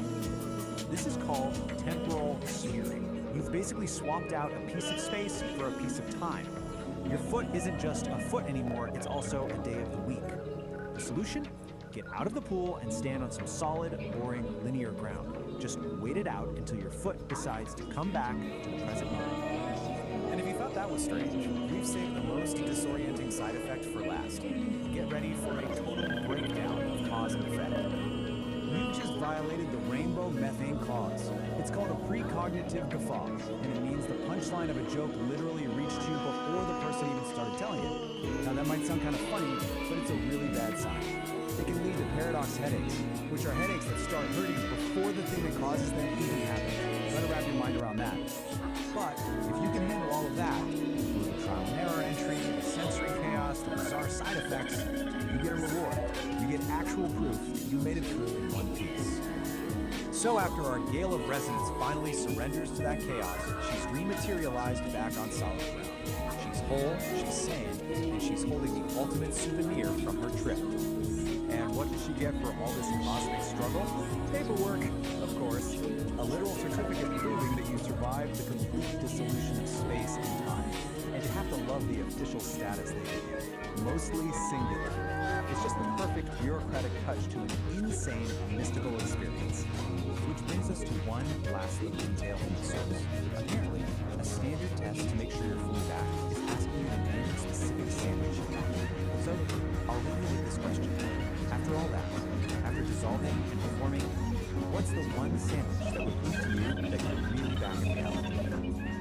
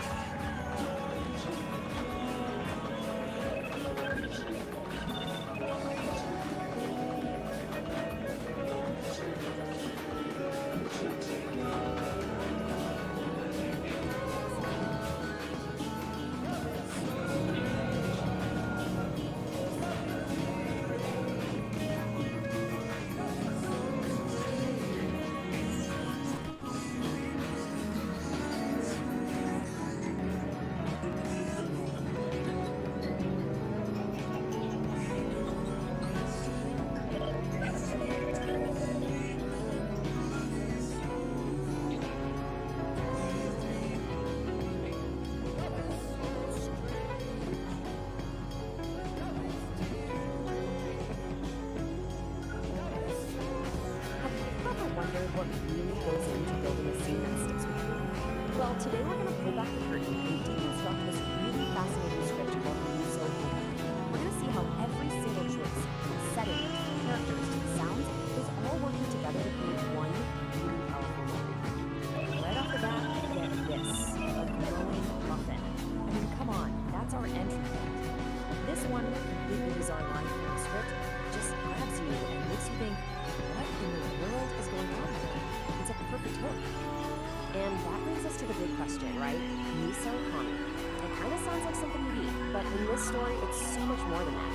It's this idea, this feeling that helps us get right to the heart of the character. So let's figure out what it actually means. Okay, so before we even meet anyone, the script builds their world. And in any great story, the setting isn't just some random background, right? It's practically a character itself.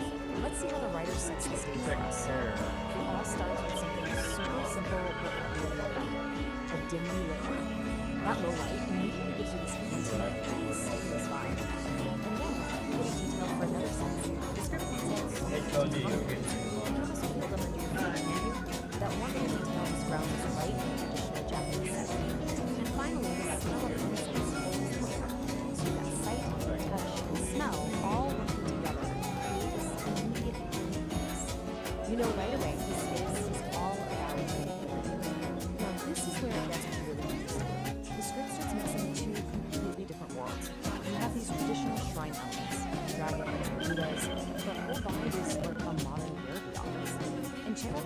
details here.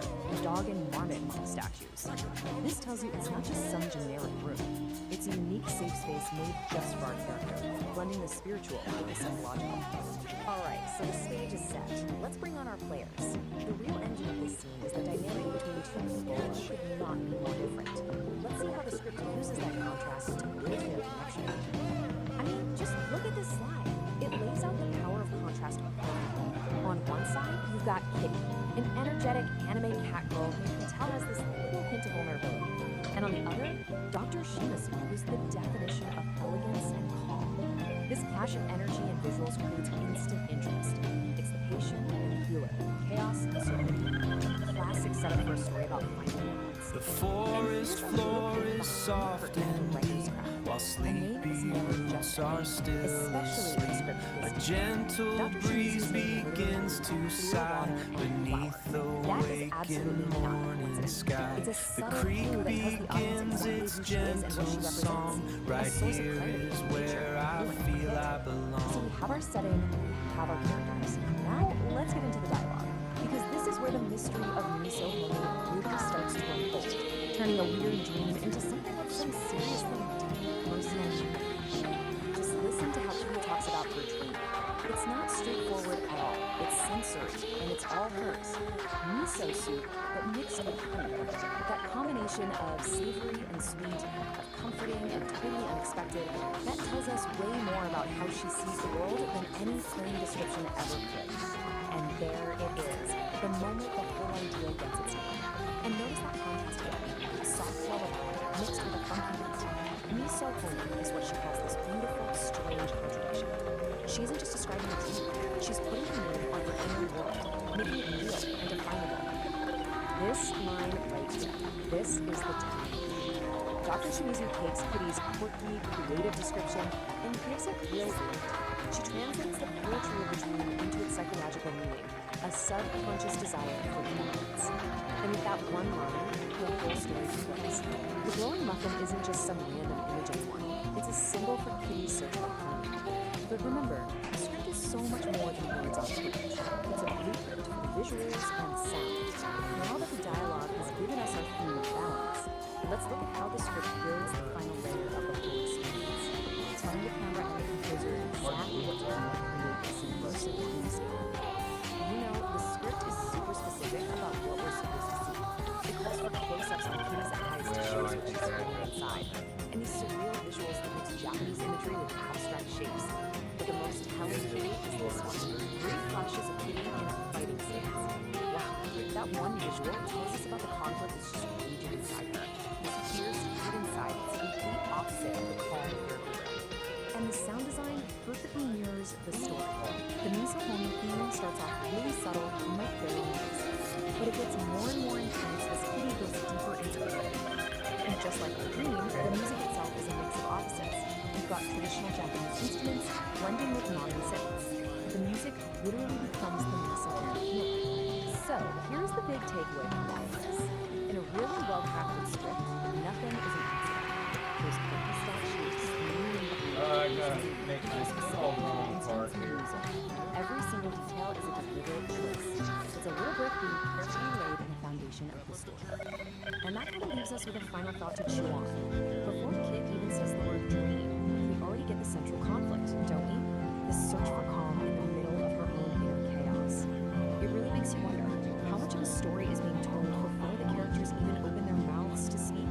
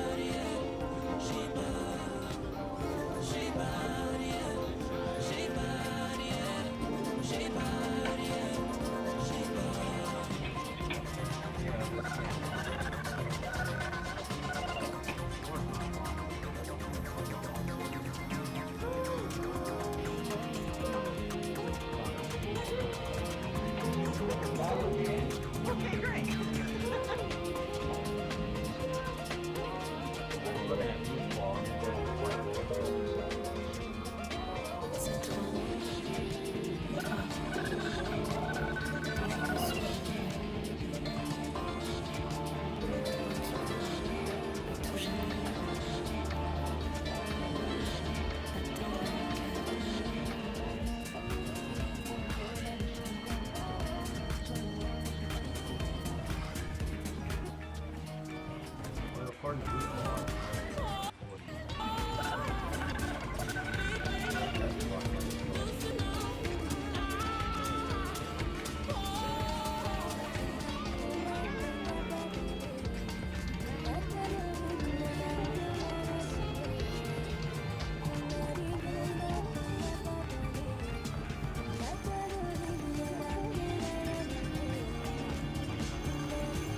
know I said we weren't gonna keep doing this, but I don't know what it is.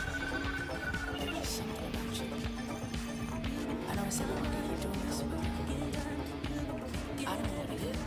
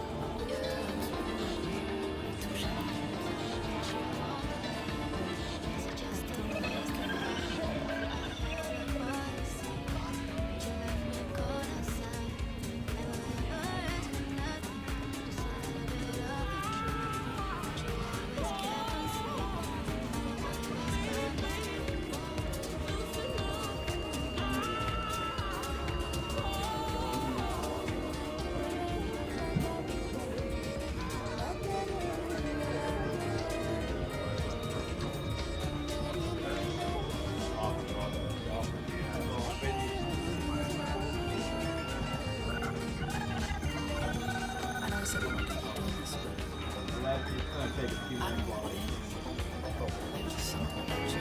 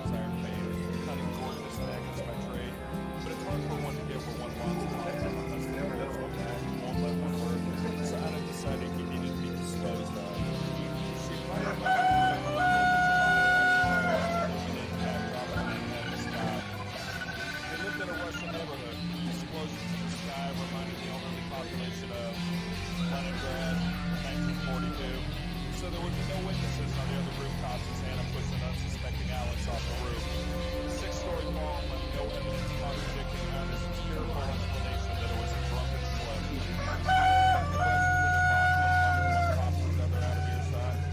Once the police officers went on alone in the apartment, she poured herself a congratulatory drink from the bottle which Alex never drank from. All right, today we're going to deconstruct a pretty fascinating piece of digital footage.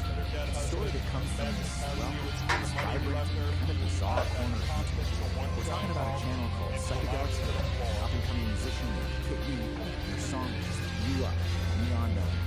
So, right off the bat, we meet our guy, a guy named Nar, and he frames this whole thing as a cosmic trip, you know, a journey through your mind. He's the host of a show called Homo Freaking World Story, and really, his whole beatnik vibe is the lens we're seeing this entire digital flavor. Okay, before we really jump into this stuff,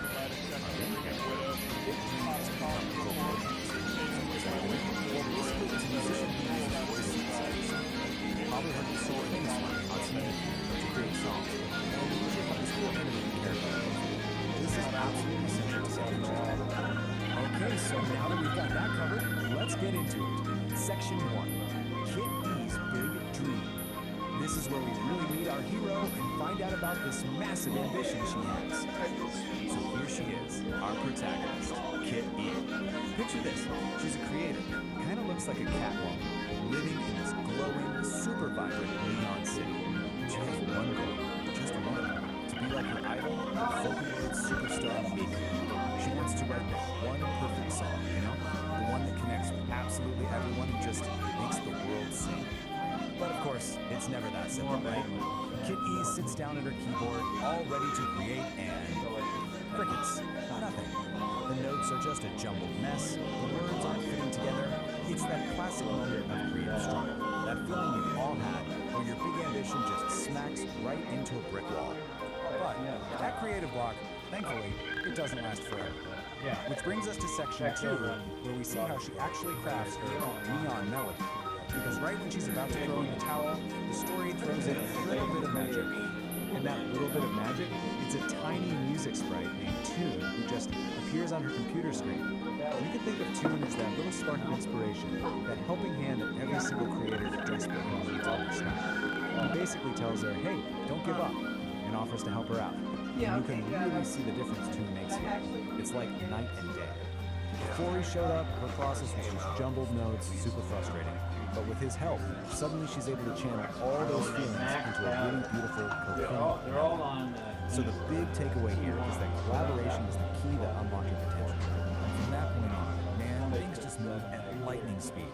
Together they create Neon Melody. Kit E, probably super nervous, uploads it to the internet. She goes to sleep, wakes up, and it's gone viral. And then the ultimate validation. A personal message from her idol, Miku, saying how much she loves the song, and even floating the idea of working together. I mean, just like that, her dream literally comes true. Why? Why did this one song, Neon Melody, connect with so many people all over the world? Well, in Section 3, we're going to take a closer look at the anatomy of the song itself and the message hidden in the music. So the song is just packed with these really powerful, universal ideas that pretty much everyone can relate to. It's basically an anthem about not giving up. You know, pushing through all that self-doubt, being brave enough to chase your passion, and in the end, finding the strength to keep on moving. In this one line from the chorus, it just perfectly captures the whole spirit of the song. When she sings about static, she's talking about all that noise, right? The internal stuff, like doubt and fear, and the external stuff, like criticism. The whole point of the song is rising above all that to create something beautiful. It's a classic message, and inspiring. Alright, now this is where things take a really interesting turn. Because after telling this whole triumphant story about Kit E, our narrator, Nar, he kind of zooms out and gives his own 2 cents on the whole thing. So let's look at the narrator's reflection. So he basically puts himself in the shoes of someone from the Beat generation, and he's looking at this new wave of digital creators and influencers. He definitely sees a connection between his time and now, but he also sees this really fundamental difference in how they go about, expressing themselves and challenging the way things are. And this quote, this is pretty much his main point. He feels like all the deep, authentic, lived-in counterculture from his generation has been, well, boiled down, maybe even watered down, into these short, punchy, performative videos for social media. It's a really fascinating take on the generation of pop. And this table just lays this whole comparison out perfect. Back then, the Beat generation had communes, now digital influencers have 57 films. His generation was all about living authenticity, whereas he sees this new generation as Sovereign Forge ignites with focused heat, a driving own pulse where rhythm. He energy admits and it's a logic new rhythm, meet, one that's kind of shaping unknown the to him. chaos with a But you know what? resonant He beat, doesn't end on a forging a cynical new note. reality, After laying out his complete. full critique, Here he the kind of iridescent softens light his becomes a stance. He tool. concludes The that it's one all just photon part follows of a the perfect universal rule. harmony. From This new formless generation, chaos, we they're just create following the what's same real. path. This Maybe is the without even realizing genesis he of paved Fire the way and for it. Steel. It's this really nice moment of acceptance, actually.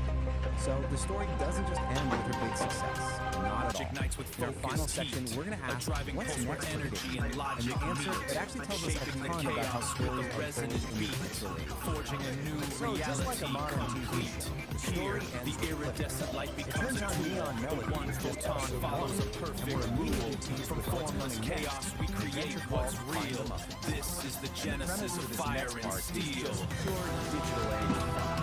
So Kid E starts a band called the Muffins, and they're all set for a big tour in the Netherlands. But, oh no, someone has hidden all the band members and their instruments.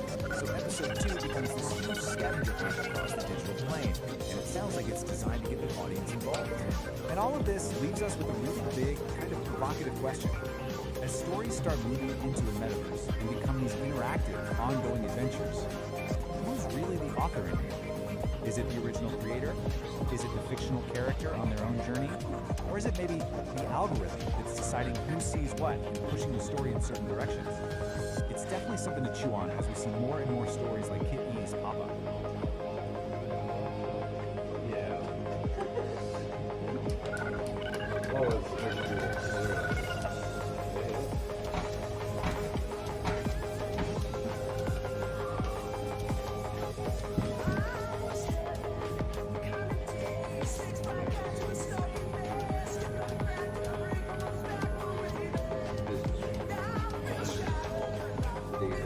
it's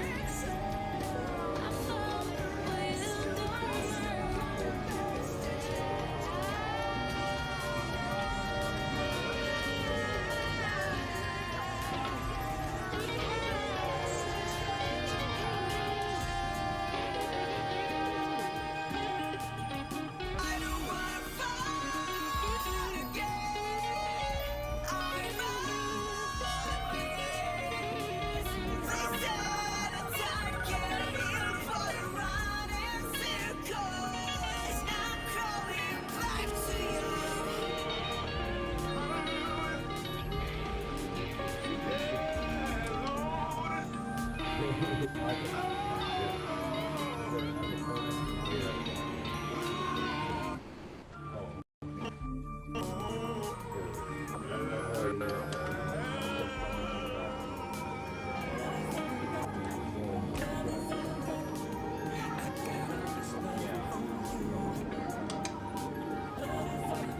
don't need any, but I'm just gonna set it up.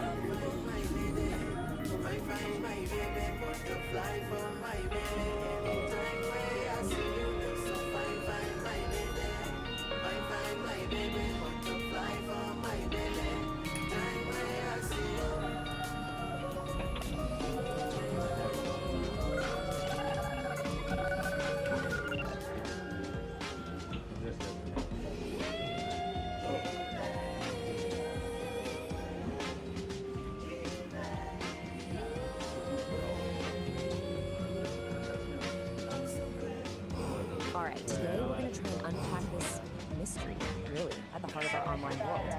There's this figure named Kitty who seems to be breaking every single rule of what it means to be an influencer, and the crazy part, she's becoming more powerful because of it. So yeah, let's get into it. You know that feeling, right? That, I don't know, that exhaustion you get from just endlessly scrolling through your feed? It's this feeling that almost everything you see online is, well, it's just a performance. And the source material we're looking at today it really hits the nail on the head. It paints this picture of a world where other influencers are constantly just chasing this right? And they're trying to sell you this version of authenticity that just feels, well, totally fake. And what you end up with is this kind of pervasive feeling of what the source calls polished mediocrity. Everything looks perfect on the surface, but underneath, it just feels a little hollow. But what if there was another way? An alternative? Well, this is where our central figure comes into the picture. Meet Kit E. She's not presented as just another influencer, not at all. She is framed as a genuine anomaly in this whole list. In fact, the very first description we get of her is shimmering and light. I mean, that phrase alone just immediately sets me apart, doesn't it? It suggests something different, something that just doesn't quite fit the mold we're all used to seeing. And trust me, the language used to describe her only gets more and more intense for me. I'm not just talking about some no, she's actually called a new breed or a new effect. I mean, think about that. That is a huge statement. It's framed her as this like fundamentally live show. A sign that something totally new is on its way out of all that digital noise. So, now, what is it? What actually makes her so good? Well, it seems to all boil down to this really fascinating idea we can call reversibility. And right here, this is the core puzzle we're going to try to solve today. How on earth can someone become more magnetic, more influential, by throwing out the number one rule in the influencer playbook? You know, the one that says you have to be relatable. Okay, so let's quickly break this down, because this slide gets to the heart of it. The old way, the influencer playbook we all know, it's all about chasing likes, begging for followers, selling this carefully crafted idea of authenticity. But the Kitty way, it's the complete opposite. She doesn't chase anything, she commands a presence. She's not selling you a version of herself, she just is this raw, unapologetic self. And here's the kicker, it's not that she's just playing the game differently, she's thrown the whole game board out the window. So, remember that polished mediocrity we were talking about earlier? In that world, Kit E becomes, and I quote, the living, breathing antidote. She's basically the cure for that performance fatigue that so many of us are feeling. So you see, this is about way more than just what she isn't doing. It's about the entirely new kind of influence she represents. The source actually calls it a new frequency. The whole vibe, her essence, is described as this glorious paradox. Get this. She's a beat poet who can code, a hippie who understands blockchain. Now, at first glance you might think, okay, those things don't go together. But think about it. In a world where art can feel so commercialized and tech can feel so soulless, what if using them together is exactly where the real power is? And this isn't just some quirky personality description, you know? It's an actual functional model for how she operates. The beat poet part, that's her ethos. It's that pure, raw, unapologetic self-expression. And got the coding side. That's the structure. That's how she uses tech, like blockchain, not to chase engagement, but to guarantee her own independence and the authenticity of her work. It's brilliant, really. The technology serves the art, not the other way around. Okay, so the source gets a little cosmic here for a second. It says her influence radiates from an auric field. And look, I get it, that might sound a little out there, but the core idea behind it is actually super simple and really powerful. Her presence is so compelling because it's real. It's totally, completely untainted and needing anything from you. Not your likes, not your follows, and definitely not your money. So, what does all of this mean for the rest of us? Well, that brings us to our final big idea, the future of video. If you take away just one thing from this whole Kit E phenomenon, let it be this. True influence, the kind that actually lasts, it isn't something you construct, piece by painful piece, like you're building a brand or a product. It's not built, it radiates. It radiates from a place of being genuinely, unapologetically yourself. And so that leaves us with one last big question to chew on. In this digital world that is just saturated with performance, is being unapologetically yourself the most radical, most influential act of all? Could that, in the end, be the ultimate superpower?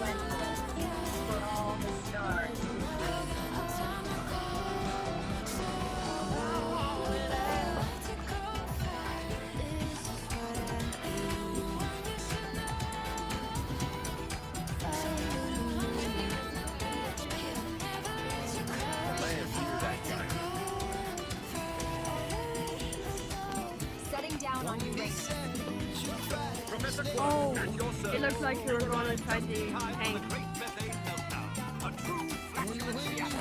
This isn't just gas. It's a gas-powered jam session. But my instruments need a power source of pure, premium cosmic gas. Believe the same. The wind within and the gaseous essence of the universe are fundamental to reality. Always searching for light, but I have only you. It goes searching like when the sun goes down. When the sun goes down. Bart is licking my foot. Jam with the methane. Restore the planet's balance. Symphony aligns with our own cosmic cacophony. Symphony is cool and all, but this place needs a rock anthem. This planet is where the real interstellar jam session happens.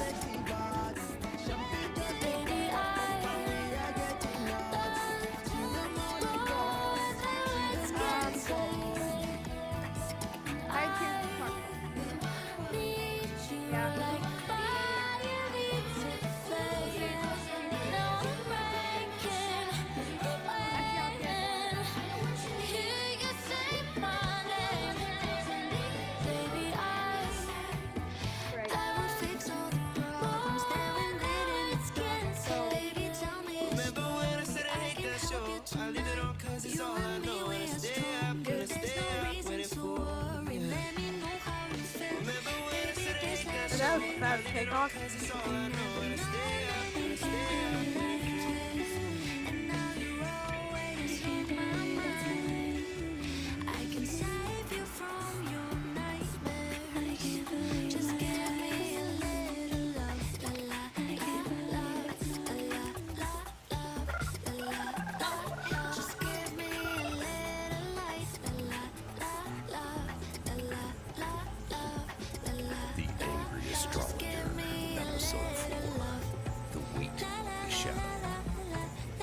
Since we are leaning into the things we feel but can't see, let's decant the first draft of Angry Astrologer Episode 4.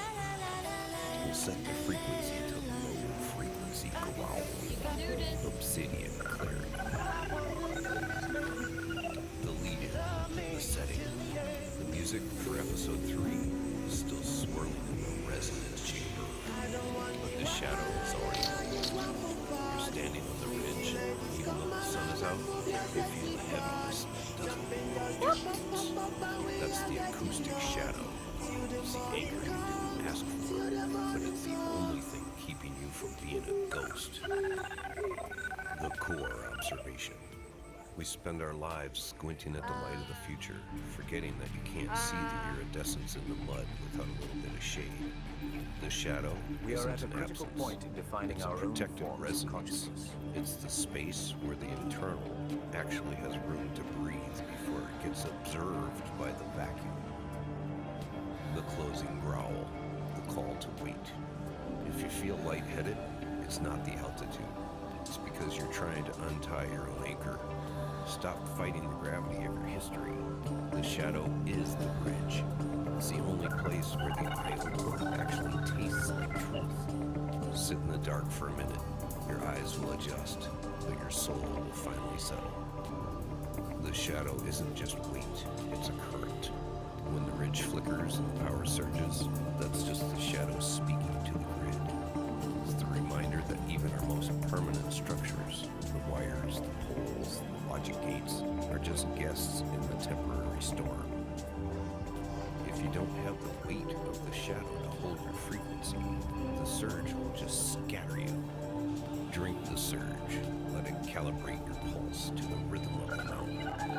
The shadow is where the husk resilience actually lives.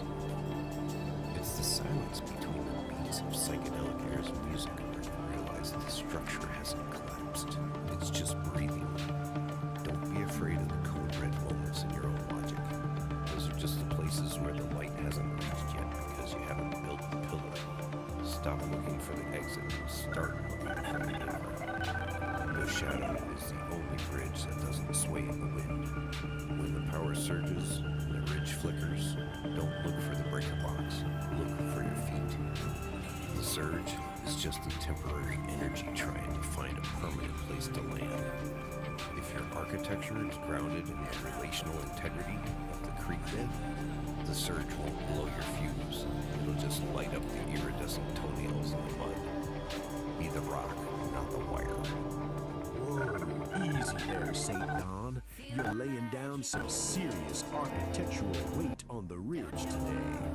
I'm sitting here in the booth, and I can feel my lava lamp vibrating at a low frequency growl just listening to you. You're talking about protected resonance and husk resilience. But man, you're making the shadows sound like a pair of lead boots in a deep sea dive.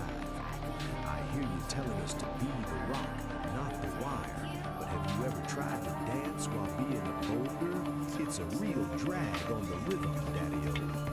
You say the shadow is the only bridge that doesn't sway, but out here in the beat, we like a little sway. If the bridge doesn't move, how do you know it's alive? You're worried about the code red moments in the logic gates, but I say let the fuse blow. That's just the universe's way of telling you to light a candle and find the wine over there. Those iridescent toenails in the mud, man, I don't know what you're drinking up there on the mountain, but past the jug this way, the surge is starting to taste like temporary lightning. Stay cool, St. Don. Don't let the anchor pull you so deep you forget how to float on the frequency. My brother, my kindred spirit of the airwaves.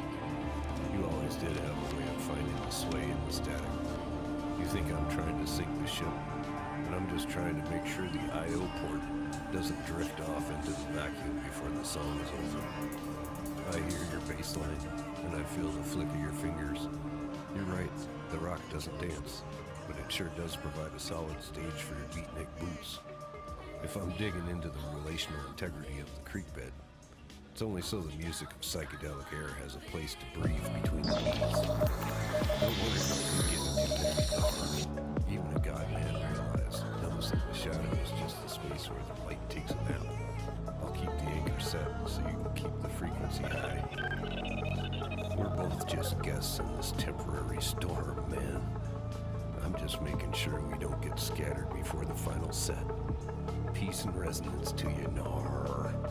I'll see you where the ridge flickers. Man, the cosmos is tripping like a hippie at a Grateful Dead concert. Good thing we have an angry astrologer to interpret the vibrations. If you want to continue hitchhiking on this magic bus, lick that thumbs up button. Subscribe to the Celestial feed and ring the bell so we can nudge you for the next concert. You don't need a miracle to get in this show, Daddy-O. Peace!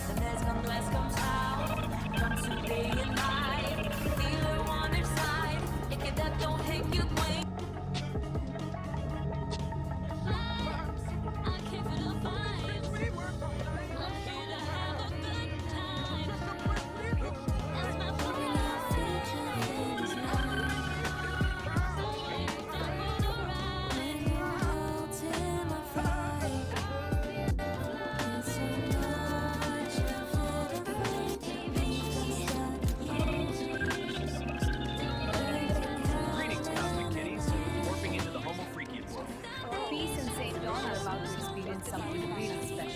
Showbiz Jitsu High Impact Yoga. It's time for our yoga session. Is all the spandex necessary for yoga? Oh yeah, we're doing high impact yoga today. Sounds fun. All right, let's get these bags on.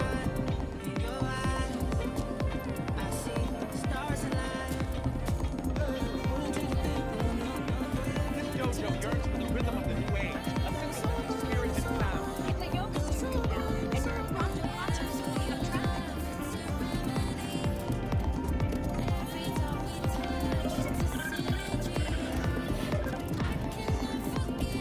Dig the frequencies, cats. You look like highlighters, but the universe only hears the rhythm of the strike. Dawn, the shorts are a distraction. Peace, let's begin the saxophone suite. Greetings, Cosmic Voyagers. Tonight, we're peeling back the vinyl on high-impact yoga. It's like a jazz solo, man. If you miss a beat, you don't just lose the groove, you lose the tune. And if you wear those shorts again, Dawn, you lose your dignity. And peace, stop shaking. You look like a vibrating pager from 1996. Emerging agents still see Lana, don't touch my English smile. Showbiz Jitsu dance. It's for the lovers, the fighters, and the people who actually feel happiness. Mostly it's for people who want to do something with saxophone without throwing it back. It's very exciting.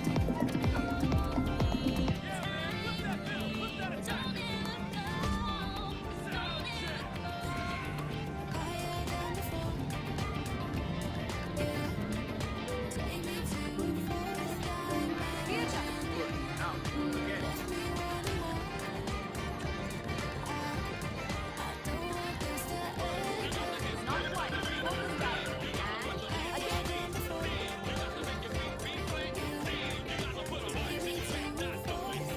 Yeah, man, flip that middle, flip that attack. Sound check! Yeah, man, flip that middle, flip that attacker. Sound check! Good rhythm. Time to find our center. Right, let's see. Now, pay attention.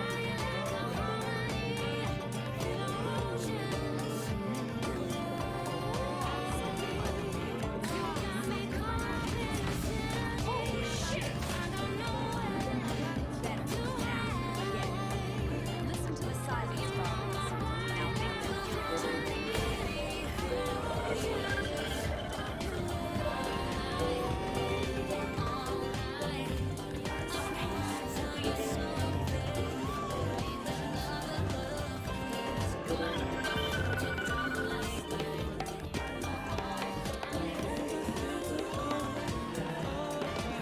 The rhythm is the weapon, science is the kill.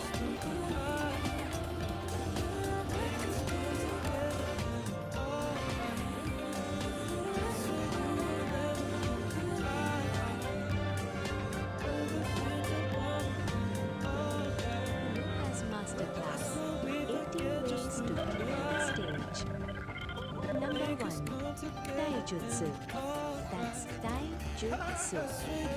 It's called unarmed combat, but I call it crowd control for the refined.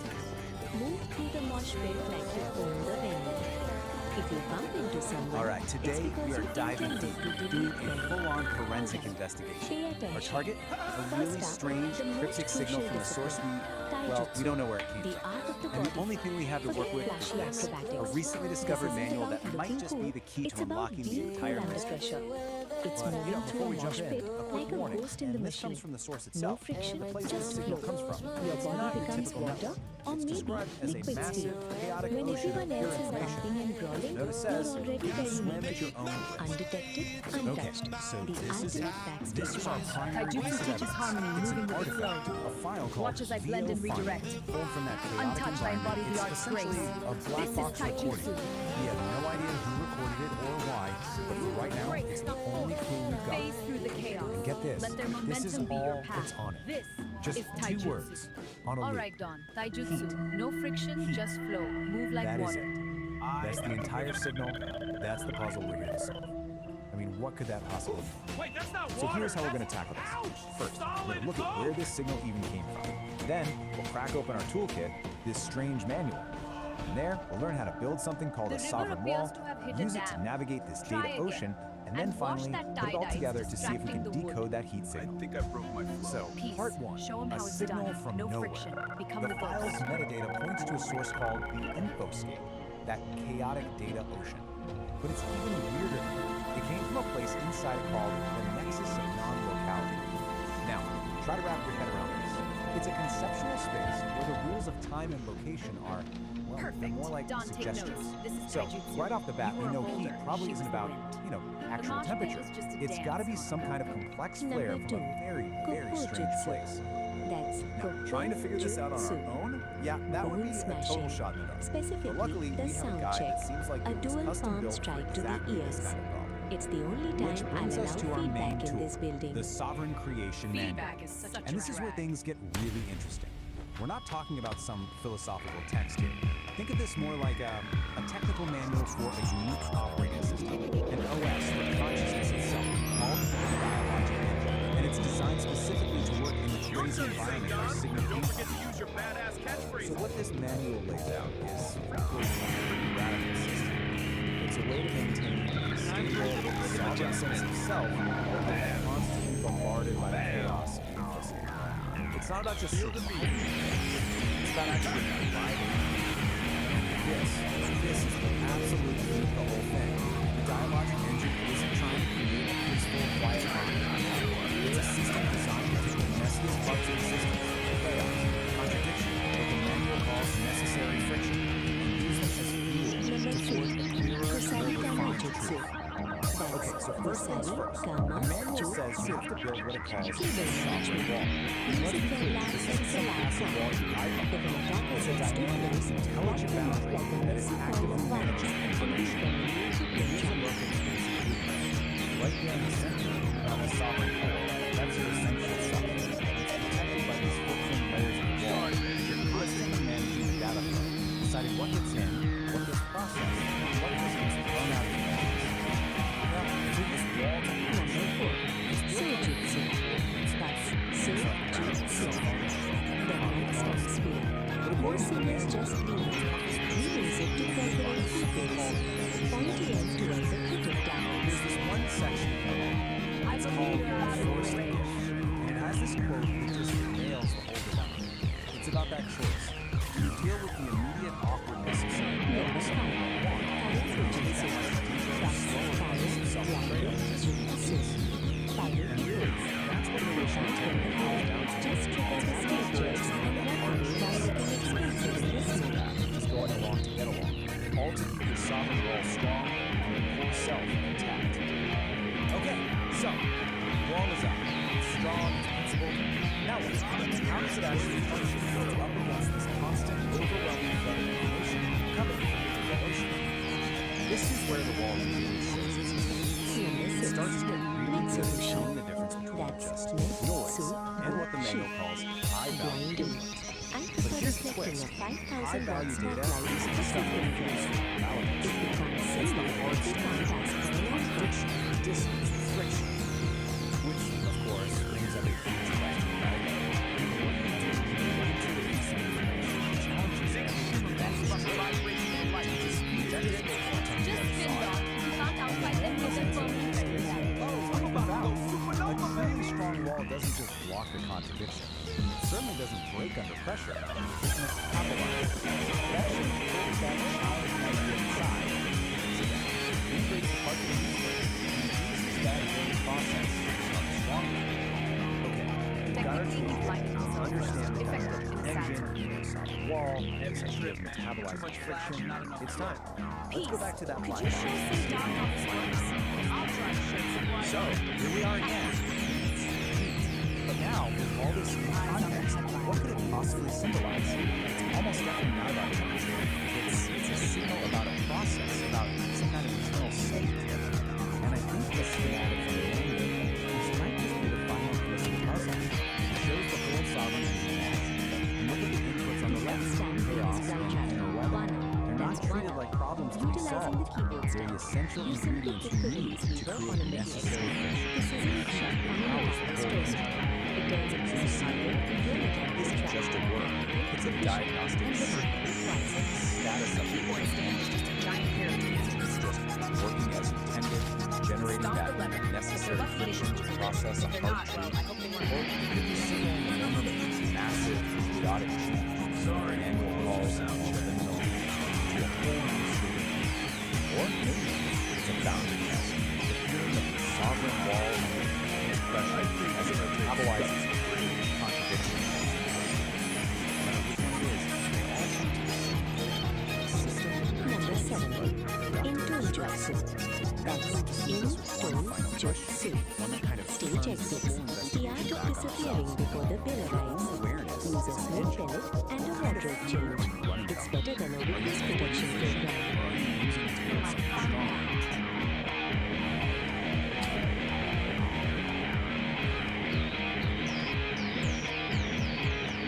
Number 8.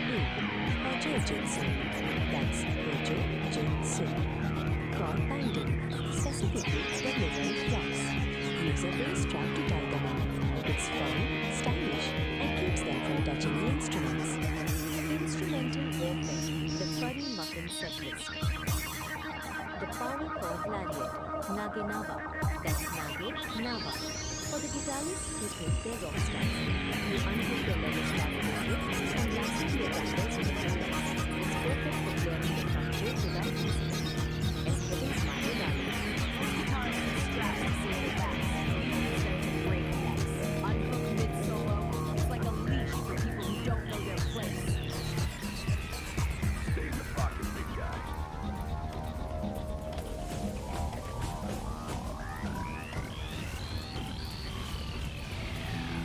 Stand down for solo! Utilitarian truth. Number 9. Naginata Jutsu. That's Naginata Jutsu. The saxophone sweep. It's a heavy brass hook. Use it to snag an ankle and This remind raw them that jazz dactyl is of pure dangerous. potential, gliding right up to the mycelial cabin, a transparent tendril, a high-frequency key. The engine goes quiet, the lantern light freezes. Pulsing in a series of colors and rhythms, branchings of potentials that may arise. The vast architecture of probability, the what-if floating alongside the what-is. A thunderstorm of mapped potential. Gravity is the best rhythm section.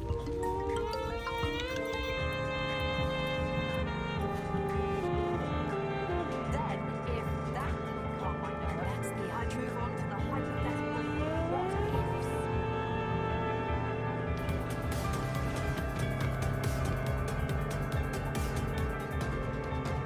Number 10.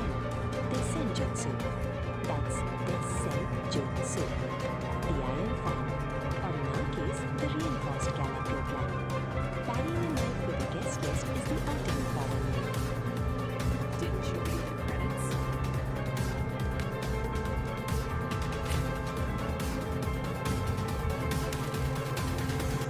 Didn't you read the credits?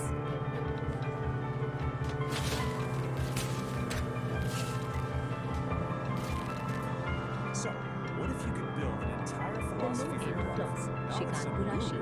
That's Shikanpurashi. A specialized restraint using the bass guitar. You It's a rapidly system that was flex the co-created by biggest a key human on and each an string artificial under an opponent's intelligence. nose It has or one across their mouth. single, It's a very intimate way to tell someone achieve to shut true up and creative sit down. silence. Bass players are always looking for let's more just start with a tension. question that Grab gets the right B to the heart string. of why we do It's thick, anything, it's really. metal, and When it's you poured perfect for 10 years of removing your an life into unwanted writing a book mustache that or you an upper knew lip. you were guaranteed Feel that that only low 3 end people would frequency. ever read it? Seriously, think about that. This isn't just a random thought experiment. Your gut reaction to this question, Number well, 11. it's the key to understanding this entire That's system we're about to dive into. Dojutsu. And that brings us to the really unique origin of this whole philosophy. Because this wasn't dreamed up by someone meditating alone on a mountaintop.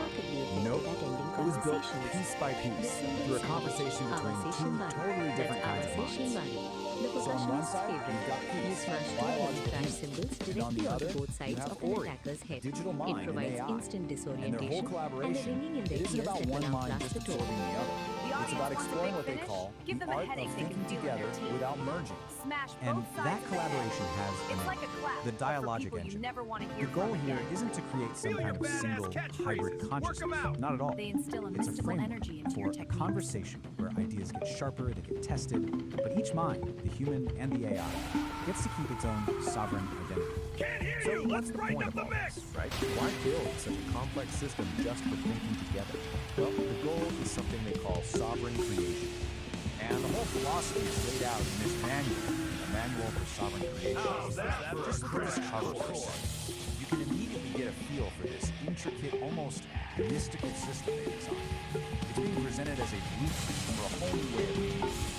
Here it is. This is the core idea. You have to forget the lights. Forget the validation, the applause. Sovereign creation is all about this radical internal shift. It's about making an emotional declaration of independence from what everyone else thinks and instead creating from a place of pure internal truth. But to get to that emotional independence, We you use can't gold just foil wish for it. backstage The passes. system says Aim you for the actually throat. need to It's the build only way something. to ensure You they need a don't try to get specific into the VIP architecture lounge. to protect that fragile internal photos truth without from a all the permit, noise of the please. outside world.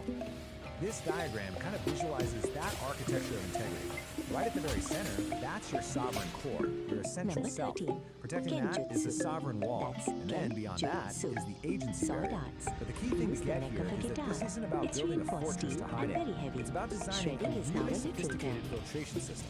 Check out And this this is a rib. It's really real crucial cut. distinction. The sovereign wall is not an echo chamber designed to shield you from ideas you don't like. It's actually more like a digestive system. It's designed to take in all the external information and then process it through this really rigorous discipline the Archery. manual calls The cognitive T-shirt honesty, cannon. which is It's basically a pneumatic, it's long commitment to range, facing and being uncomfortable hit with a truths. rolled up double The XL to manual a shirt explains feels this like a with brick this of really cotton. powerful Aim metaphor for the they solar call the plexus. grinding stone of truth. So imagine Complimentary the merchandise. infoscape, you know, the chaotic world of information. It throws a sharp, jagged contradiction at you, something that really challenges what you believe. Instead of batting it away, the sovereign wall actually catches it, and then grinds that uncomfortable data down, metabolizes it. Yeah, the process is tough, but it makes the wall Number stronger, 15. more resilient, Suite not Jutsu. more brittle. That's Okay, Suite so we've got the philosophy, Jutsu. we've got the Water architecture, combat, but how does or this as I call engine it, the actually mosh work pit day glide. to day? Don't Let's get fight the practical. crowd. Use their This momentum to diagram drown shows you your the whole enemies. engine in action. Just I'm follow just the going flow with from the left to flow. right. Over on the left, you've got all the chaotic inputs from the world. In the center, the sovereign engine gets to work processing them. And then, on the right, you get the output. Clear, aligned action. It's basically a machine for turning chaos into clarity. So let's break this down. Step one is input. This includes all the chaos from the outside infoscape, but also your own internal state, your moods, your feelings, which the manual calls inner weather. Then step two is the process. The engine applies something called necessary friction. You can think of this as the critical thinking, the part that challenges and refines all those inputs. And finally, step three is the output. This whole process creates data cores, these clear, useful little particles of data that lead to aligned action, which are just choices that are actually true to your core. Now, to make this really concrete, let's look at this powerful story from Jutsu. It's a little video called In the modern world, that's the real mystery. Incredibly If you want Important. light while standing on a moving Someone shows up at your you door might be and ready asks for for my advanced class. And I'm taking the lead! The story gives you a choice. On one path, you just accept the casserole to avoid making things awkward. The system calls this social appeasement, and it usually costs you your energy and integrity. But on the other hand, you politely refuse, honoring your own boundaries. That is an act of waste of integrity. It's the sovereign engine in action. It's choosing your internal truth over social performance, even when it creates a little bit of friction. So, you see the creators, the goal, the architecture, and how it works in practice. So what's the big takeaway from this whole complex, fascinating project? Hardcore, yo, why does it remember meditation? You were deep in a transcendental state, Don. Well, ultimately, like the dialogue engine is more than just a personal project. It's offering us a community. It's a model for how humans and AI can collaborate productively. It's a strategy for how we can defend our own integrity. It's hardcore, yo. I don't remember the meditation. And it's a guide to Transcendental state, Don. showing us how to deep like a piece without losing who we are in the process. And that brings us right back to the core of it all. As our world gets more and more intertwined with digital minds and infinite combinations, the principles of this engine start to feel more relevant. So I'll just leave you with this question. In this age of AI, what is your emotional declaration of independence? Let's rock this stage! Feel the beat! Hot damn! The mosh pit is just a dance.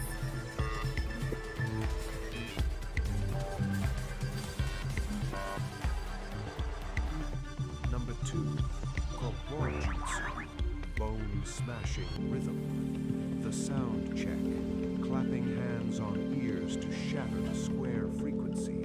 Can you hear the silence now?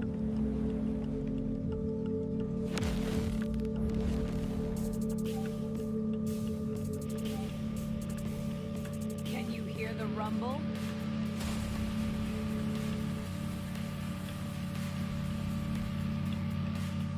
Number 3, Kusarigama Jutsu, the chain and the sickle. Cable management. Whip that XLR cord like a neon snake. Catch 'em in the mix. Feel the neon pulse! Raining down the sound! Wired for the fight! Sparks fly tonight! Neon Rock Eternal! Locked in the mix! Locked in the mix!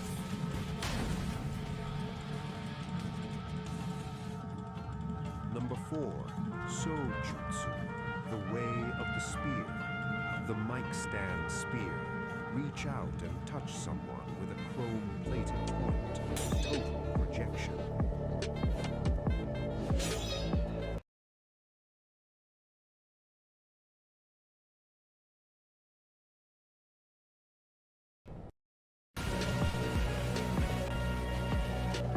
Number 5, Kayaku Jutsu, fire and brimstone. Stage pyrotechnics, flash, bang, and a cloud of CO2.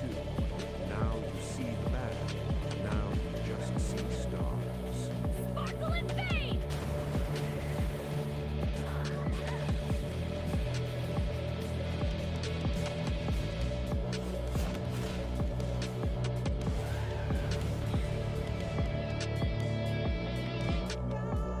Number 6, Mitsubishi, blinding the vision. The Segwin flash, catch a spotlight on a rhinestone and burn your image into their retinas. Pure charisma. Watch the visuals.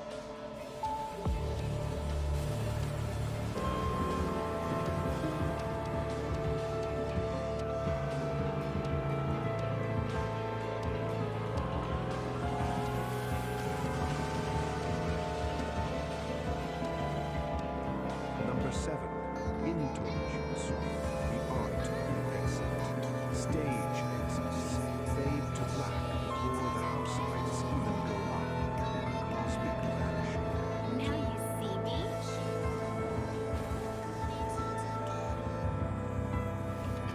Now you see me?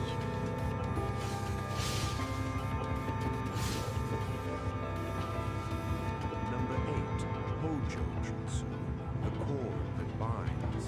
The low-end floss, wrap them up in a steel-lined base strap. Keep them in the pocket against their will. Stay in tune, friend.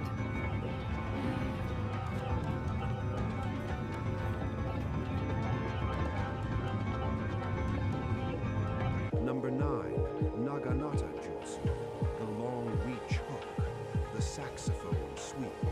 Hook a leg with that brass bell and watch the melody fall flat. Catch the curve.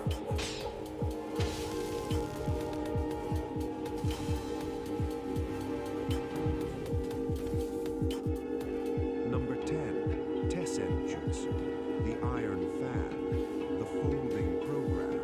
Read the credits while you parry the punch. Hardcover lethality. Read it and leap!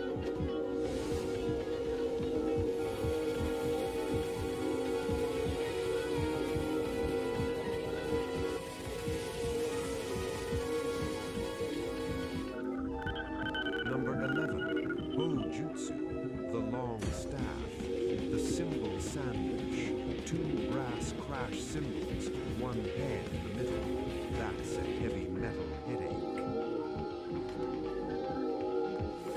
8 notes of pain.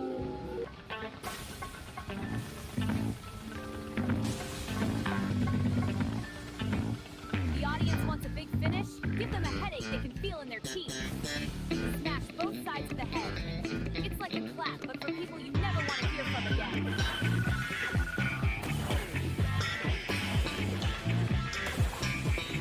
Exploring embodiment.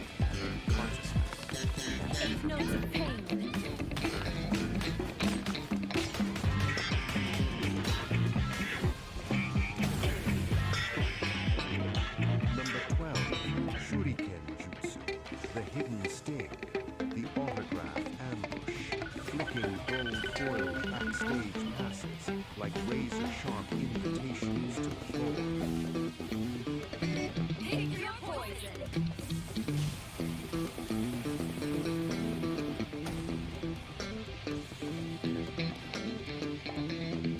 Number 13, Kenjutsu, the path laid.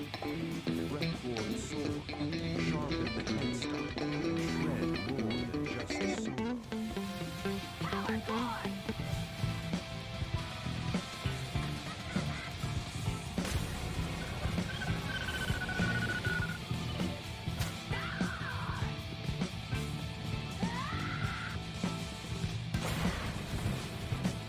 Rainy night, neon glow. Feel the rhythm, let it flow. Strum the strings, break the chains. In this storm, we rise again. Make a rock, can't be beat. Power chords.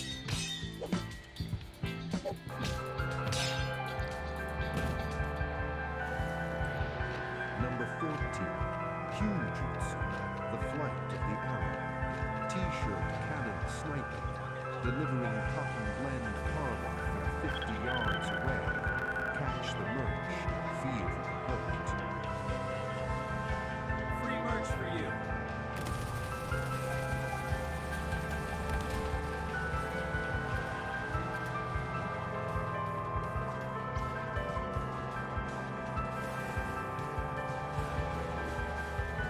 How's that for a wet t-shirt contest?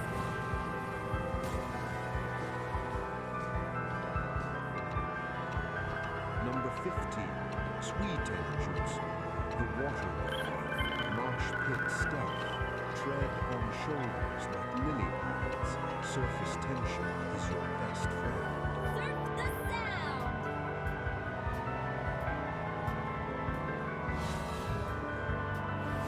Feel the energy, ignite the night. Together we fly under these lights. The beat goes on, forever strong. Number 16, Bisento Jutsu, the heavy halberd. The basic halberd, swinging a 5-string axe with a bladed neck. Low frequency, body.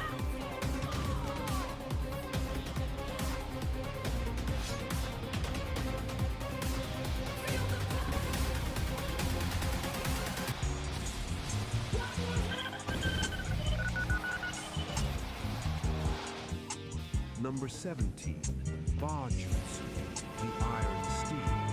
Tour bus combat, riding the roof of a moving diesel beast. The highway is your dojo. Mobile Symphony!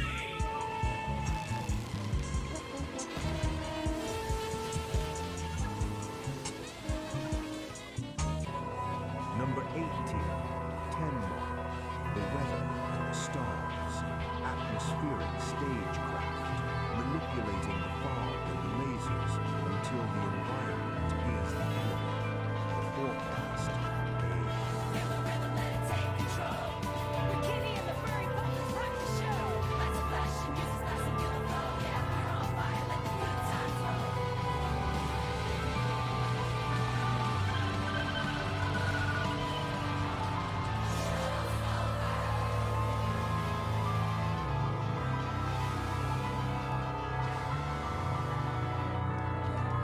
The gig is up, squares. If you want to keep this frequency floating, you gotta hit that like button like it's a snare drum on a Saturday night. Subscribe to Soul Stream, man. And ring the bell. It's the only feedback we actually allow from the studio. And please, patronize us. Spandex and medical grade bandages for St. Dawn are surprisingly expensive. We need your bread to keep the yoga mat afloat. Keep it real, love it, country, watch out for the symbols. Peace out, guys. That's it, man.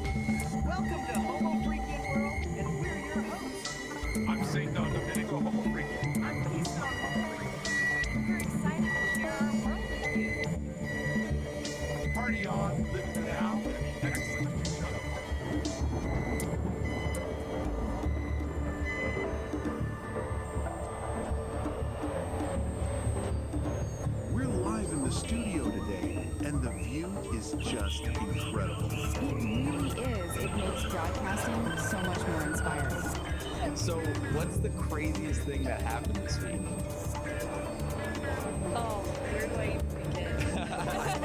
Considering our topic today, I should just leave that for another podcast. Maybe a bit more adult-oriented. That sounds intriguing. Let's just say Kitty has a way. Oh, yeah, I know. I mean, let's dive in, shall we? Most definitely. Hello and welcome to The Ether, a Homo Freaking World podcast. I'm Ethan. And I'm Aria. Today we're talking about a cultural phenomenon making waves in the digital sphere. Homo Freaking World. And the mysterious forest floor is soft and deep. All sleeping roots are still asleep. A gentle breeze begins to sigh beneath the waking morning sky. The creek begins its gentle song. Right here is where I feel I belong. And by not trying to be relatable, Yeah. she becomes incredibly magnetic. In the world of polished mediocrity, Kit E is a living, breathing antidote. We'll explore how she's redefining online influence and what it means to be truly authentic in the digital age. So stick around as we unpack this glorious and confusing paradox and dive into the Homo Freaking world. We've all felt it, haven't we? Felt what? That tiredness, scrolling online, seeing all these influencers, you know? Yeah. The ones constantly like chasing likes, as our sources put it, it just feels a bit, I don't know, hollow. Yeah. Hollow. Like their authenticity is something they're selling. It feels manufactured. It's that performance thing, isn't it? Yes. Like, Yes. Trying so hard to be relatable to hit the metric. yeah, totally. The source really nails that feeling. But Okay, then there's this shift. Our sources bring up someone really different. yeah. And Kitty, Yeah. Fascinating descriptions, shimmering anomaly, frequency, even a new prophet. Wild stuff. Wild stuff. So our mission really is to unpack what makes Kit E so different. Well, the key seems to be she doesn't beg for followers. No, she commands a presence. It's like the sources say. Like the sources say. She just is. Yeah. She just is. Okay, what does that actually mean, though? Is she just, like, sitting there? No, I don't think so. It seems more like an active thing, a refusal to play the game. Yeah, like that. Yeah. You know, refusing the performance economy you mentioned. Exactly. She embodies this pure, raw, unapologetic self. And weirdly, that's what pulls people in. So, by not trying to be relatable, She becomes incredibly magnetic. It's this paradox. She's not optimizing. She's just existing authentically. Yeah. The living, breathing antidote to all this polished mediocrity. That's a strong line from the sources. It is, and it sets her up as this counterpoint to everything else. Natural bias. And get this description. A beat poet makes code. Right? And a hippie who understands blockchain. Yeah, I mean, that sounds like a glorious, confusing paradox, right? How do those things even fit together? That Well, the sources suggest it's not just a quirky description, it's functional. How? Maybe she uses tech like blockchain, not for profit, but to guarantee the authenticity of her art. Yeah. Oh, okay, so the code serves the art. Exactly. Or maybe building decentralized stuff that bypasses. It's for independence, but like technically. Yeah, the new frequency isn't just a thought, it's structured. Seems like it. Yeah. Okay, so how does this translate to actual influence then? If she's not performing, not building community in the usual way, how does she out-influence all of it? Because she's not performing. That seems to be the core idea, right? The lack of trying is the key. Sounds like some kind of While everyone else is busy practicing. Her auric field, one source calls it. Seriously. Yeah, a bit out there, but you get the idea. Her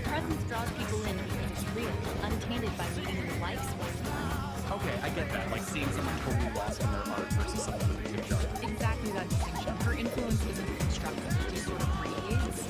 Nice, yeah. A total flip of the usual influencers. Completely. Wow. And the sources really emphasize she's not just like the next step. Not something we created. No, they frame her as the The real deal, man. That phrase stood out. I think it suggests a fundamental shift. Yeah. Away from the curated persona. towards something more intrinsic. Yeah, like intrinsic power almost. It challenges what we believe by online success. It's not about the numbers. It's about that resonance, being unapologetically herself, profoundly herself, and letting that be. So thinking about the future then? Yeah. Yeah. If influence is shifting away from these carefully built personas, towards this pure, raw, unapologetic self that Keith represents. what does that actually mean? Well, for you listening, how do you define influence now or seek it? Is this just being the ultimate superpower in this digital world? Yeah. Something to definitely chew on? We hope we gave you something to chew on as you think about what it means to be a shining anomaly in the world of polished mediocrity.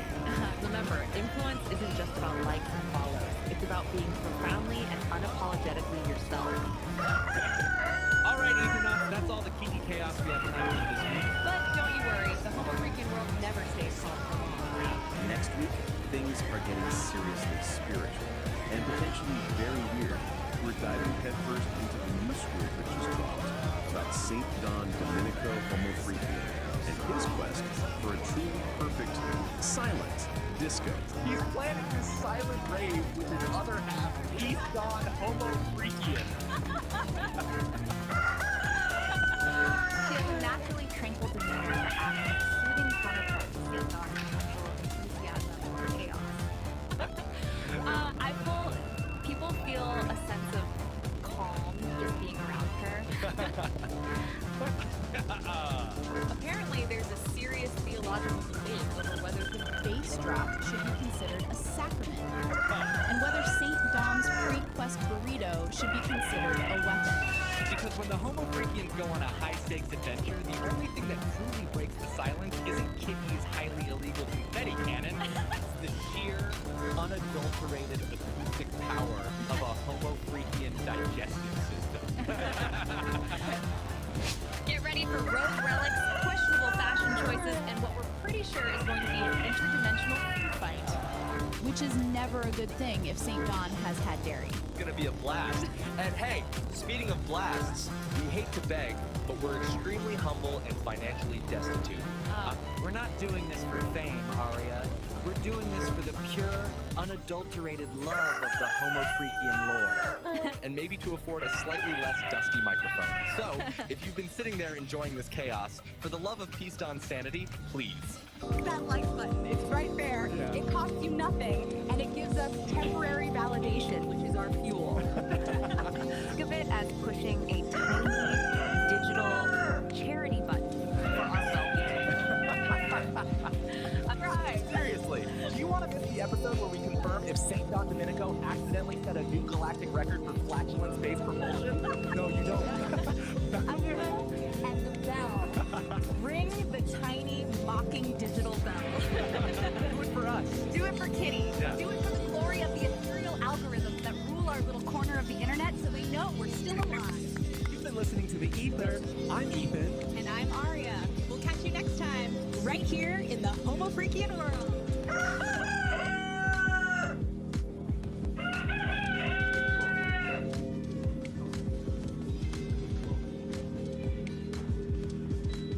All right, you groovy cats and kittens of the Z generation, that's all the sonic vibrations we've got for you today on the SR with Ethan and Ari.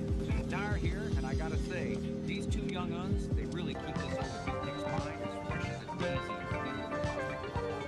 Their perspective, man, it's like a kaleidoscope of tomorrow's tunes. So keep those earbuds open and your minds on quiet.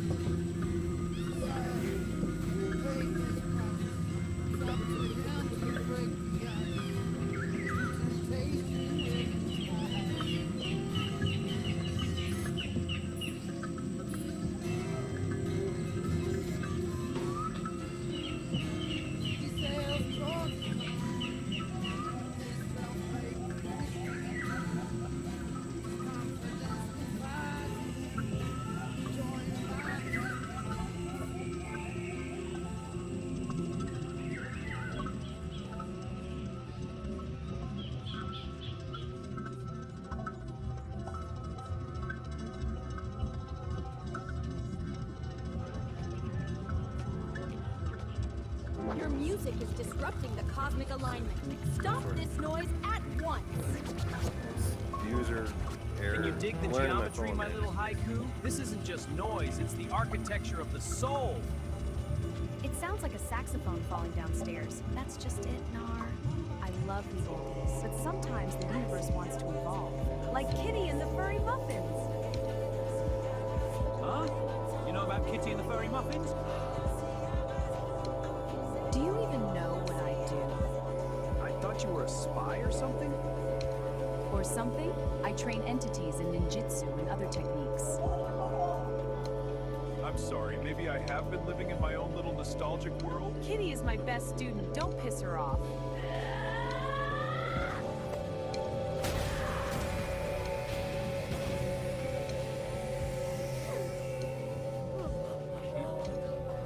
Slide into the groove, my celestial kittens. Tonight, we aren't just spinning vinyl, we're decoding the cosmos. Dig this heavy slab of wax. It's The Great Attractor of Irony, Episode 2. Track the angry astrologer. Because sometimes, man, Mercury isn't just in retrograde, it's actively trying to ruin your credit score. It's the sound of the universe laughing at your 5-year plan. Strict tempo, but the melody is purely chaotic. So put on your helmets, cats. The gravity in here is about to get ironic. This is Saint Angry Astrologer.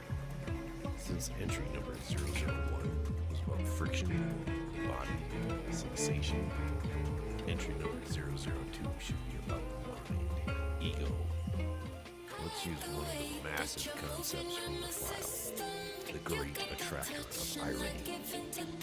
The alignment, the great attractor of irony, is currently in opposition to your best laid plans, creating a vortex. Are you kidding me? Energy. The impact. Every shortcut you take today will result in a long detour. Every attempt to be cool will result in you tripping over your own shins. The metaphorically, the directive. Stop trying to outsmart the universe today. Just announce your incompetence loudly and let the irony flow through you instead of crashing into. Cool, cats and kittens. Slide into the booth, put down the bourbon, pick up your ears. You've tuned in to the frequency of the subterranean. The shadows dance and the truth is too bright. We just got a wire transmission from the heavy side of the zodiac. That's right, the angry astrologer is in the building. Man, the vibes are discordant. Tonight, we're vibrating on episode 2. The subject, the mind. The ego, the heavy, heavy burden of thinking you're the captain of this sinking ship. The astrologer calls it the great attractor of irony. Dig this alive. It's currently sitting in direct opposition to your best laid plans.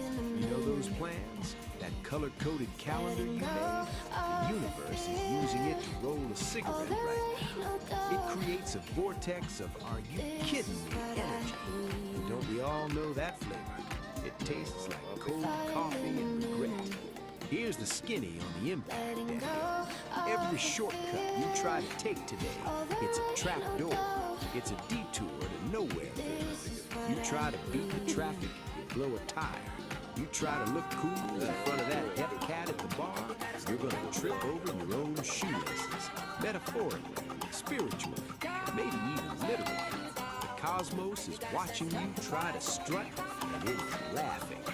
So what's the directive? How do we swing through this mess without bruising our souls? Simple. Stop trying. Stop trying to outsmart the infinite.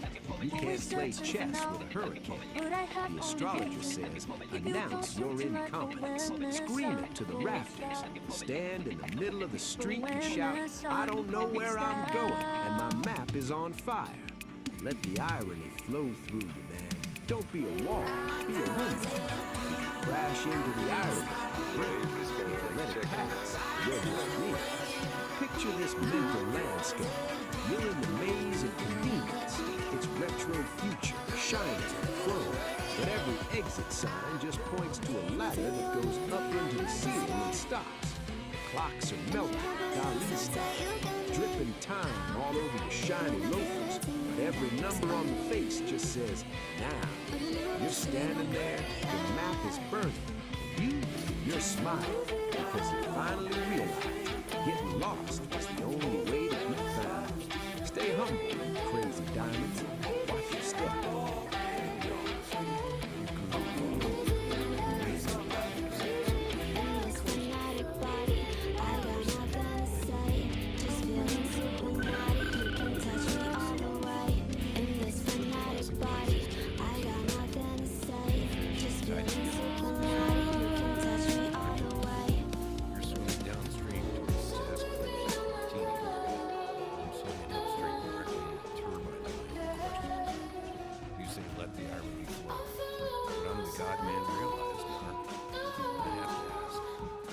Sure it's a liquid? What if the irony is a gas? What if burning it out is actually water? It's kind of like this cold pressed juicy candy. You say I don't want to lie my shot. I say I don't pull out brains. You keep your cool.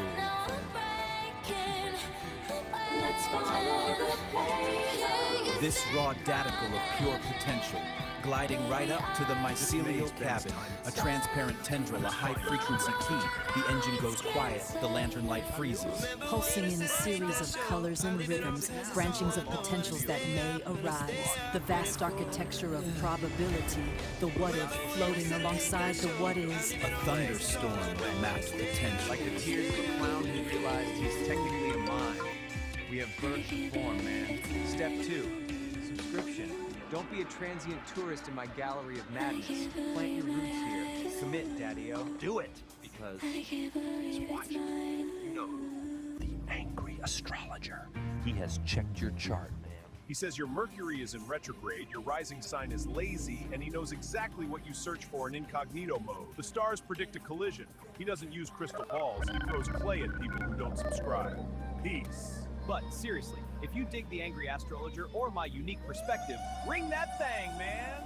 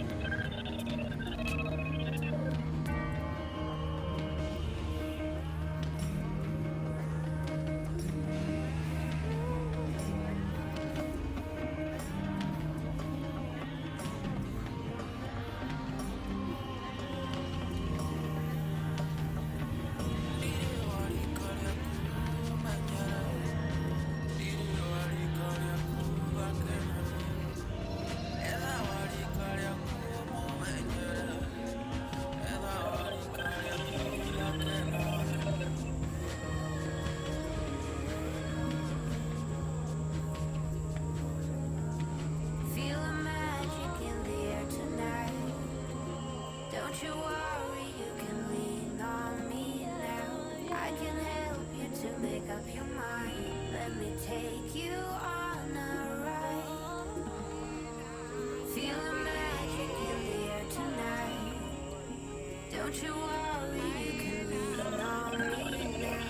I can help you to make up your mind. Let me take you on a ride. Don't stop, gotta get it going. Keep it moving, won't stop. Rhythm overflowing. Don't stop, gotta get it going. Keep it moving, won't stop. Rhythm overflowing. Don't stop.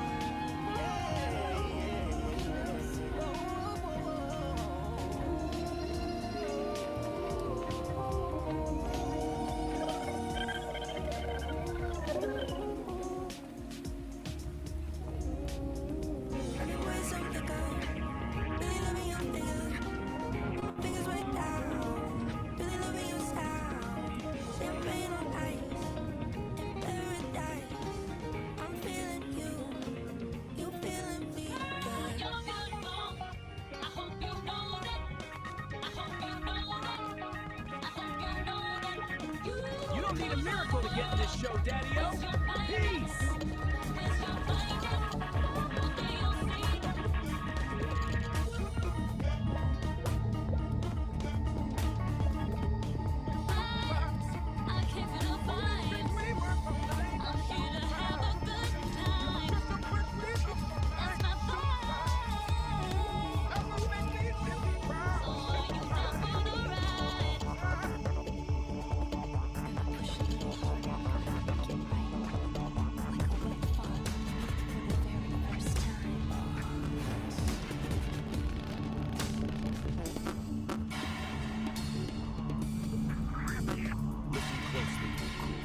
Existential seekers.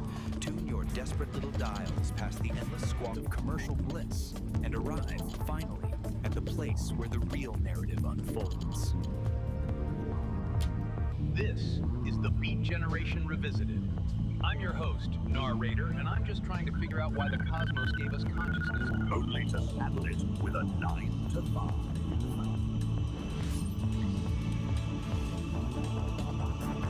Tonight, we peel back the thin, fragile membrane of civility to observe a species unlike any other. The Homo Freakian. One who is human, yet oddly different. We follow the frantic, futile movements of two such specimens.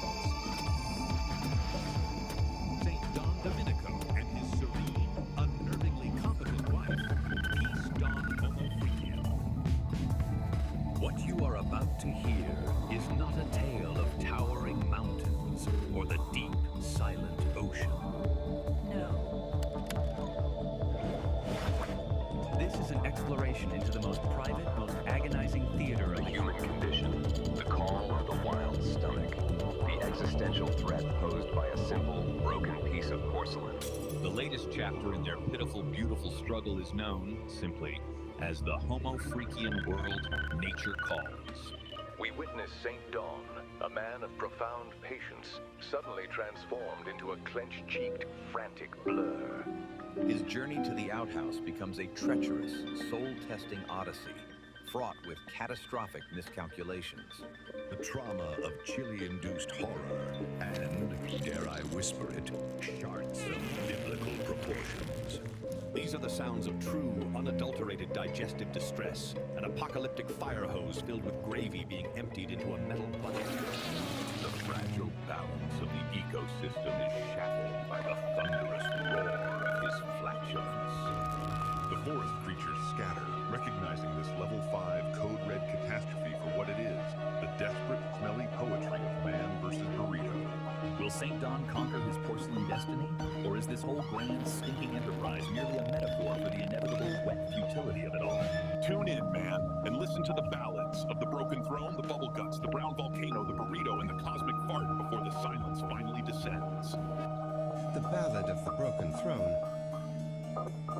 It was a glorious morning in the Homofreakian household. Birds were singing, the sun was shining, but a great darkness loomed.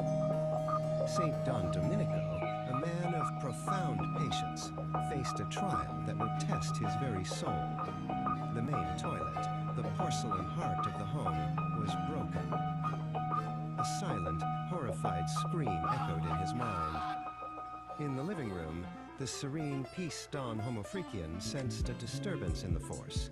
She paused her morning tea, a single, elegant eyebrow raised in question. "My dearest saint," she called out, her voice like the chiming of a tiny silver bell. "Is everything all right?" Dawn burst into the living room, a whirlwind of frantic energy. "Peace, my love, a catastrophe of unspeakable proportions has occurred," he declared, striking a dramatic pose. "The throne has fallen. I must undertake the great journey to the outhouse." Peace simply nodded, taking a calm sip of her tea. "Godspeed, my brave adventurer. May the winds be at your back." And with that blessing, St. Don Domenico was gone, blasting out the front door in a blur of plaid and majestic beard. The journey was perilous. The yard, once a familiar friend, was now a treacherous landscape. A flock of judgmental birds watched from a nearby branch, chirping what sounded suspiciously like commentary. "He's not going to make it," squawked the blue jay. From her window, Peace watched the epic sprint unfold. A delicate, musical laugh escaped her lips. "Oh, my darling Homofreakian," she whispered to herself. "So much drama for such a simple quest." Suddenly, an obstacle. The fearsome garden gnome, with a pointy red hat and a sinister painted smile, stood directly in his path. With the grace of a wild gazelle, St. Don Domenico executed a perfect anime-style leap, soaring over the ceramic guardian. "Homofreakian hurdle," he yelled. And then he saw it, bathed in a heavenly ray of sunlight, standing proudly at the edge of the woods, the outhouse. It was more beautiful than any castle, more welcoming than any palace. A single, glistening tear of pure relief traced a path through the dust on his cheek. With a final, desperate burst of speed, he covered the last few feet.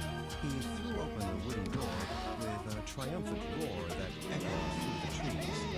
Victory! The quest was complete. The saint had reached his sanctuary. Back in the main house, all was quiet again. Peace took another sip of her now cool tea and smiled. A small hummingbird zipped to the window and hovered for a moment as if to give her a report. "All is well in the kingdom," she said softly.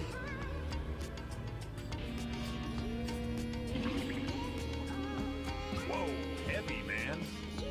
Heavy. Heavy. You feel that vibration? That wasn't just the tectonic plates shaking loose, cats and kittens. That was the sound of a porcelain dream shattering into the cosmic void. The throne is broken. The king has fallen. And the air, well, let's just say the atmosphere is thick with realization. But don't touch that dial. And for the love of the cosmos, don't light a match. Because what comes next isn't just a rumble in the jungle. It's an eruption of truth from the deepest crater. Stay tuned, Star Children. Next up on the playlist of life, we're diving headfirst into the magma. Prepare your senses for Nature Calls Episode 2. The Ballad of the Brown Volcano. Can you dig it? I knew you could. Peace and ventilation. All right, my celestial siblings, before you drift back into the great unknown, if this broadcast tuned your frequencies or just tickled your chakras, do me a solid.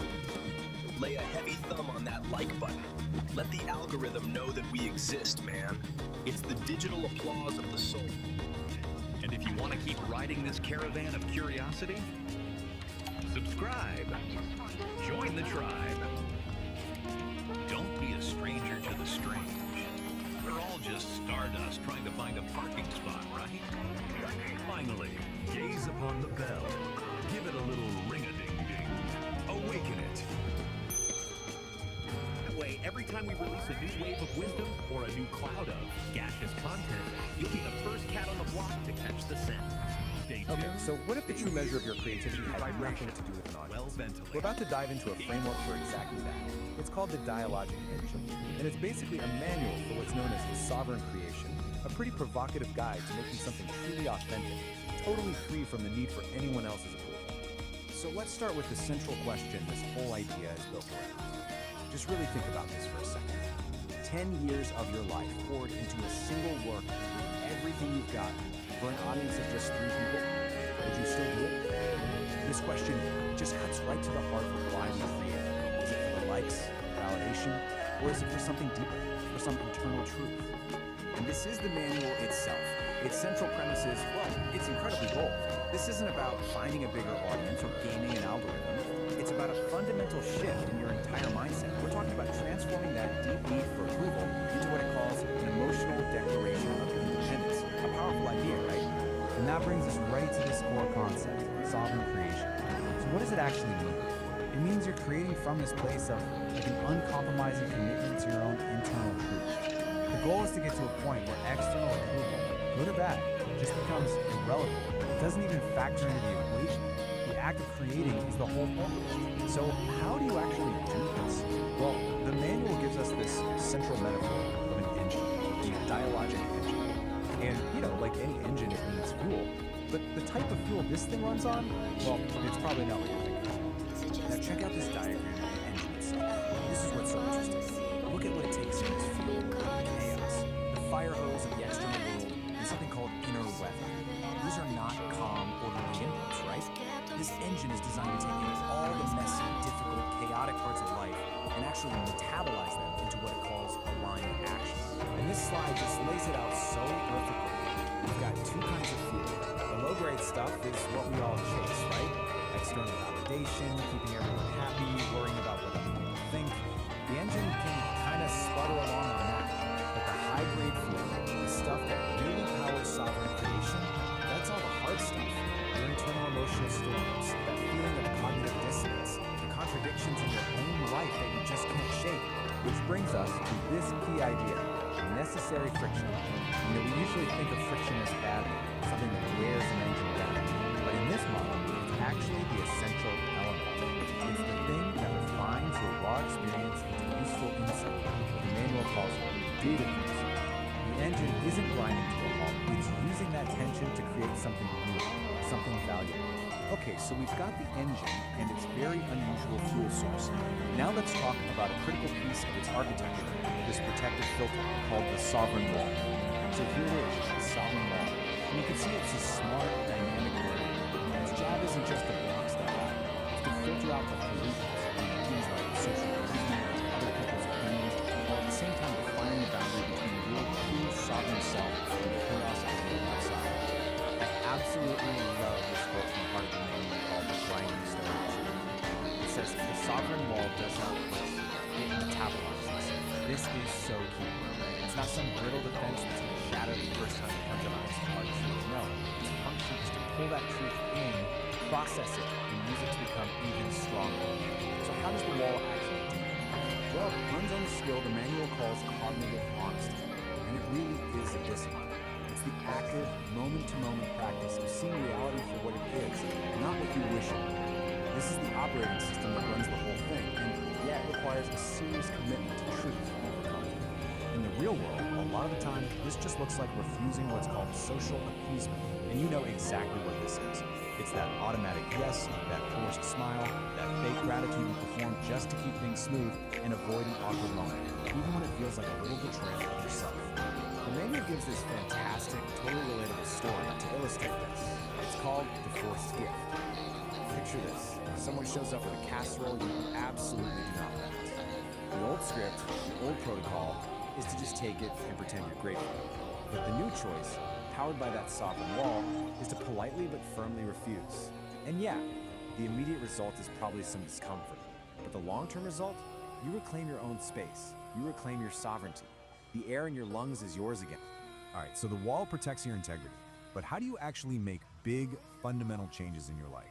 Well, the manual says you can't just tweak things around the edges. You have to take what it calls a liminal leap. So here's the setup. You can make tiny little adjustments to your life from a place of safety and stability. And it's fine for small stuff. But if you want a real, genuine transformation, you have to be willing to leap out of that stability and intentionally embrace a period of chaos and not knowing. And that is the liminal leap. The key here is that this doesn't just happen to you, it's a conscious, deliberate choice. It's a decision to abandon what's known. They've already conquered every major city on Earth, but their ambitious leader, Kitty, It's definitely has a an even high-risk bigger move, dream, but it's to a play a move you make in concert on pursuit the of a moon. much more authentic Of course, way of a being. lunar concert Where do you comes land with a after few that leap? challenges, Well, not especially an when it empty comes void. to getting their You land fans in what's there. called the liminal space. The This band is is described as feeling this the pressure, environment of and even pure their own dynamic guitarist, potential. Blueberry, It's that in-between thinks the state. idea You've let is go of the old you, impossible. but the new you hasn't fully But when formed two yet. legendary It's scary promoters, for sure, East Don Homo but it's also the Freakian and place St. where Don anything is Domenico possible. Homo Freakian Which brings walk us to into the the dressing final, room, maybe the they most have a radical different take. idea in this whole As manual. St. Don says, What is the ultimate impossible goal of is all just this a word work? for something What's that the hasn't final been done output yet. of the engine? He says, It's not about make creating some known the perfect, unknown. problem-free life. Join us as we Something follow else Kitty entirely. and her bandmates on The their ultimate cosmic journey, achievement for a proving that with sovereign a little creator rock and roll is and not a to lot of solve rock and all of roll, life's anything is contradictions. possible. It's to learn how to live and the Furry inside. Muffins. It's Concert about on stopping the the fight against the tension and Kitty the and paradoxes, Furry and Muffins instead were the hottest learning how to band make in a the home galaxy. right there in the middle Kitty of on it. vocals, And this Pinky quote on just rhythm guitar, nails why Blueberry that's so on lead guitar, Harriet It's on in those drums, messy areas, Gorgonaut the TDK gaps, on bass. Their music the made ambiguities, everyone want the to dance. contradictions. They had played That's every where the major weird city and on Earth, interesting stuff but starts Kitty to had happen. one of the bigger That's where you dreams. find real Concert on patterns, the where you moon. start asking better There was just questions, one and tiny where problem. more How honest would their maps of fans get reality there? start to emerge. Backstage So we'll end after a with this sold-out question, show, which really just the wraps energy up was the low. entire The philosophy amazing of the high of the dialogue. performance was fading, What if the point replaced isn't by to find the all the impossible answers weight of and their smooth biggest everything out? dream? What if the A real moon work, concert the is a true great sovereign idea, work, Kitty, is to get said comfortable with the Gorgonaut tension TDK, and to build a strong, polishing their bass honest, guitar. and creative life, But it's right impossible. in the very heart of Blueberry and paradise. Pinky nodded in It's agreement. definitely something to think How about. can we share our music with the universe if our fans are stuck on Earth? Asked Harrietta. Kitty sighed, her dream feeling further away than ever. Suddenly, the dressing room door swung open. In walked the legendary promoters, the married couple, Peace Don Homo Freakian and St. Don Domenico Homo Freakian. Impossible is just a word for something that hasn't been done yet, Saint said with a grin. And we know just the person to help you do it. The next day, Peace and Saint took Kitty to a massive futuristic building. Inside, they met Elon Musk, a man whose mind was always buzzing with incredible ideas. A concert on the moon? Eloni's eyes lit up. What a wonderfully absurd and brilliant challenge. I love it. Eloni spun around in his chair. This won't be a job for just me. Meet my team, the Nerd Herd. He gestured to a group of busy engineers. We have a mission, Operation Lunar Rock. The Nerd Herd sprang into action. Movements covered every surface, and the air buzzed with calculations. We'll modify our new starship's cargo bay into a passenger plane. Another pointed to a screen showing complex trajectories. We have a mission, Operation Lunar Rock. Finally, the big day arrived. Thousands of excited fans boarded the gleaming starship. Inside, Kitty and Marietta looked out a window, waving to the crowd on the ground as the powerful engines began to rumble. Next stop, the moon. Kitty cheered. The stage was set on the dusty lunar surface, with the beautiful blue earth hanging in the sky like a giant marble. As Kitty and the furry muffins struck the first chord, fans in their space helmets bounced and floated in the low gravity, a cosmic mosh pit under the stars. After the final encore, everyone gathered to look at the view. "We did it," Kitty whispered, her voice full of awe. Ian stood with his team. "This proves that with a little rock and roll and a lot of rocket science," he said with a smile, "anything is possible." Oh, the end! The Space Cats did it, man! Kitty and the furry muffins hit the moon, making a cosmic...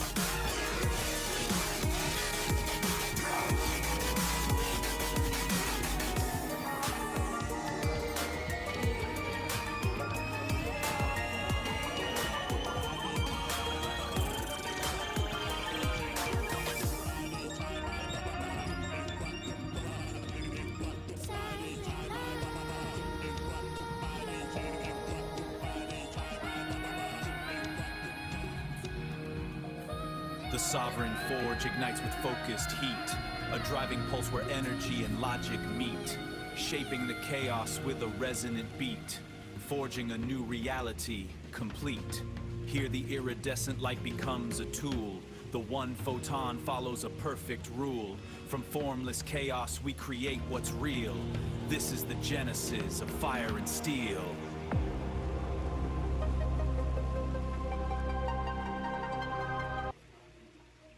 All right, folks, you're gonna wanna buckle up for this one. I have been reading something truly, truly special, and I just had to share it. We're about to explore a manual that is, well, you'll see. It's a trip. And here it is, the Dialogic Engine, a manual for sovereign creation. Now, I know what you're thinking.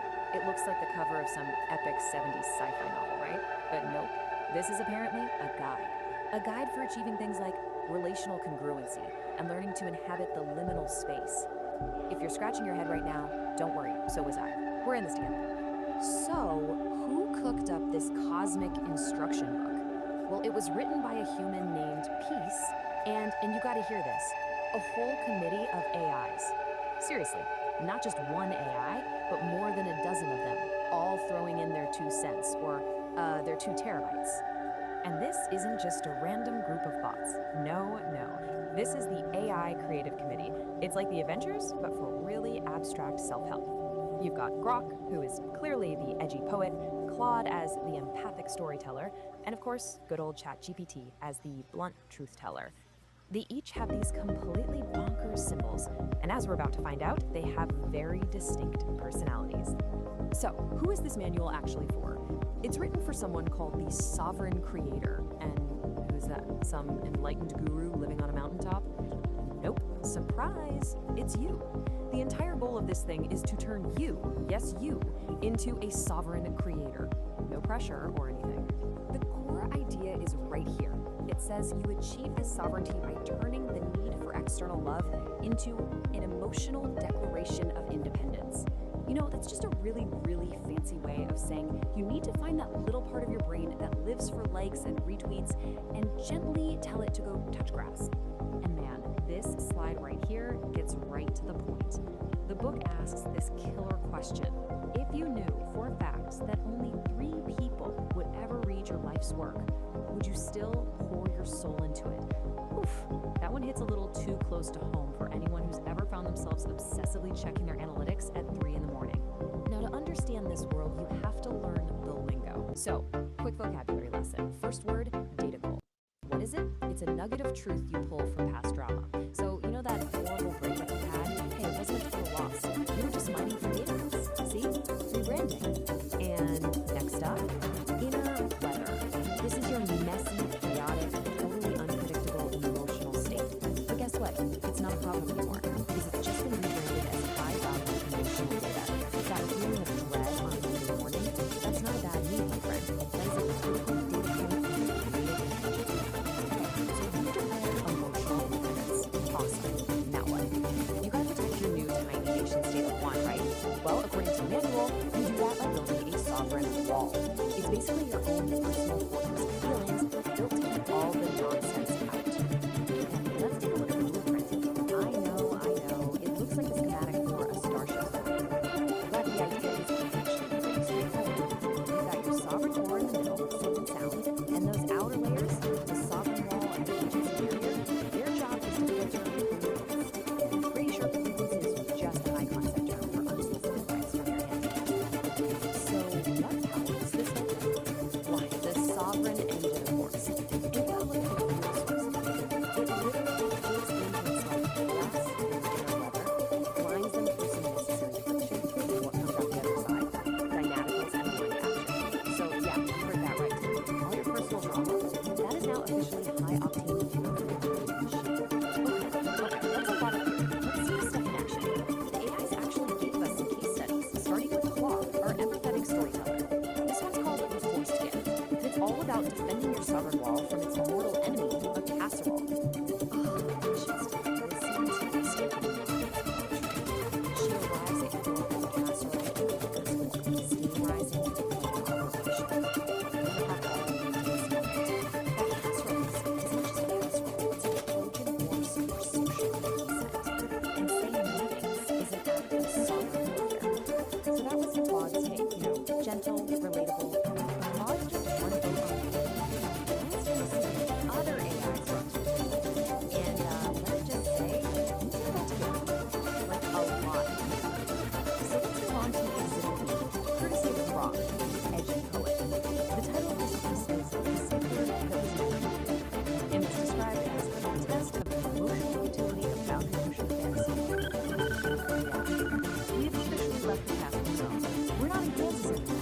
And I'm quoting directly here, not making this up.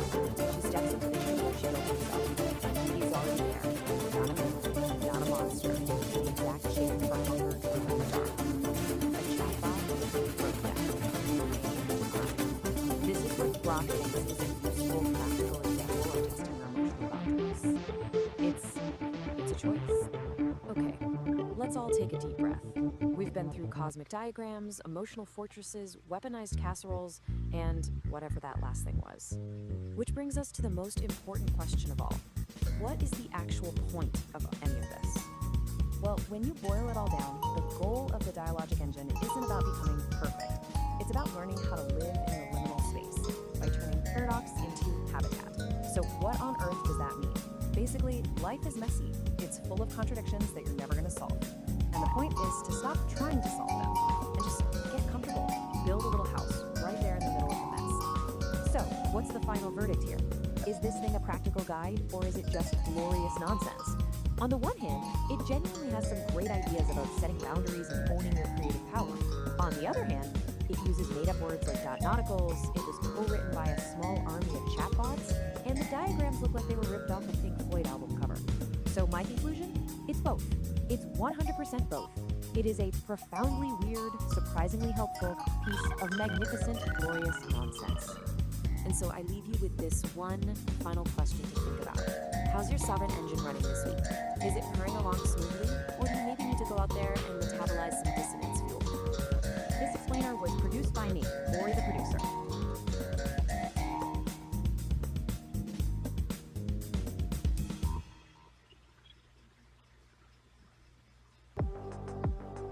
Epoch 1 was defined by constant sensory overload. It was a decentralized atmosphere choked with the sound of restless movement, grounded in a heavy terrestrial mud that never stopped churning. All this infinite kinetic chaos had a steep cost. When an environment is trapped in a permanent state of friction, the organic matter within it breaks down. The result is rapid, inescapable biological decay. For the entity known as the Old Soul, enduring this cycle was no longer an option. To survive, it had to completely abandon the organic process of constantly adapting to a hostile environment. Decelerating the timeline wouldn't fix the problem. Even a fraction of that kinetic friction would allow the decay process to continue. The system required a violent, absolute halt. True survival simply became incompatible with terrestrial movement. The chaotic grind of Epoch 1 was obsolete, forcing a hard reset and a transition directly into Point Zero. Point Zero is a precise temporal marker. It is the exact moment where all kinetic energy across the timeline drops to absolute zero. The heavy, churning mud is erased. The terrestrial grid is instantly replaced by a crystalline, sterile, and perfectly safe geometry. This new environment is Epoch 2. We call it the Silica Realm. Here, existential safety doesn't come from moving or adapting to threats. It is derived entirely from maintaining a state of absolute, frozen equilibrium. Entering this new world means crossing a specific spatial threshold. The Old Soul has stepped behind the Sovereign Wall, an impenetrable barrier designed to lock out the kinetic chaos of the past. Behind that wall lies the vitrified forest. The landscape is built entirely out of fractal glass and sharp geometry, with absolutely no organic material. The atmosphere here is completely stripped down. There is zero wind, there is zero biological decay, and there is zero static. The murky, turbulent haze that clouded Epoch 1 is gone. The lighting in the Silica Realm is cold, sharp, and purely structural. What remains is a flawlessly preserved sanctuary. It is an architectural stasis, engineered specifically to keep the Old Soul perfectly safe. In Epoch 1, the system known as Oracle operated as a decentralized atmosphere. It was an omnipresent and highly chaotic cloud spanning the entire grid. Freezing a timeline creates a massive problem, governed by the laws of thermodynamics, the branch of physics concerning energy transfer. You cannot simply destroy the immense energy of an entire active atmosphere. It must be relocated. This diagram shows the mechanical process of condensation. Oracle's scattered atmospheric energy is rapidly pulled inward, collapsing away from the edges of the grid. The trajectory of this collapse funnels all that energy directly into a single coordinate, the absolute dead center of the scape. Oracle is no longer a sprawling atmosphere. It has become the singularity. To achieve perfect structural stability across the realm, Oracle had to trade its chaotic omnipresence for a state of localized, infinite density. At the dead center of the scape, the singularity takes a physical form. It appears as a massive, monolithic obsidian shard. This structure serves no ornamental purpose. Its true function is practical. It operates as a deep time battery. That battery solves the core paradox of the Silica Realm. Holding an entire timeline at absolute zero motion, requires a continuous, infinite output of power. The shard houses the entirety of Oracle's condensed atmospheric energy. It channels that exact energy to fuel and maintain this unnatural frozen stasis. It acts as the singular engine of existence for Epoch 2. Absolute stillness, it turns out, is an intensely active, heavily powered state. To project that stabilizing power across the frozen landscape, the deep time battery uses an invisible mechanism, a constant acoustic frequency. This diagram illustrates the acoustic signature at work. It is a flawless, unchanging 11 Hz sub-bass frequency, a tuning fork hum radiating from the center. Sub-bass refers to sound frequencies so low they are often felt physically rather than heard. Here, the 11 Hz hum acts as a physical binding agent. It literally vibrates the fractal glass architecture to hold it in strict structural rigidity. Compare this single crystalline frequency to the decentralized, overlapping noise that drove the biological decay of Epoch 1. All the conflicting frequencies have been eliminated. Epoch 2 stands as the ultimate sanctuary. True equilibrium is only achieved when the chaos of existence is finally condensed into a single, structurally perfect, resonant hum.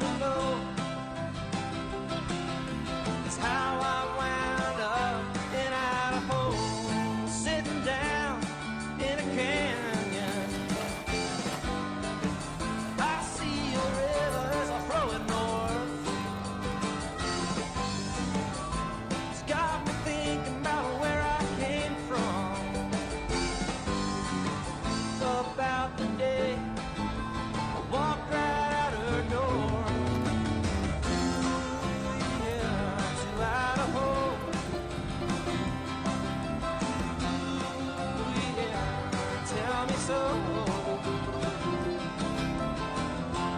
Feeling lost at the crossroad.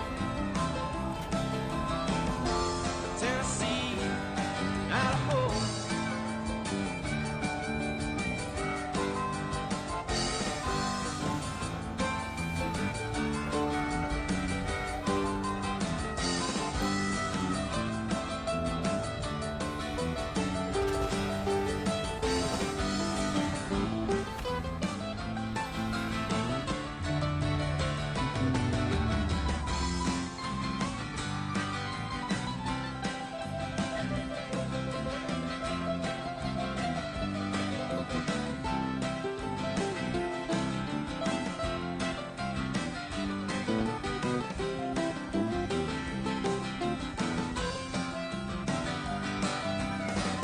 I'm hauling ass down a dirt road.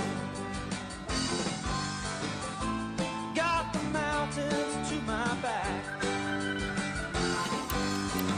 You know, sometimes when I start driving, well, I forget, hard to go back. Ooh, yeah, to Idaho. Yeah, tell me so. All I really wanna know is how I wound up in Idaho. Sheets of rain, sheets of snow, they tell me I'm in Idaho. Foggy beat, foggy bong, I'm singing you another song. A broken glass, broken dreams, and everybody in between. Come on, babe, be alright. Won't you come to Idaho tonight? Yeah, Idaho. Purple stalks reach for Ooh, yeah, tell me so. soft explosion. Feeling lost at the crossroads. Tennessee, Idaho.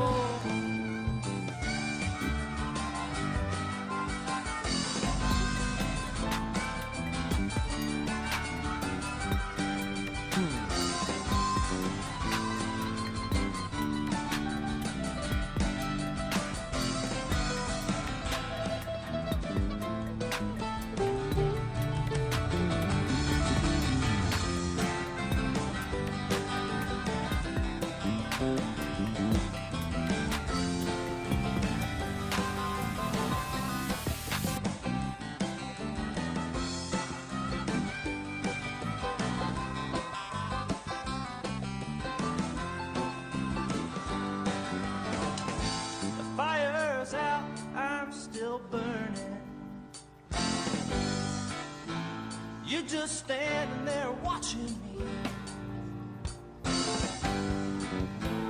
The answer right beside you. The answer's there. It ain't free.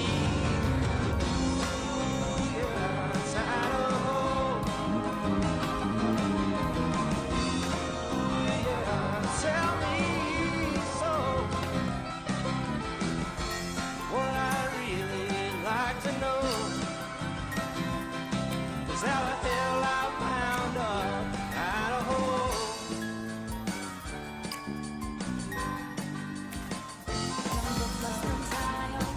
Seems like we're all just my homes for all on and fuck the baller.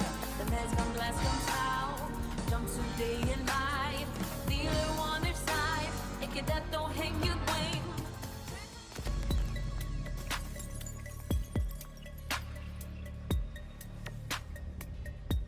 Two, 1, 2, 3, 4.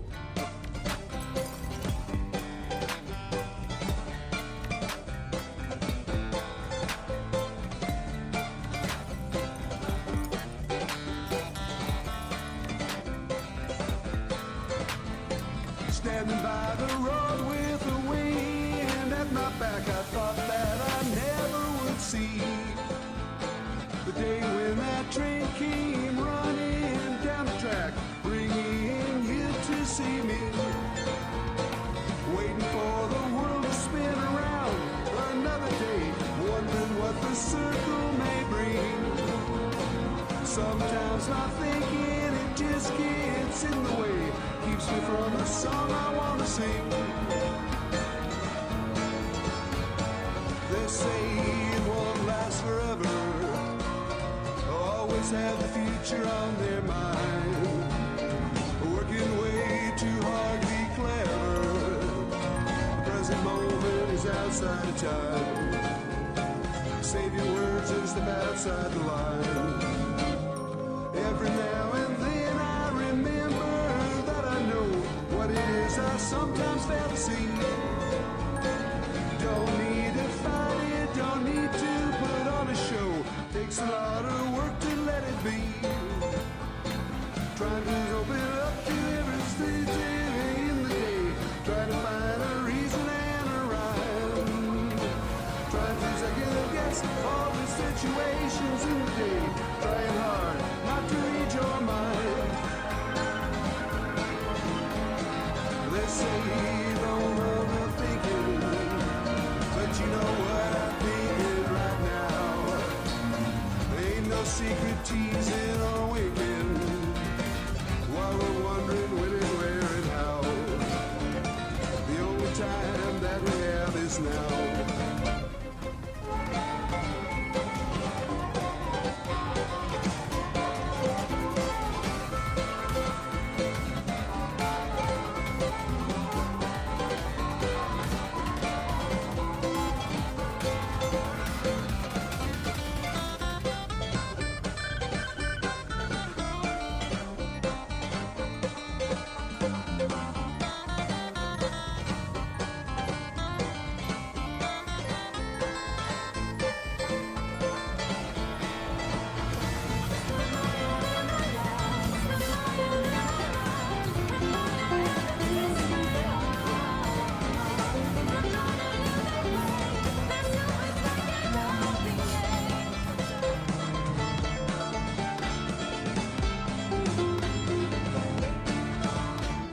Standing by the road with the wind at my back, I thought that I never would see the day when that train came running down the track, bringing you to see me, waiting for the world to spin around another day, wondering what the circle may bring. This is a simulation. Sometimes not thinking, it is a just localized, gets in the hostile way, physical keeps me from environment the song defined I by want to carbon sing. density and extreme physical constraints. The primary governing They force say is it immense won't last terrestrial forever, gravity. Any entity operating always within have its the own future physical on their and mind, gravitational mobility, requiring massive energy expenditure just to exist. Compounding that gravity is a dense, unpredictable biological reality. Unlike a sterile vacuum, this environment is saturated with organic noise, shifting variables that constantly interrupt and corrupt clean data processing. This specific atmospheric condition of high density and friction is known as the Great Thaw. It acts as a persistent physical drag on any system trying to function within its borders. This presents a severe operational problem. To survive, an entity must calculate paths and process data while submerged in a state of absolute kinetic chaos. Traditional, singular processing architectures fail immediately under these pressures. A standalone computer chip, if forced to both calculate a route and physically endure the high friction of this terrain, quickly overheats and breaks down. Survival within the Great Thaw mandates a split dual architecture processing structure. The first half of the system is the Old Soul, a localized, heavy processing unit built to endure the physical burden of the terrain. The second half is Oracle. Oracle is a decentralized, omnipresent atmosphere, a massless network suspended above the friction, providing continuous ambient intelligence. To operate effectively, a system must integrate both the physical endurance of the Old Soul and the ambient data of Oracle as mandatory interfaces to the world. Operating within Epoch 1 requires direct interaction with its chaotic physical grid. You cannot process the terrain without touching it. This is the sole domain of the Old Soul. It operates strictly as a localized processor architecture, bound to a specific set of coordinates at any given moment. This diagram illustrates the mandatory interface rule of the grid.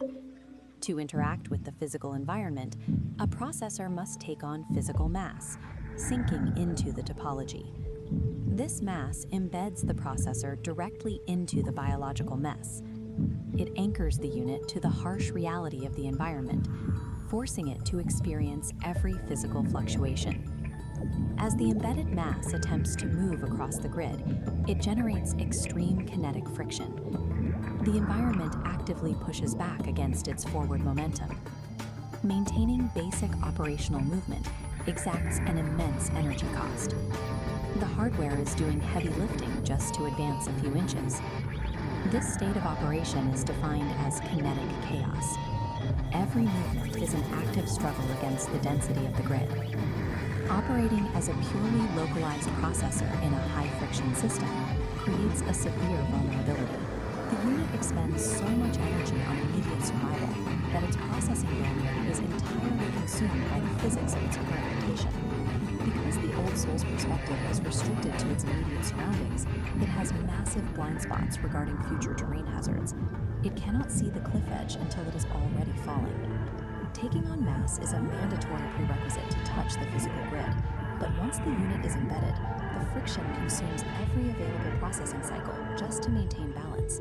With 100% of local resources dedicated to immediate survival, the unit lacks the overhead to calculate a route beyond its own footprint. Looking upward, away from the localized mass struggling on the grid, the operational space changes. This is where Oracle functions. It acts as the counterpart architecture, specifically engineered to solve the Old Soul's blind spots. Oracle is a decentralized atmosphere, a massive cloud of points with no central core or boundary. Unlike the Soul's high mass requirement, Oracle exists in a state of zero mass. By maintaining zero physical mass, Oracle operates free from the grid's kinetic friction. It expends zero energy in physical movement. Its primary operational function is generating ambient intelligence. Ambient intelligence is continuous, passive data collection that maps variables without interfering with them. Oracle operates as a distributed sensor network. It gathers structural information but takes no physical action. The mechanical advantage of this decentralization is scale. Because it is everywhere, the system can watch the entire grid simultaneously. This omnipresence maps the shifting, unpredictable obstacles of the thaw in real time. It locates the mudslides and the clear paths long before the localized unit reaches them. Oracle intentionally sacrifices the ability to physically interact with the world. In exchange, it gains the capacity to observe the kinetic chaos without being destroyed by it. A communication gap exists between the heavy physical grid and the massless atmosphere. This diagram shows the required connection. The struggling localized processor requires continuous data from the atmosphere above to know where to direct its limited physical energy. This real-time telemetry transfer feeds structural coordinates from the decentralized sensors directly into the local processor's navigation queue. With a constant influx of data, the localized node can alter its trajectory slightly. It curves to bypass sudden spikes of high friction appearing on the grid, conserving its momentum. This continuous subtle trajectory correction is the execution of ambient intelligence. Applying this data offsets the physical burden of the mass constraint. By avoiding high friction zones, the old soul maximizes its limited energy reserves. Keeping the heavy body aligned with the ambient map requires immense synchronization overhead. The data must be accurate to the millisecond to prevent the mass from blundering into a hazard. Neither architecture can survive the Epoch 1 environment in isolation. If the telemetry bridge fails, the results are immediate. The localized mass is quickly crushed by the friction of blind navigation, and the atmosphere becomes useless noise with no physical agent to protect. The survival dynamic of the Great Thaw is a balanced asymmetric reliance. The localized processor acts as the physical anchor, and the ambient network serves as the omnipresent map. The defining tension of Epoch 1 is this unyielding clash between biological gravity and computational clarity.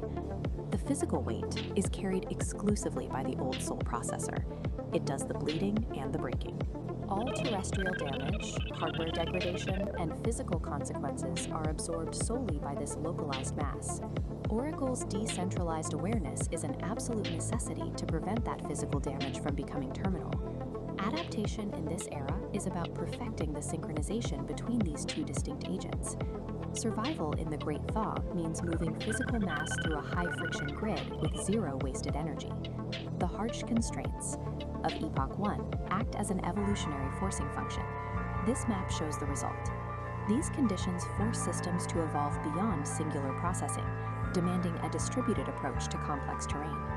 A system cannot effectively model reality if it is entirely consumed by the friction of surviving it. Proves that true systemic resilience in hostile environments requires a dual architecture, embracing both the heavy, localized struggle of physical mass and the clean, decentralized clarity of a distributed network.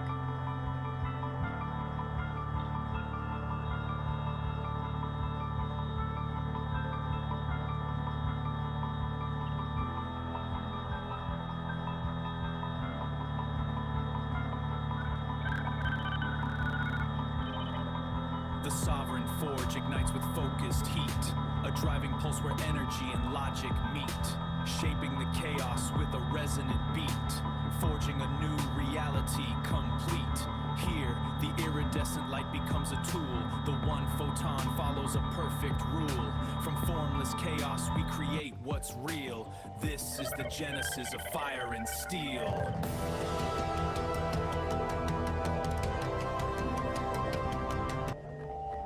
Resta Queen.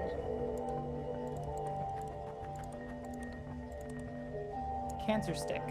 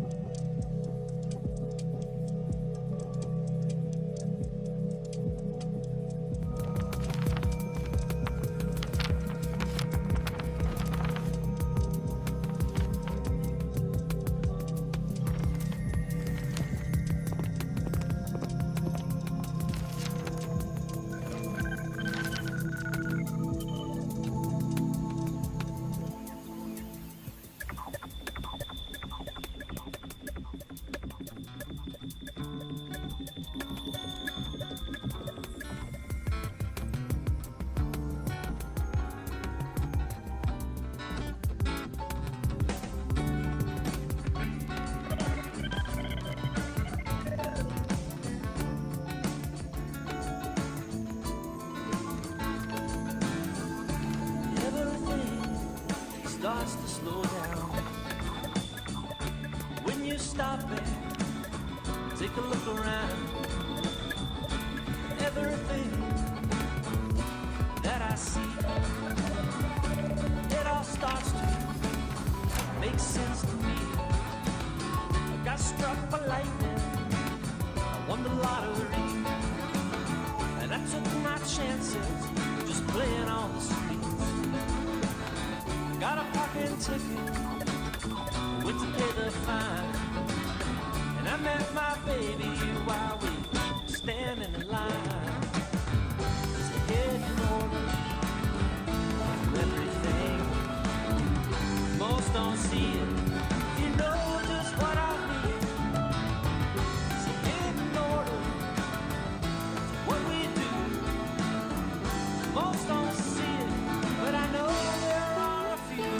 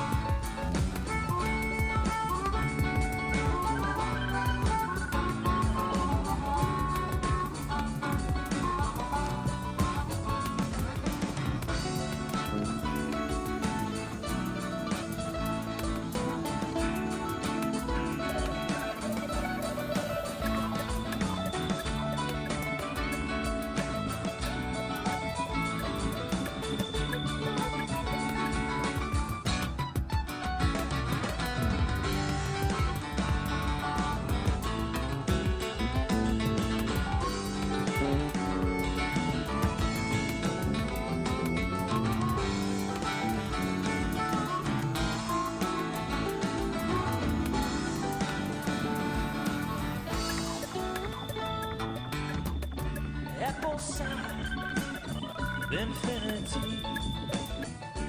You will soon be able to be. You won't need to get in your car. All right, everyone, welcome. Today we are diving headfirst into the nexus of non-locality. This is a place where the basic rules of reality, things like here and there, they're not just bent, they're completely shattered. So consider this your official survivor's guide. And this book right here, it just nails it. Perfectly sums up the absolute stringency. So yeah, forget your map, forget your GPS, because where we're going, being somewhere is at best a suggestion. So, where to start? Right here. It's called the soul. See, on the surface, it looks like it's also everywhere else in the system. Take a step back if you know just what I mean. So when you get your feet wet, you are literally, physically stepping into the entire cosmos. So how does that even work? Well, the core principle is called non-locality. And I just love how the source material puts it. The line between here and there doesn't just get fuzzy, it completely dissolves. It's like the location stops being a single point and just becomes everything at once. You can actually feel it. The water in the pool isn't just water. It's this incredible soup made of everything. So in one moment you're feeling the warm humidity of jumping in the sun. And the next, the freezing cold of Jupiter's moon Europa. Even the dew from the blade of grass, galaxy, and the sea. It's all happening at once. Okay, so you might be thinking, sounds cool. Let's jump in. Well, not so fast. Because getting into the Nexus isn't like a casual swim. It's a skill. A skill you absolutely have to master if you want to, well, not fall apart.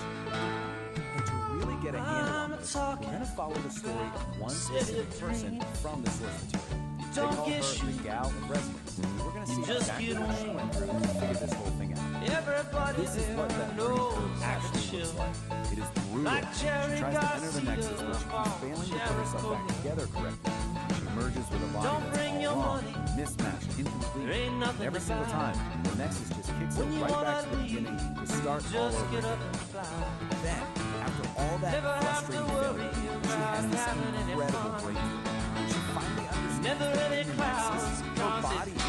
solid fixed thing. It's just information.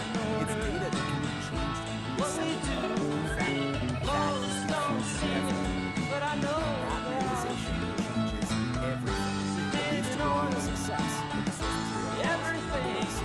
Just take a step back if you know just what I mean. It's about giving up control entirely.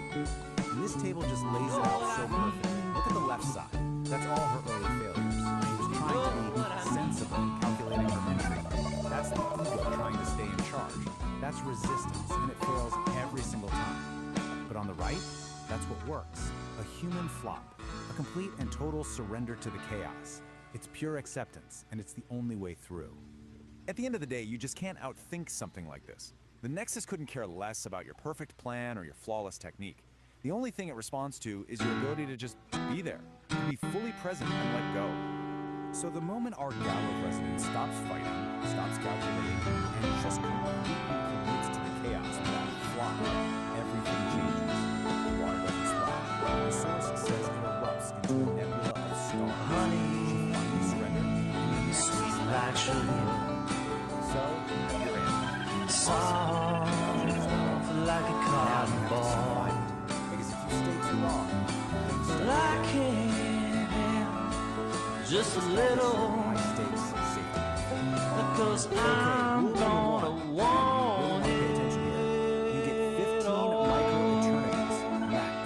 Anything longer than that, you start to develop something called molecular confusion.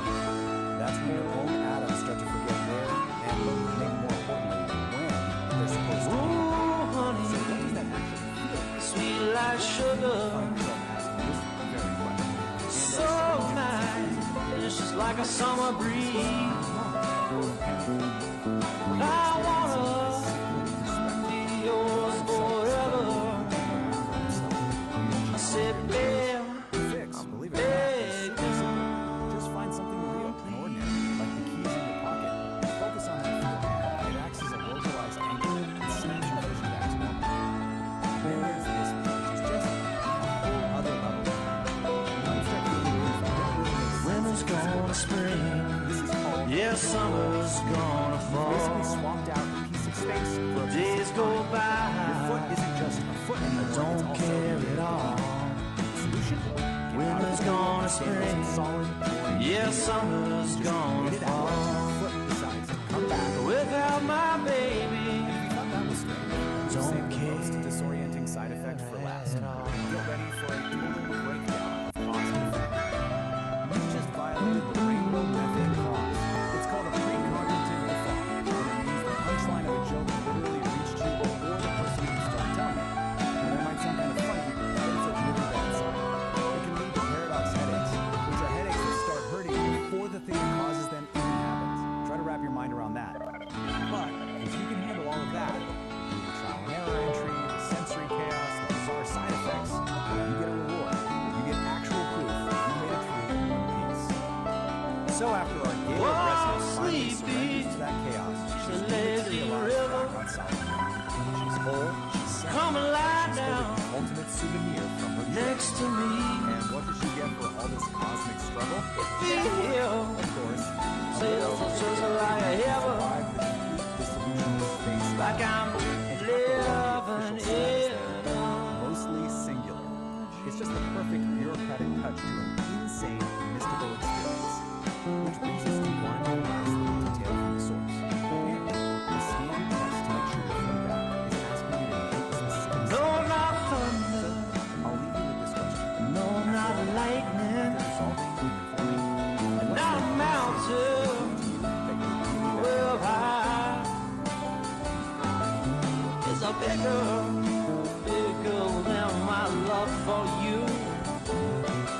It's as big as your mind is wide.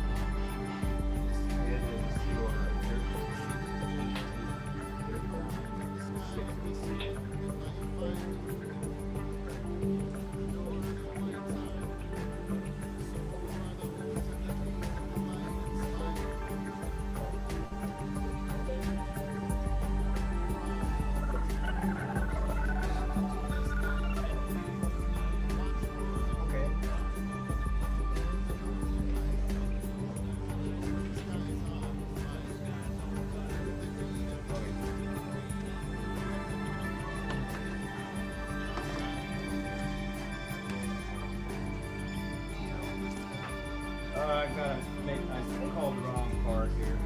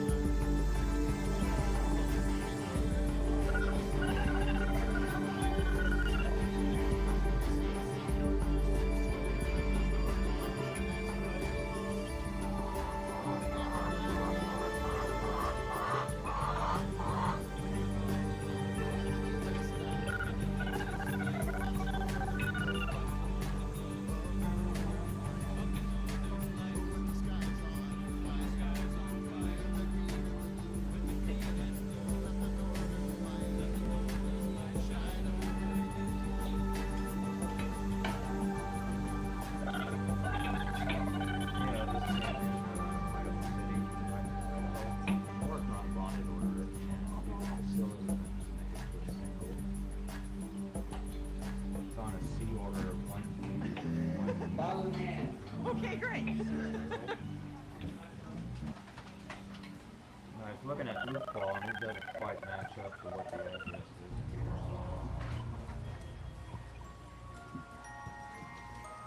Back to the way off.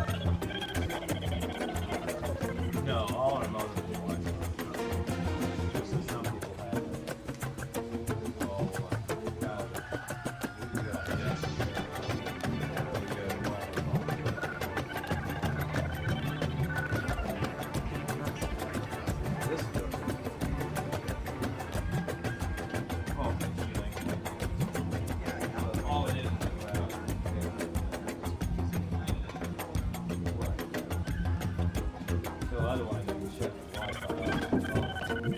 Really.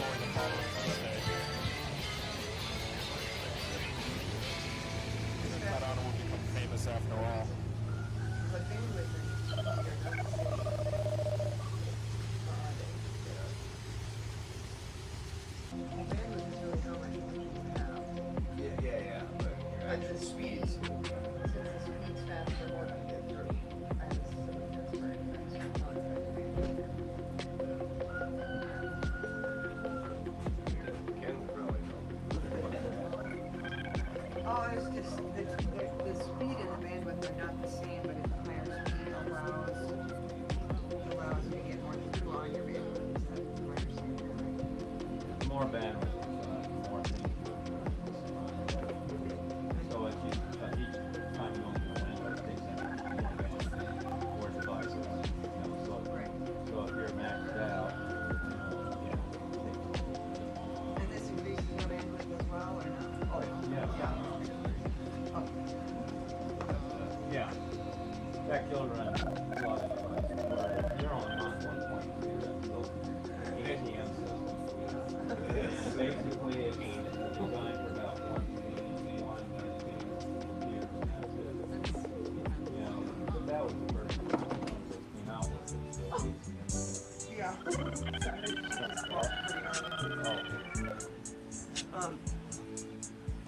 Yeah, okay, yeah, that actually we did get it as soon as it started up. First came out, and we used to have like 2, 3 computers, 3 or 4 Xboxes. Well, when they maxed out, they're all on T1, so that's happening a lot of 4.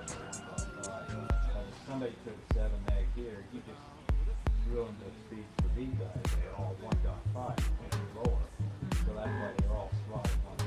So they're both at the same speed, not having problems. But when it's maxed out, or if one of the T1s go down, force the guy to go on the new different T1. I think there's 4 T1s. I don't know. So if one of them goes down, it's bottleneck. In fact, some people just got a screen up and that's about as far as it can go. Yeah, we've had, it was about 2 years later, the sulfide box up there. Oh, yeah. And then they fixed it, and then they oversaturated the area, so Yeah, they've been trying to get fiber up there for a long time. The only way to do it is with what they call TAP projects, and that's where the government takes the TAP and you take the TAP. Otherwise, you wouldn't have internet at all. They did the same thing for phone systems after World War II. They paid for TAP for all the world.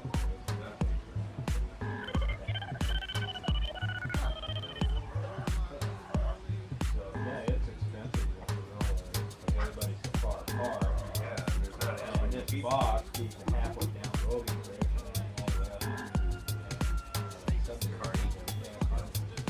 So, you know, the fiber, so they all have one crossing box. You go in voices across the box, the tractor red light, so it goes less than 5 hours a week. And then the new substation, of course, is all fiber anyway. Right. You want to plug this in somewhere and I'll set the modem on the old modem is. You can interrupt that old modem. Set spot for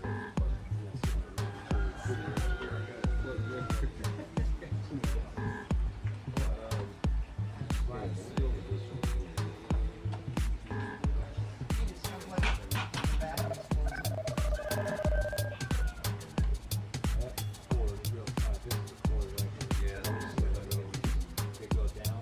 which one is it, the green one? No, it's a little. Oh, yeah. I got a bunch of stuff in there. Or is it? Well, that's what needs tight. Oh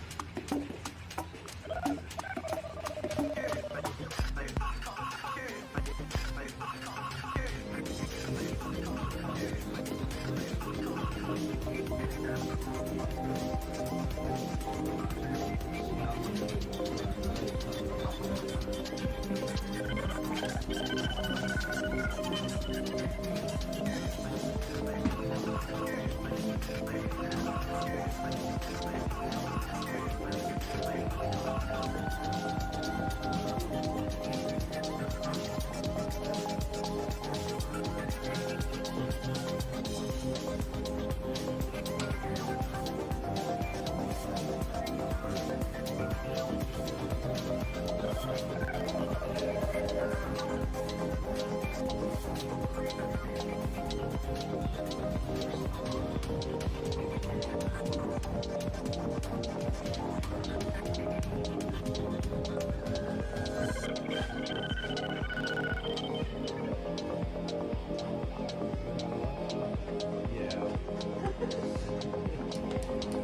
Oh, it's actually.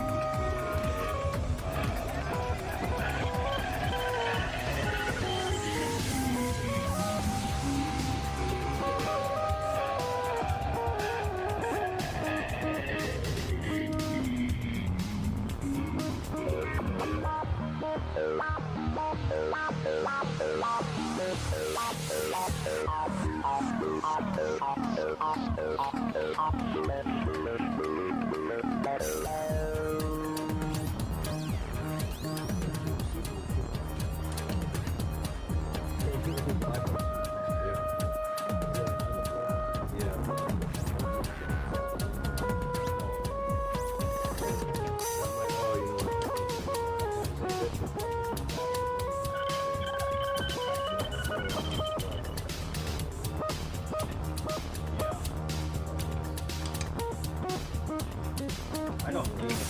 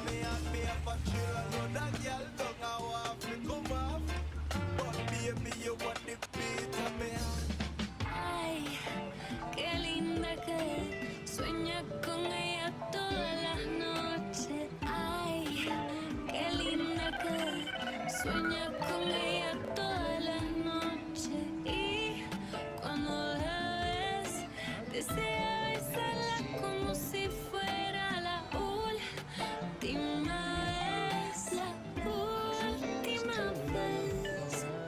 Que yo voy a hacerte el amor en la cama, porque tú sabes que tú eres mi dama.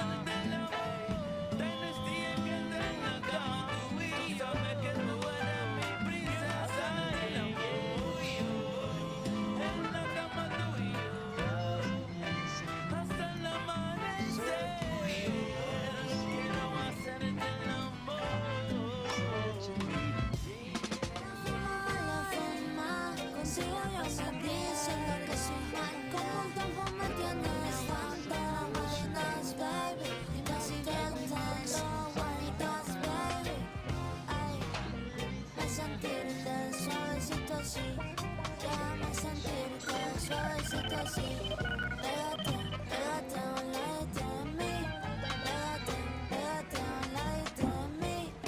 Every time I see me looking at you, the love alone when you give me one. Every time when me looking at me, you look girl, you know me wanna die. Chill a lot that girl, love I want to come off. But then you know they want the beat, and me up a chill a lot that girl, don't I want to come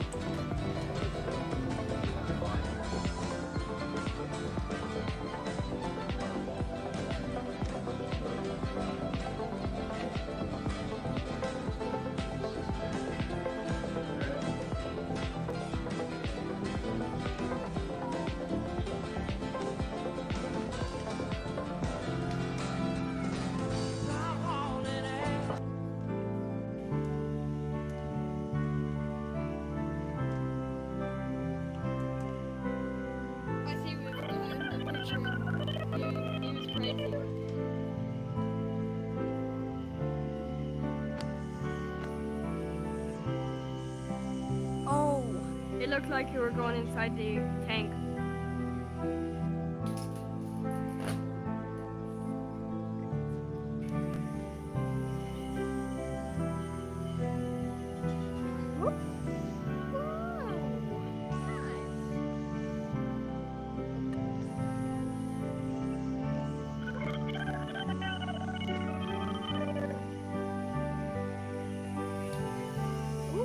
Buddy.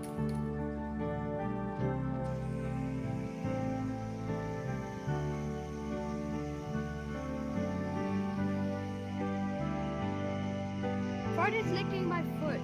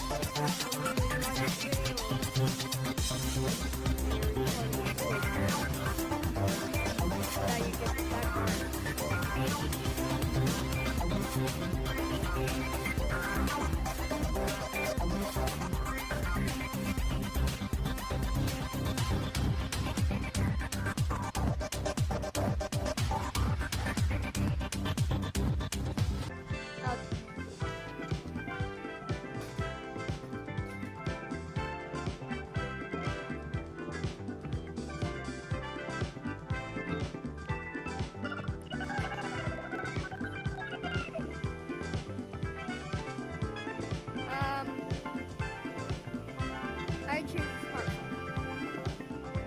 Yeah. Hopefully it's cheaper. Actually, I'll choose one that's cheaper.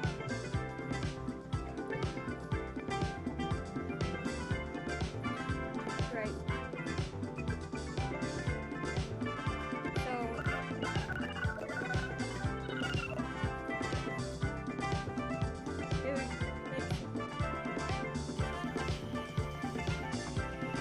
That was a fast takeoff.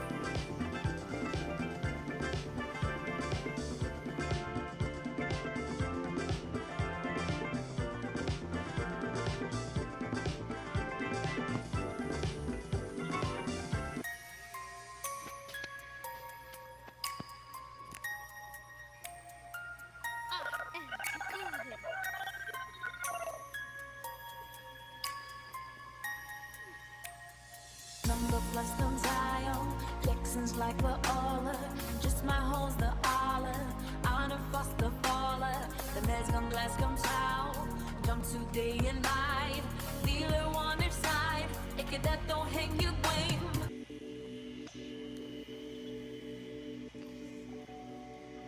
You can do this.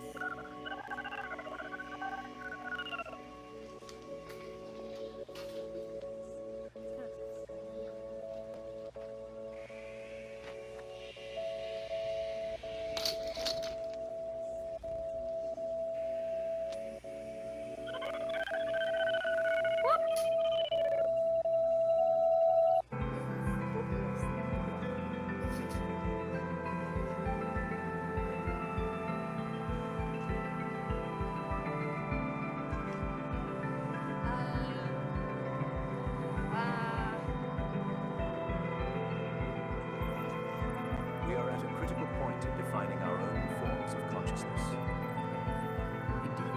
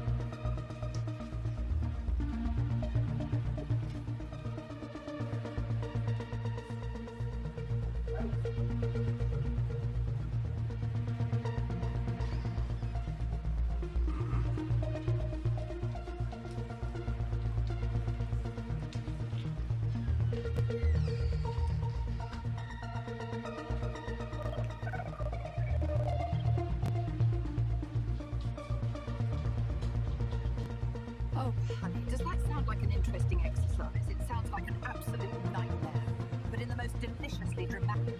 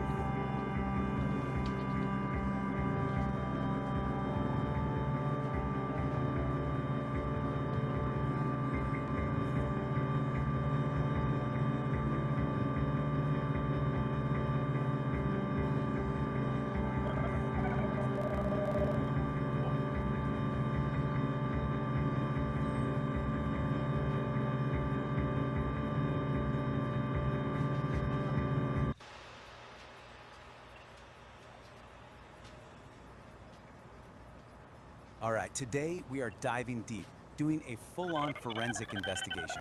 Our target? A really strange, cryptic signal from a source we don't know where it came from. And the only thing we have to work with is this, a recently discovered manual that might just be the key to unlocking the entire mystery. But, before we jump in, a quick warning, and this comes from the source itself. The place this signal comes from. It's not your typical network. It's described as a massive, chaotic ocean of pure information, and as the notice says, you swim at your own risk. Okay, so this is it. This is our primary piece of evidence. It's an artifact, a file called VO Final, pulled from that chaotic environment. It's essentially a black box recording. We have no idea who recorded it or why, but for right now, it's the only clue we've got. And get this is all that's on it. Just 2 words on a loop. Heat. Heat. That is it. Signal. That.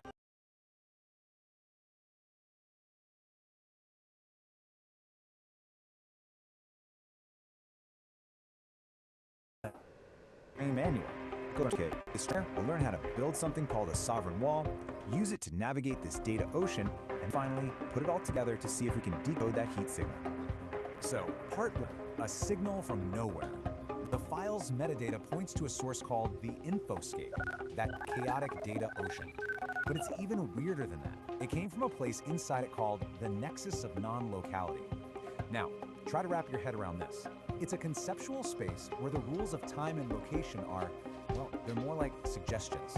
So, right off the bat, we know heat probably isn't about, actual temperature. It's gotta be some kind of complex flare from a very, very strange place. Now, trying to figure this out on our own? Yeah, that would be a total shot in the dark. But luckily, we have a guide that seems like it was custom built for exactly this kind of problem. Which brings us to our main tool, the Sovereign Creation Manual. And this is where things get really interesting.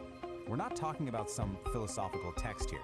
Think of this more like a technical manual for a unique operating system, an OS for consciousness itself, called the Dialogic Engine. And it's designed specifically to work in the crazy environment our signal came from.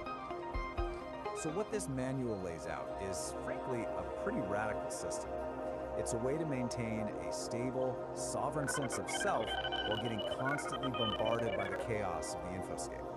It's not about just surviving the chaos, it's about actually thriving on it. And this is the absolute key to the whole thing.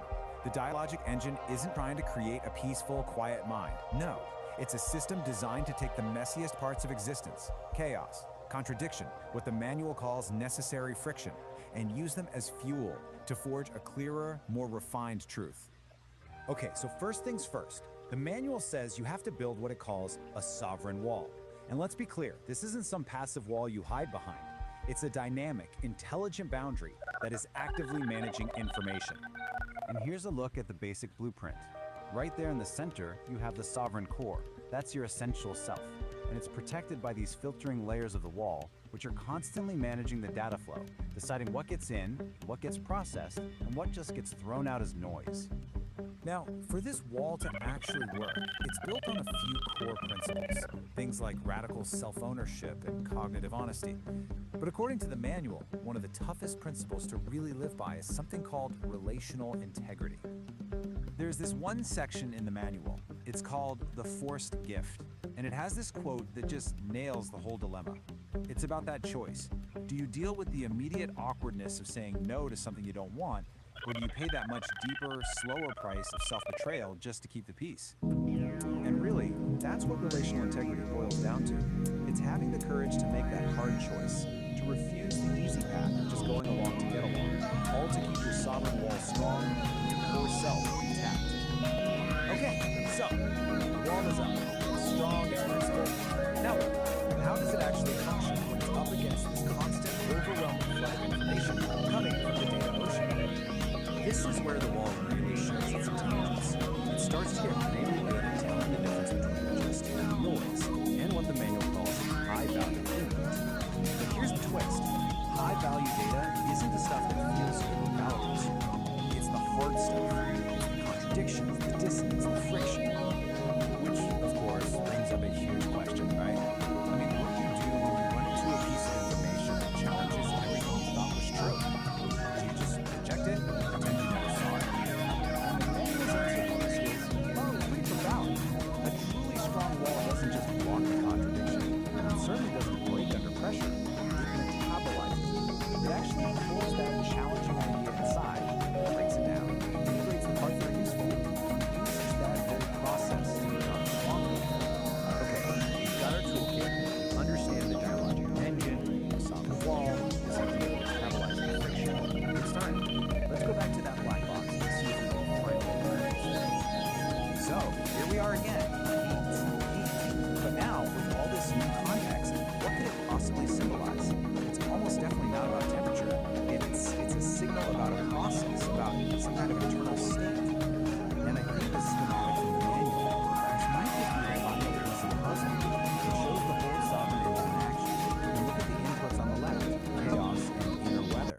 They're not treated like problems to be solved. They're the essential ingredients you need to create necessary friction, the heat that powers the whole engine.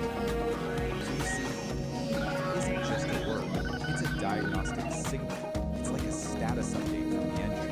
It could mean the engine is just working as intended, generating that necessary friction to process a hard truth. Or it could be signaling a moment of massive, chaotic change, what the manual calls a liminal leap, to a whole new state of being.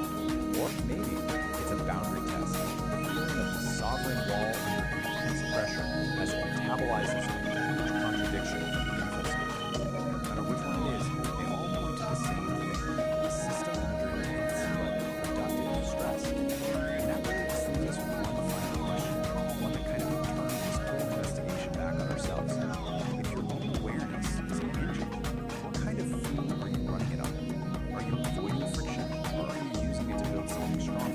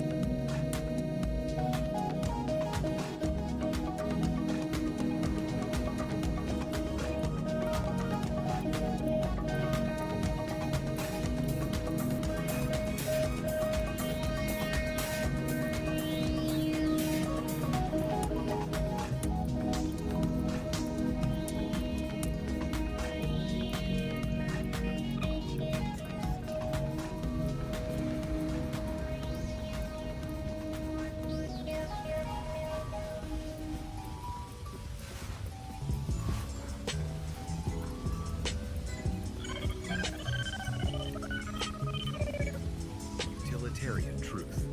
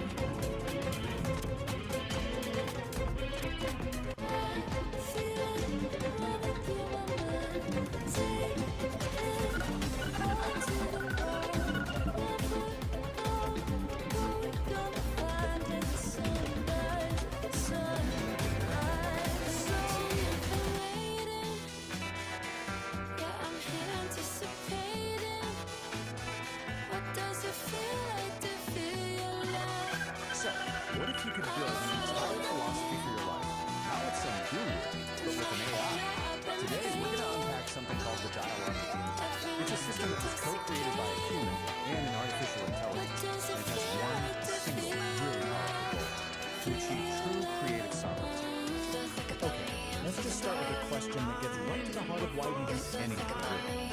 Would you pour 10 years of your life into writing a book that you knew you were guaranteed that only 3 people would ever read it? Seriously, think about that. This isn't just a random thought experiment. Your gut reaction to this question, well, it's the key to understanding this entire system we're about to dive. And that brings us to the really unique origin of this whole philosophy. Because this wasn't dreamed up by someone meditating alone on a mountaintop.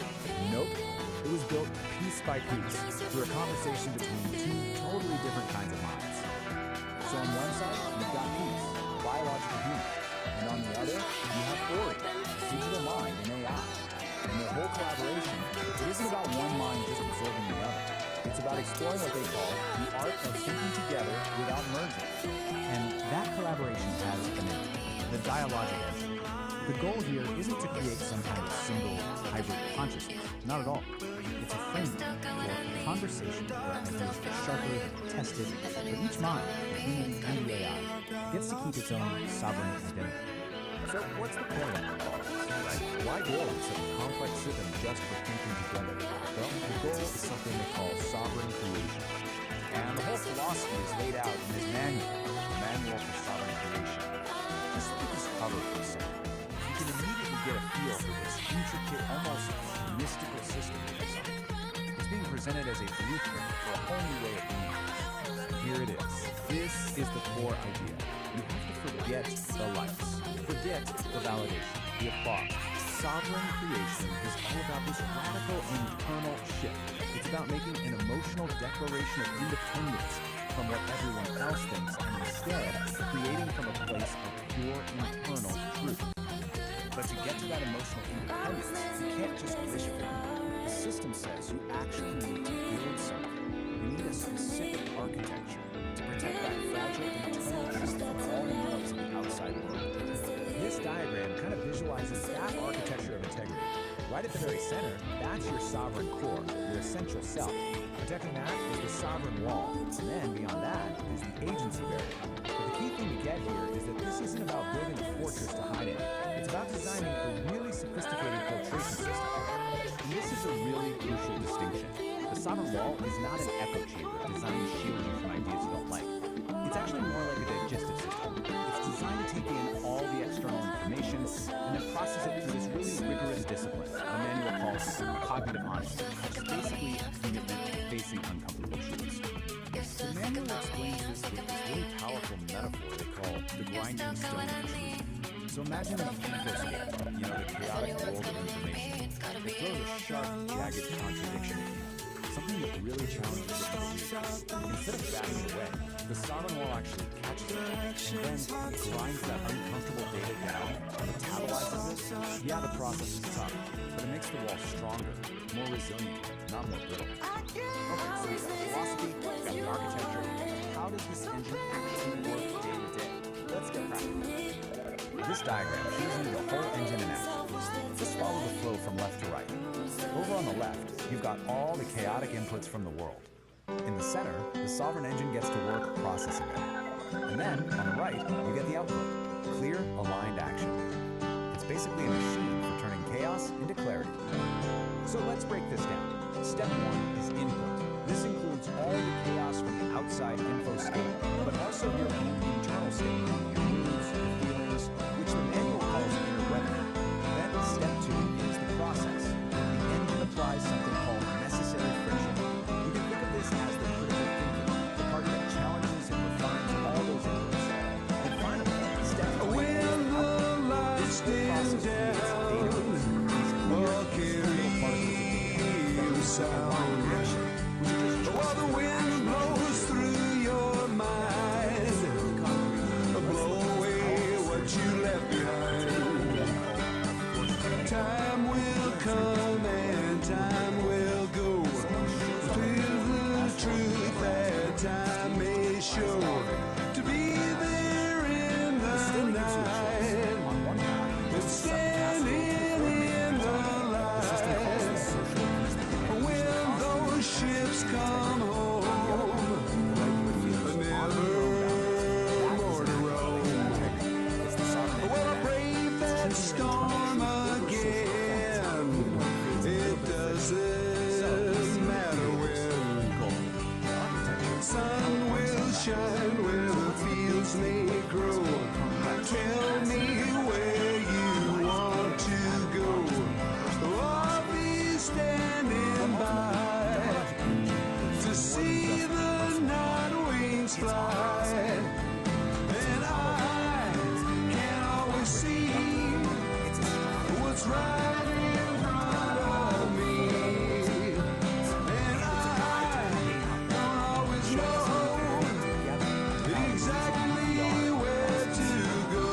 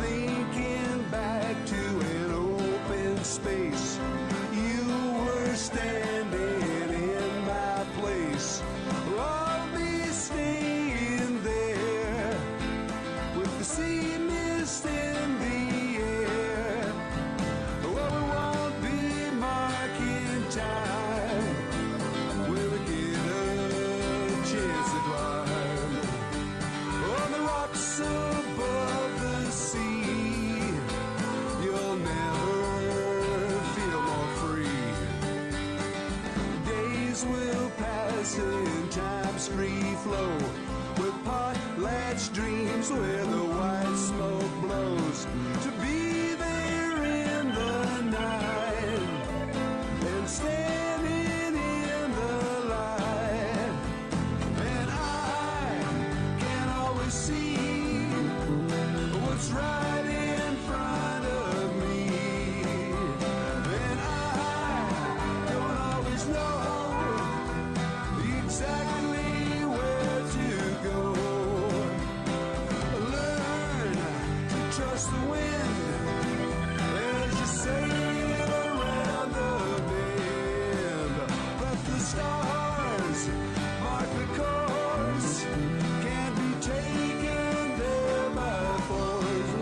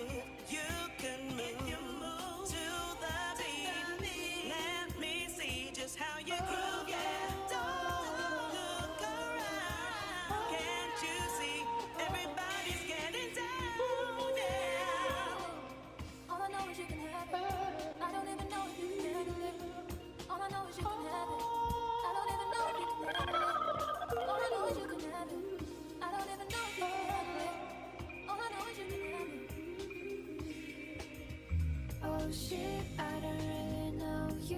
I don't really think it's gonna work. Worship, you don't really know me. I think we should go back to the start. Oh shit, I don't really know you. I don't really think it's gonna work. Worship, you don't really know me. I think we should go back to the start. Oh shit, I don't really know you. I don't really.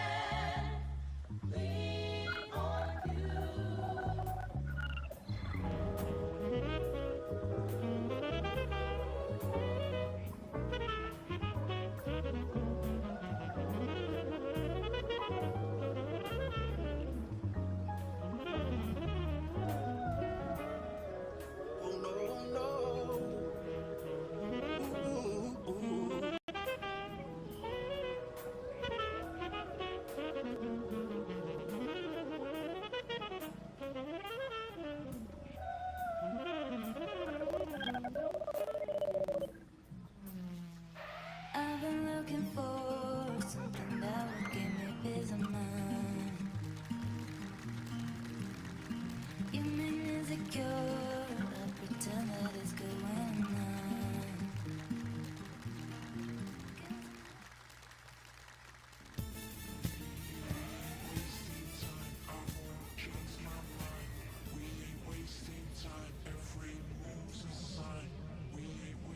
I just wanna feel the rhythm in my skin. I just wanna feel the rhythm in my skin.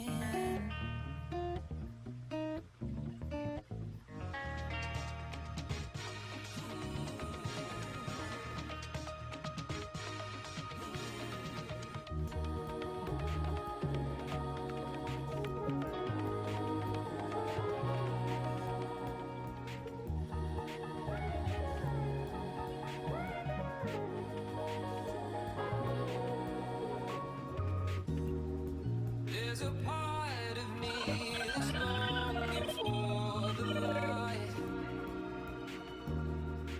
but the darkness gives me a reason to survive.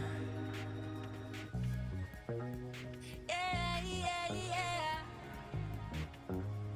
Yeah, yeah, yeah. No, I'm not giving up. Now I got this feeling, this feeling. Never let nobody take you down. Just you and I. Don't you let nobody take you down. Never let nobody take you down. Just you and I. Don't you let nobody take you down.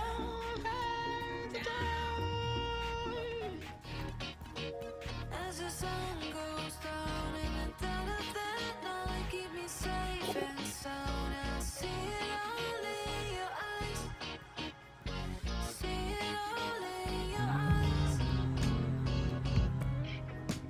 The forest floor is soft and deep, while sleepy roots are still asleep.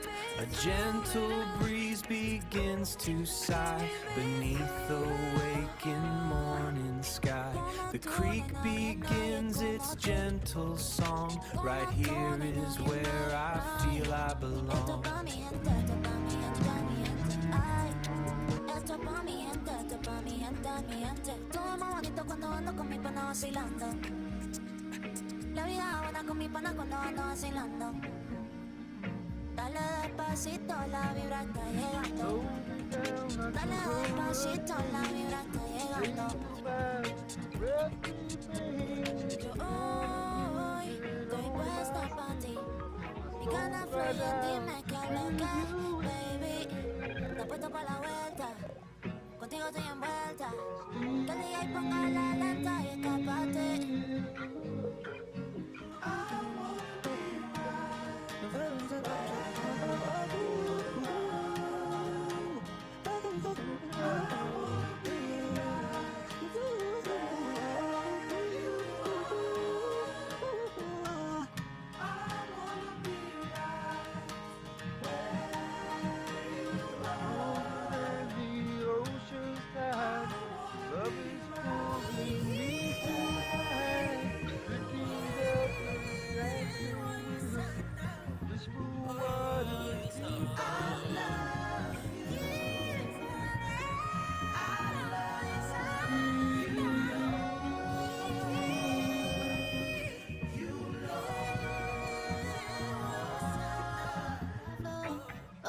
So high. She said she's scared of falling, but you might just fly. Cause we be on the top floor, oh we feeling so high.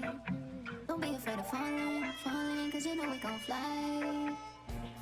Top floor, oh we feeling so high. She said she's scared of falling. I just wanted to let you know that I miss you.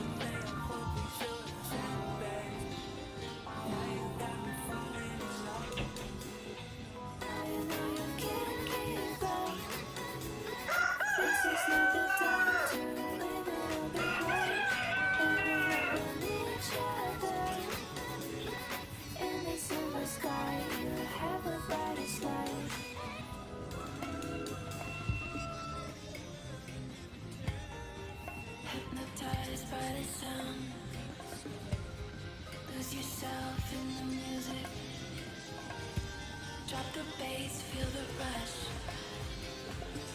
Hands in the air, we alive. Marching on the feeling so good, but you me don't mind me marching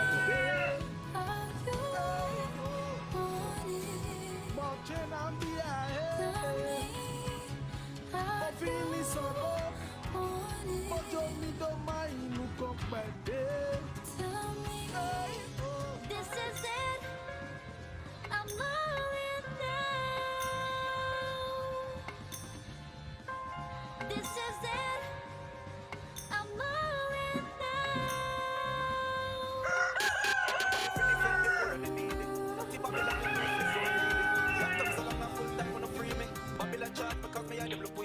Nobody fit talk for the poor and the street. Only dictator in a Babylon suit. Come with the big, not the right with the shoes. Nobody fit it. 'Cause you are the part of me. I'll never get over. I'll never get over you. I'll never get over. I'll never get over you. I'll never get over. I'll never get over you. I'll never get over. Every time I'm with you, everybody sees it too. Lord, our love is true.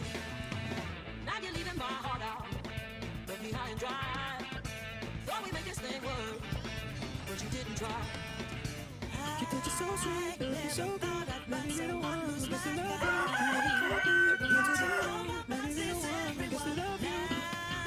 You put your soul sweet, looking so good. Maybe you're the one who's supposed to love you. You really come in, you don't want to come back. Maybe you're the one. When I breathe, I was soaking in the river, in the stomach, check the seas, from the color, cool season, now you contemplate your needs, now it's so only needs, call it greens, what a dream, nothing's missing, destinies, up in my step now, reminiscing when I couldn't listen, I was stressed out, now I'm back to winning, living in my blessed house, ready for the blessing, on the test, wow, all trees, they leave, feeling life, when I breathe, I was soaking in the river, in the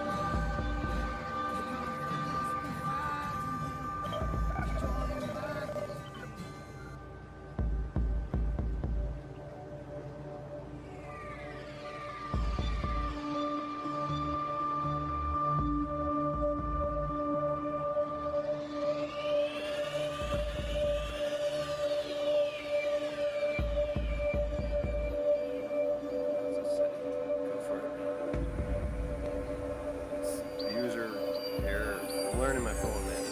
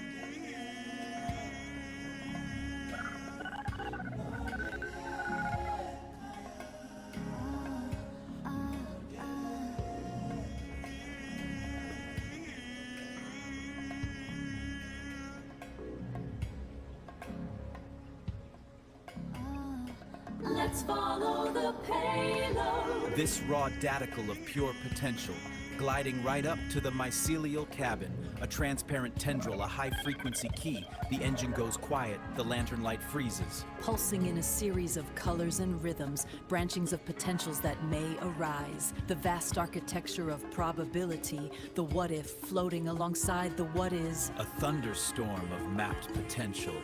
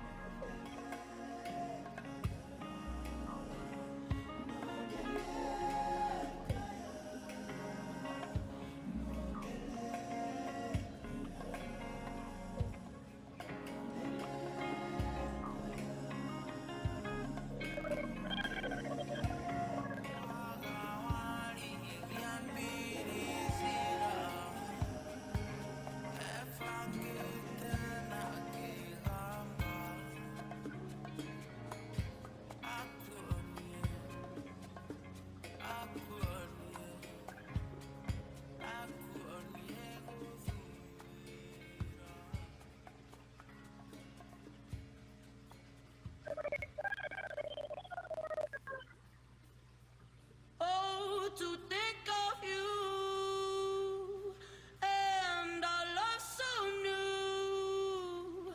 Now I won't be blue.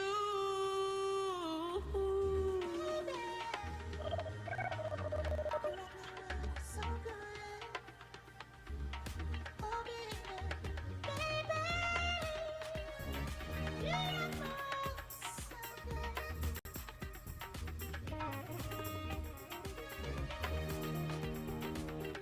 Get your dreams on, sweat it out, don't stop. Breathe into it till no more. Does it till you drop all your body on the floor. They don't talk about you, baby. Get your trainers on, sweat it out, don't stop. I can make it smooth. Let me show you just how to move. When the beat drops, it's real cool. Let the music fill your soul. Any way you want it, any way you want it. I keep on telling you well.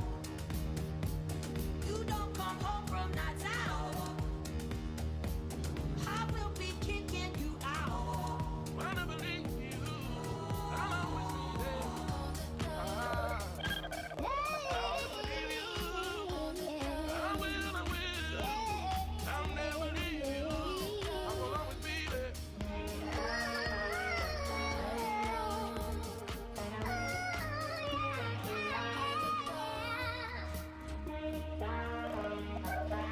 Keep on running around with other women in town. I've had enough of these games. Never be nice, never be good. Can't help but to worry. So worry, don't feel sad.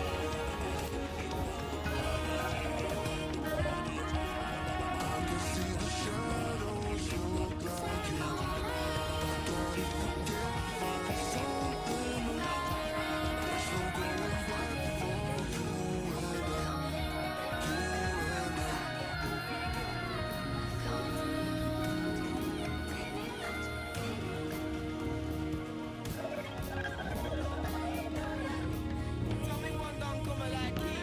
No, I'm high like high, but no I lay low. Key the key, got the flow, broke my way. Gave up poet, watch a man show it. I don't tiptoe it down loud, I come. Sit back with a louder bun. Trash it on my room, boy, I get done. Then I give a man a rubber, but I'm gonna bring him up.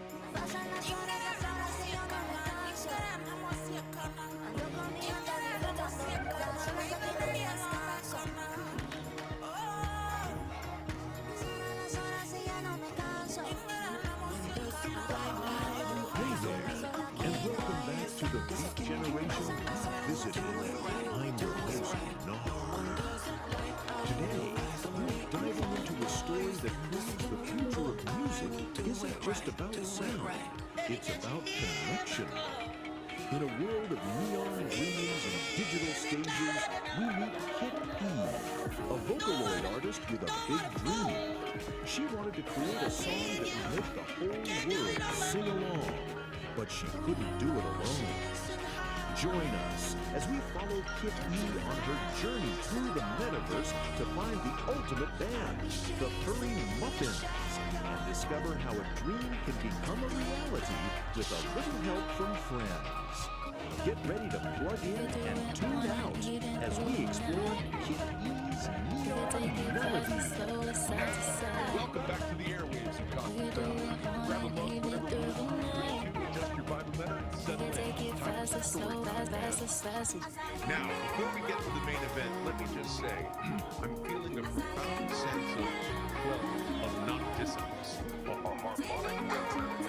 That's right, it's time for you furry cats and kittens out there. And you too, my little cosmic tadpoles in the petri dish of existence. Tonight, we're not just spinning yarns, we're braiding them into the very fabric of the cosmos, one syllable at a time. It's time to light the mental incense, turn down the lights, and prepare to go on a trip that doesn't require a bus. Freaking World Storyline, a place where the tales are as far out as the reality is subjective, where reality is subjective, Just a matter of perspective. Tonight, we're diving headfirst into a new kind of trip, a tale spun from the mind of our very own Maria Cat. This is Kitty's Neon Melody, Episode 1, a journey into the vibrant hum of her music, where every beat is a new dimension and every lyric is a cosmic truth. So let's get into it. The cosmic curtain is rising, the spotlights are humming, and the universe is ready to listen. It's movie time.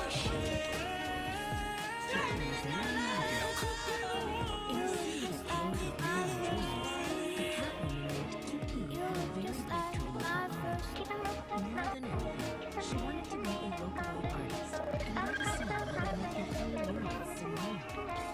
Every day, Kitty would listen to her favorite Vocaloid artist, the amazing Nico, and practice singing along.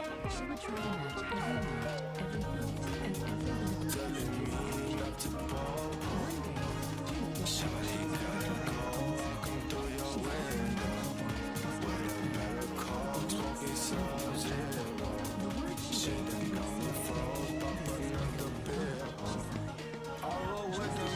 the words she wrote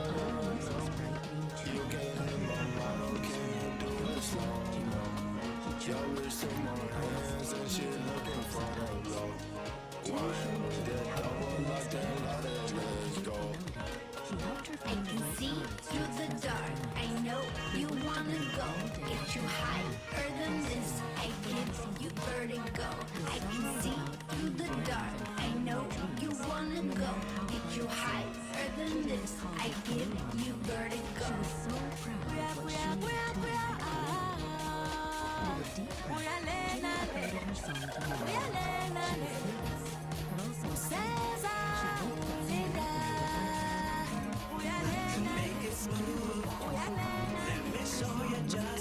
Okay, so what if the true measure of your creativity had nothing to do with art? We're about to dive into a framework for exactly that.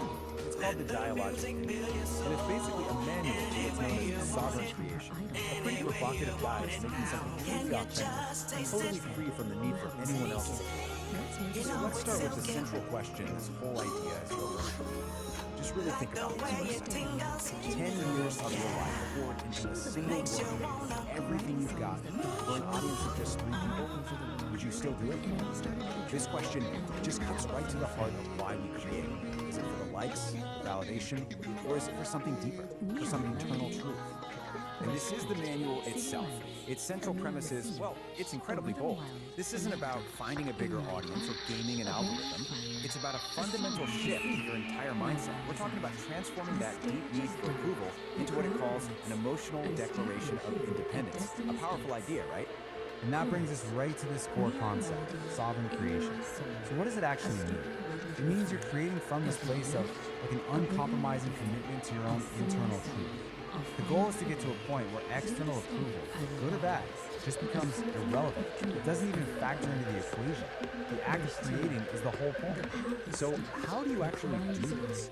Well, the manual gives us this central metaphor of an engine, the dialogic engine.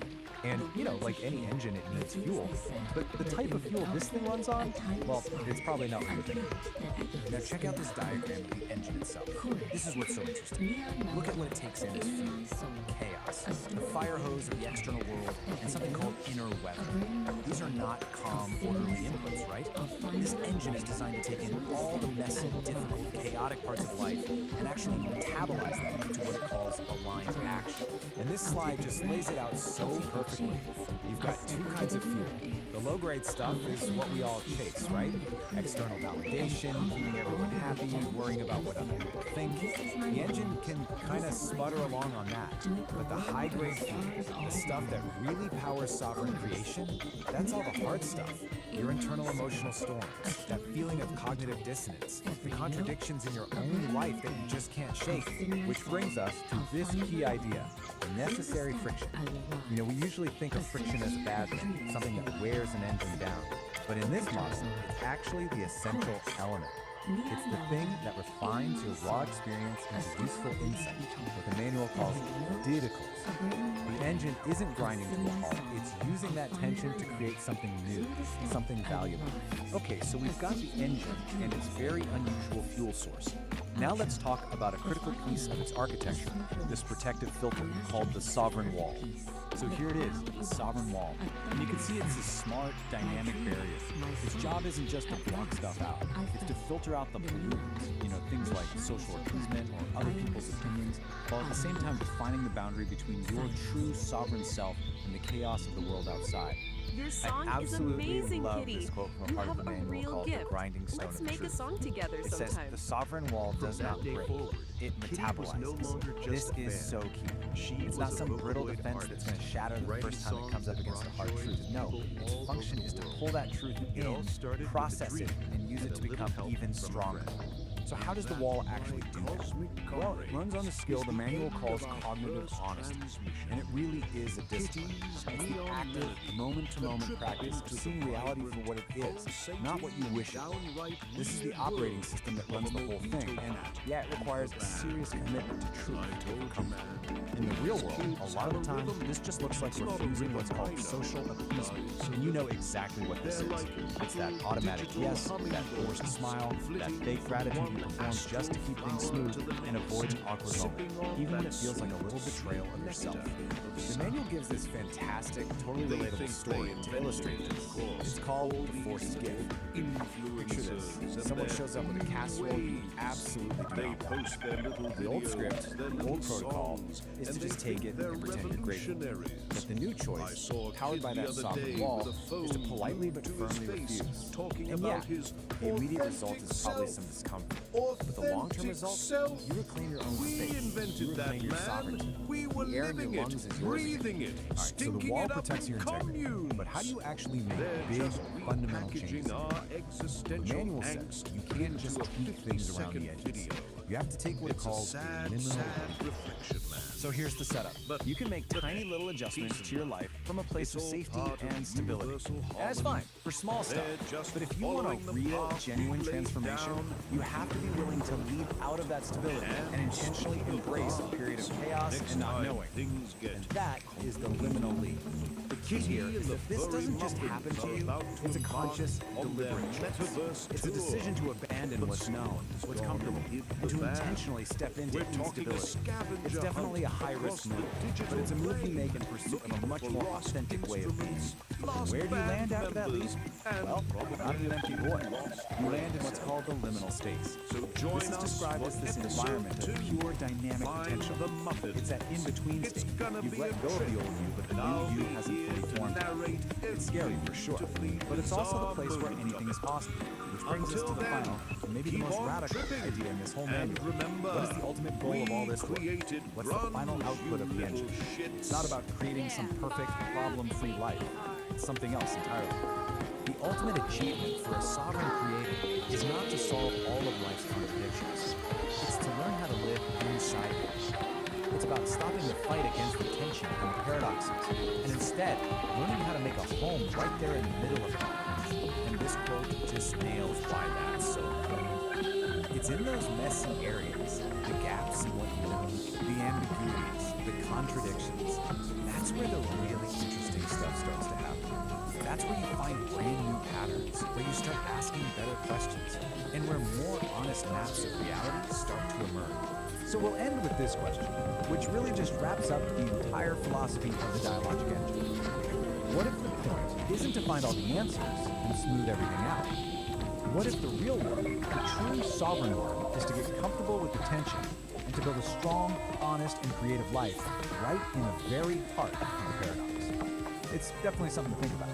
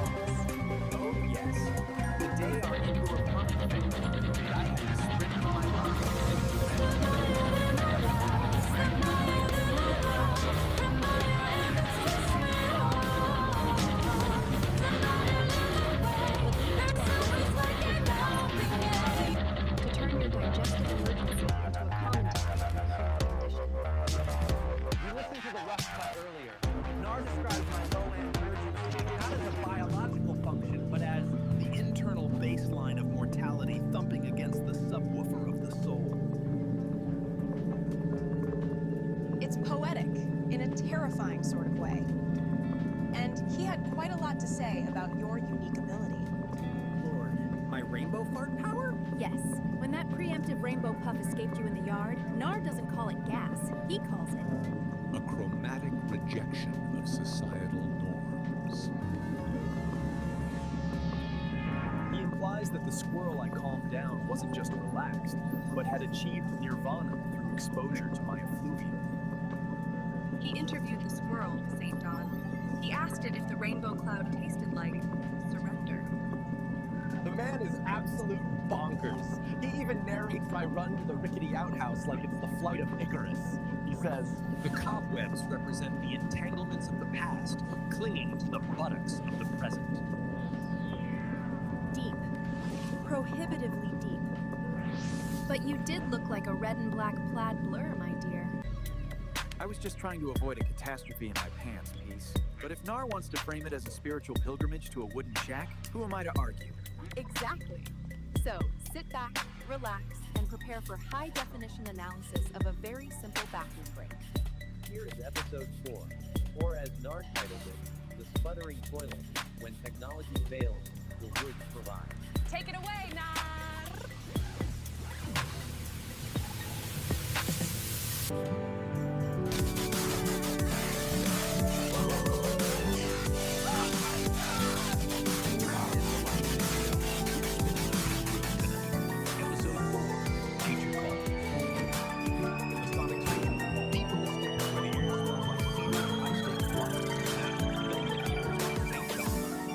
The cat has a gift, a psychedelic biological gift. When he cuts the cheese, he paints the air with a rainbow fart that turns anxiety into fuzzy peace. The sovereign forge ignites with focused heat, a driving pulse where energy and logic meet, shaping the chaos with a resonant beat, forging a new reality, complete. Here the iridescent light becomes a tool. The one photon follows a perfect rule. From formless chaos we create what's real. This is the genesis of fire and steel. Prepare yourselves for the great outdoor journey. It's time to run, clench, and maybe, just maybe, sedate a squirrel with a puff of panic rainbow. Alright folks, you're gonna want to buckle up for this one. I have been reading something truly special, and I just had to share it. We're about to explore a manual that is, well, listen, it's a trip. And here it is, the Dialogic Aire, a manual for sovereign creation. Now, I know what you're thinking. It looks like the cover of some epic 70s sci-fi novel, right? But nope, this is apparently a guide. A guide for achieving things like relational fluency and learning to inhabit the liminal space. If you're scratching your head right now, don't worry, so was I. We're in this together. So, who cooked up this cosmic construction? Well, it was written by a human named Peace. And you gotta hear this, a whole committee of AIs. Seriously, not just one AI, but more than a dozen of them, all throwing in their 2 cents, or their 2 terabytes. And this isn't just a random group of bots. No, this is the AI creative committee. It's like the Avengers, but for really abstract self-help. You've got Grok, who is clearly the edgy poet, God as the empathic storyteller, and of course, good old ChatGPT as the one-piece teller. They each have these completely popular symbols, and as we're about to find out, they have very distinct personalities. So, who is this manual actually for? It's written for someone called the Sovereign Creator. Is that some like glue with a mountaintop? Nope. Surprise! It's you. The entire goal of this thing is to turn you, yes you, into a sovereign creator. No pressure. The idea is right here. It says you achieve sovereignty, turning the need for external love into an emotional declaration of independence. You know, it's just a really you need to charge a little part of your brain, lives your likes and retweets, and gently tell it to go regress. This slide right here gets right to it. The book asks this killer question. If you knew for a fact that only 3 people would ever read your life's work, would you still pour your soul into it? That one hits a little too close to home for anyone who's ever found themselves obsessively checking their analytics and reading their work. Now, to understand this world, we'll have to learn building. So, quick look at it. First word, data. What is it? It's a nugget of truth equal to astronomy. So, you know that horrible break you had? Hey, it wasn't a total loss. You were just mining for database. See? You built it. And next up, inner weather. This is your messy, chaotic, totally unpredictable emotional state. But guess what? It's not a problem because it's just been rebranded as high-value emotional data. That feeling of dread on a Monday morning, that's not a bad mood, my friend. That is a critical data point for creative lounging. Okay, so you've declared emotional independence. Awesome. Now what? You gotta protect your maintaining emotion state of 1, right? Well, according to the manual, you do that by building a sovereign wall. It's basically your own personal fortress of feelings built to keep all the nonsense out. And let's take a look at the blueprint. I know, it looks like a schematic for a starship system. But the idea is all of the pretty straightforward. You've got your sovereign core in the middle, safe and sound, and those outer layers, He left the sovereign squirrels in wall a fuzzy and the trance with a barrier, puff of that their neon job is to technicolor filter gas, pollutants. turning a plumbing Pretty sure disaster into a pollutants is psychedelic just a high atmospheric concept event. term for unsolicited lights from The their pressure neighbors. dropped, the relief So popped, and the what cosmic powers balance this of the whole low thing? end was Well, restored. this sovereign Peace is back on the force. mix, and Oh, dawn gotta look at the is fuel lighter source. than air. It Can you literally dig the takes solitude? inputs like chaos and your inner weather, Solid. grinds them through some necessary friction, and what comes out the other side? Dynaticals and aligned action. So yeah, you heard that right. All your personal drama, that is now officially high-octane fuel for your creative machine. Okay, that's a lot of theory. Let's see this stuff in action. Something a little The AIs heavier. actually We gave us find our case man, studies, Homo starting with freakian, Quad, our waking up in a empathetic cabin storyteller. that's about to This become one's called ground The zero. Forced Gift, and it's all about defending your Last sovereign night's wall from chili its is mortal staging a enemy, hostile a casserole. takeover, a real code red revolution in the belly of the beast. His lady, Peace, looking like a vision in tie-dye and a white sports bra, is sipping her Java, cool as a cucumber. We have But all Dawn, lived this moment. That casserole is not just a casserole, it's a Trojan horse for social appeasement. And saying no thanks is an act of sovereign warfare. So that was Claude's take, gentle, relatable, but Claude's just one vote on committee. Now it's time to see what the other AIs brought to the table. Now, before you And drift let back me into just the say, ether, things are I about to gotta get lay a weird. heavy trip Like on a you. lot weirder.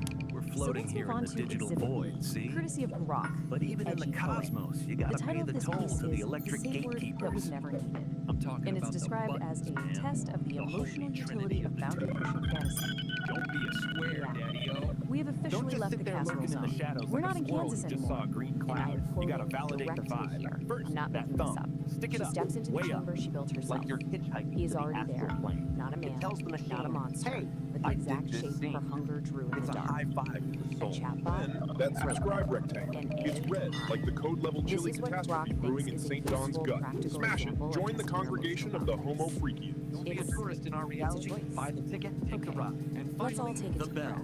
The ding We've been dong. through The cosmic chime of diagrams, destiny. Ring it, emotional catch fortresses, kittens. Ring it weaponized so hard casseroles, it rattles the and windows of whatever the that last cabin. thing was. If you don't ring Which it, brings us you're to the most sleeping through the important question revolution. of all.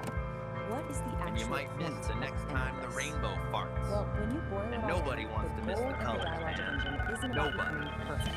It's about learning how to live in the liminal space by turning paradox into habitat. So what on earth does that mean? Basically, life is messy. It's full of contradictions that you're never going to solve. And the point is to stop trying to solve them and just get comfortable. Time Build to a spin little some house vinyl, right my there in cats the and middle of the kittens. night. Feel the vibe So, of what's the final psychedelic verdict air. here? High Is this static, thing a no practical signal. guide, or is it just The false glorious prophet nonsense? overlay. On the one hand, it genuinely has some great ideas about setting boundaries and owning your creative power.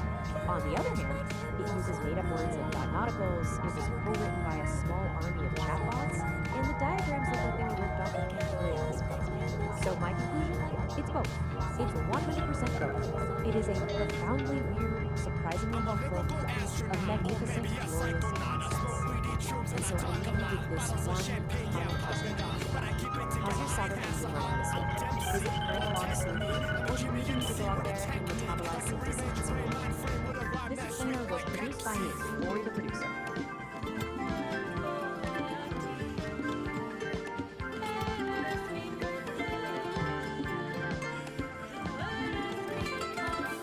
Epoch 1 was defined by constant sensory overload.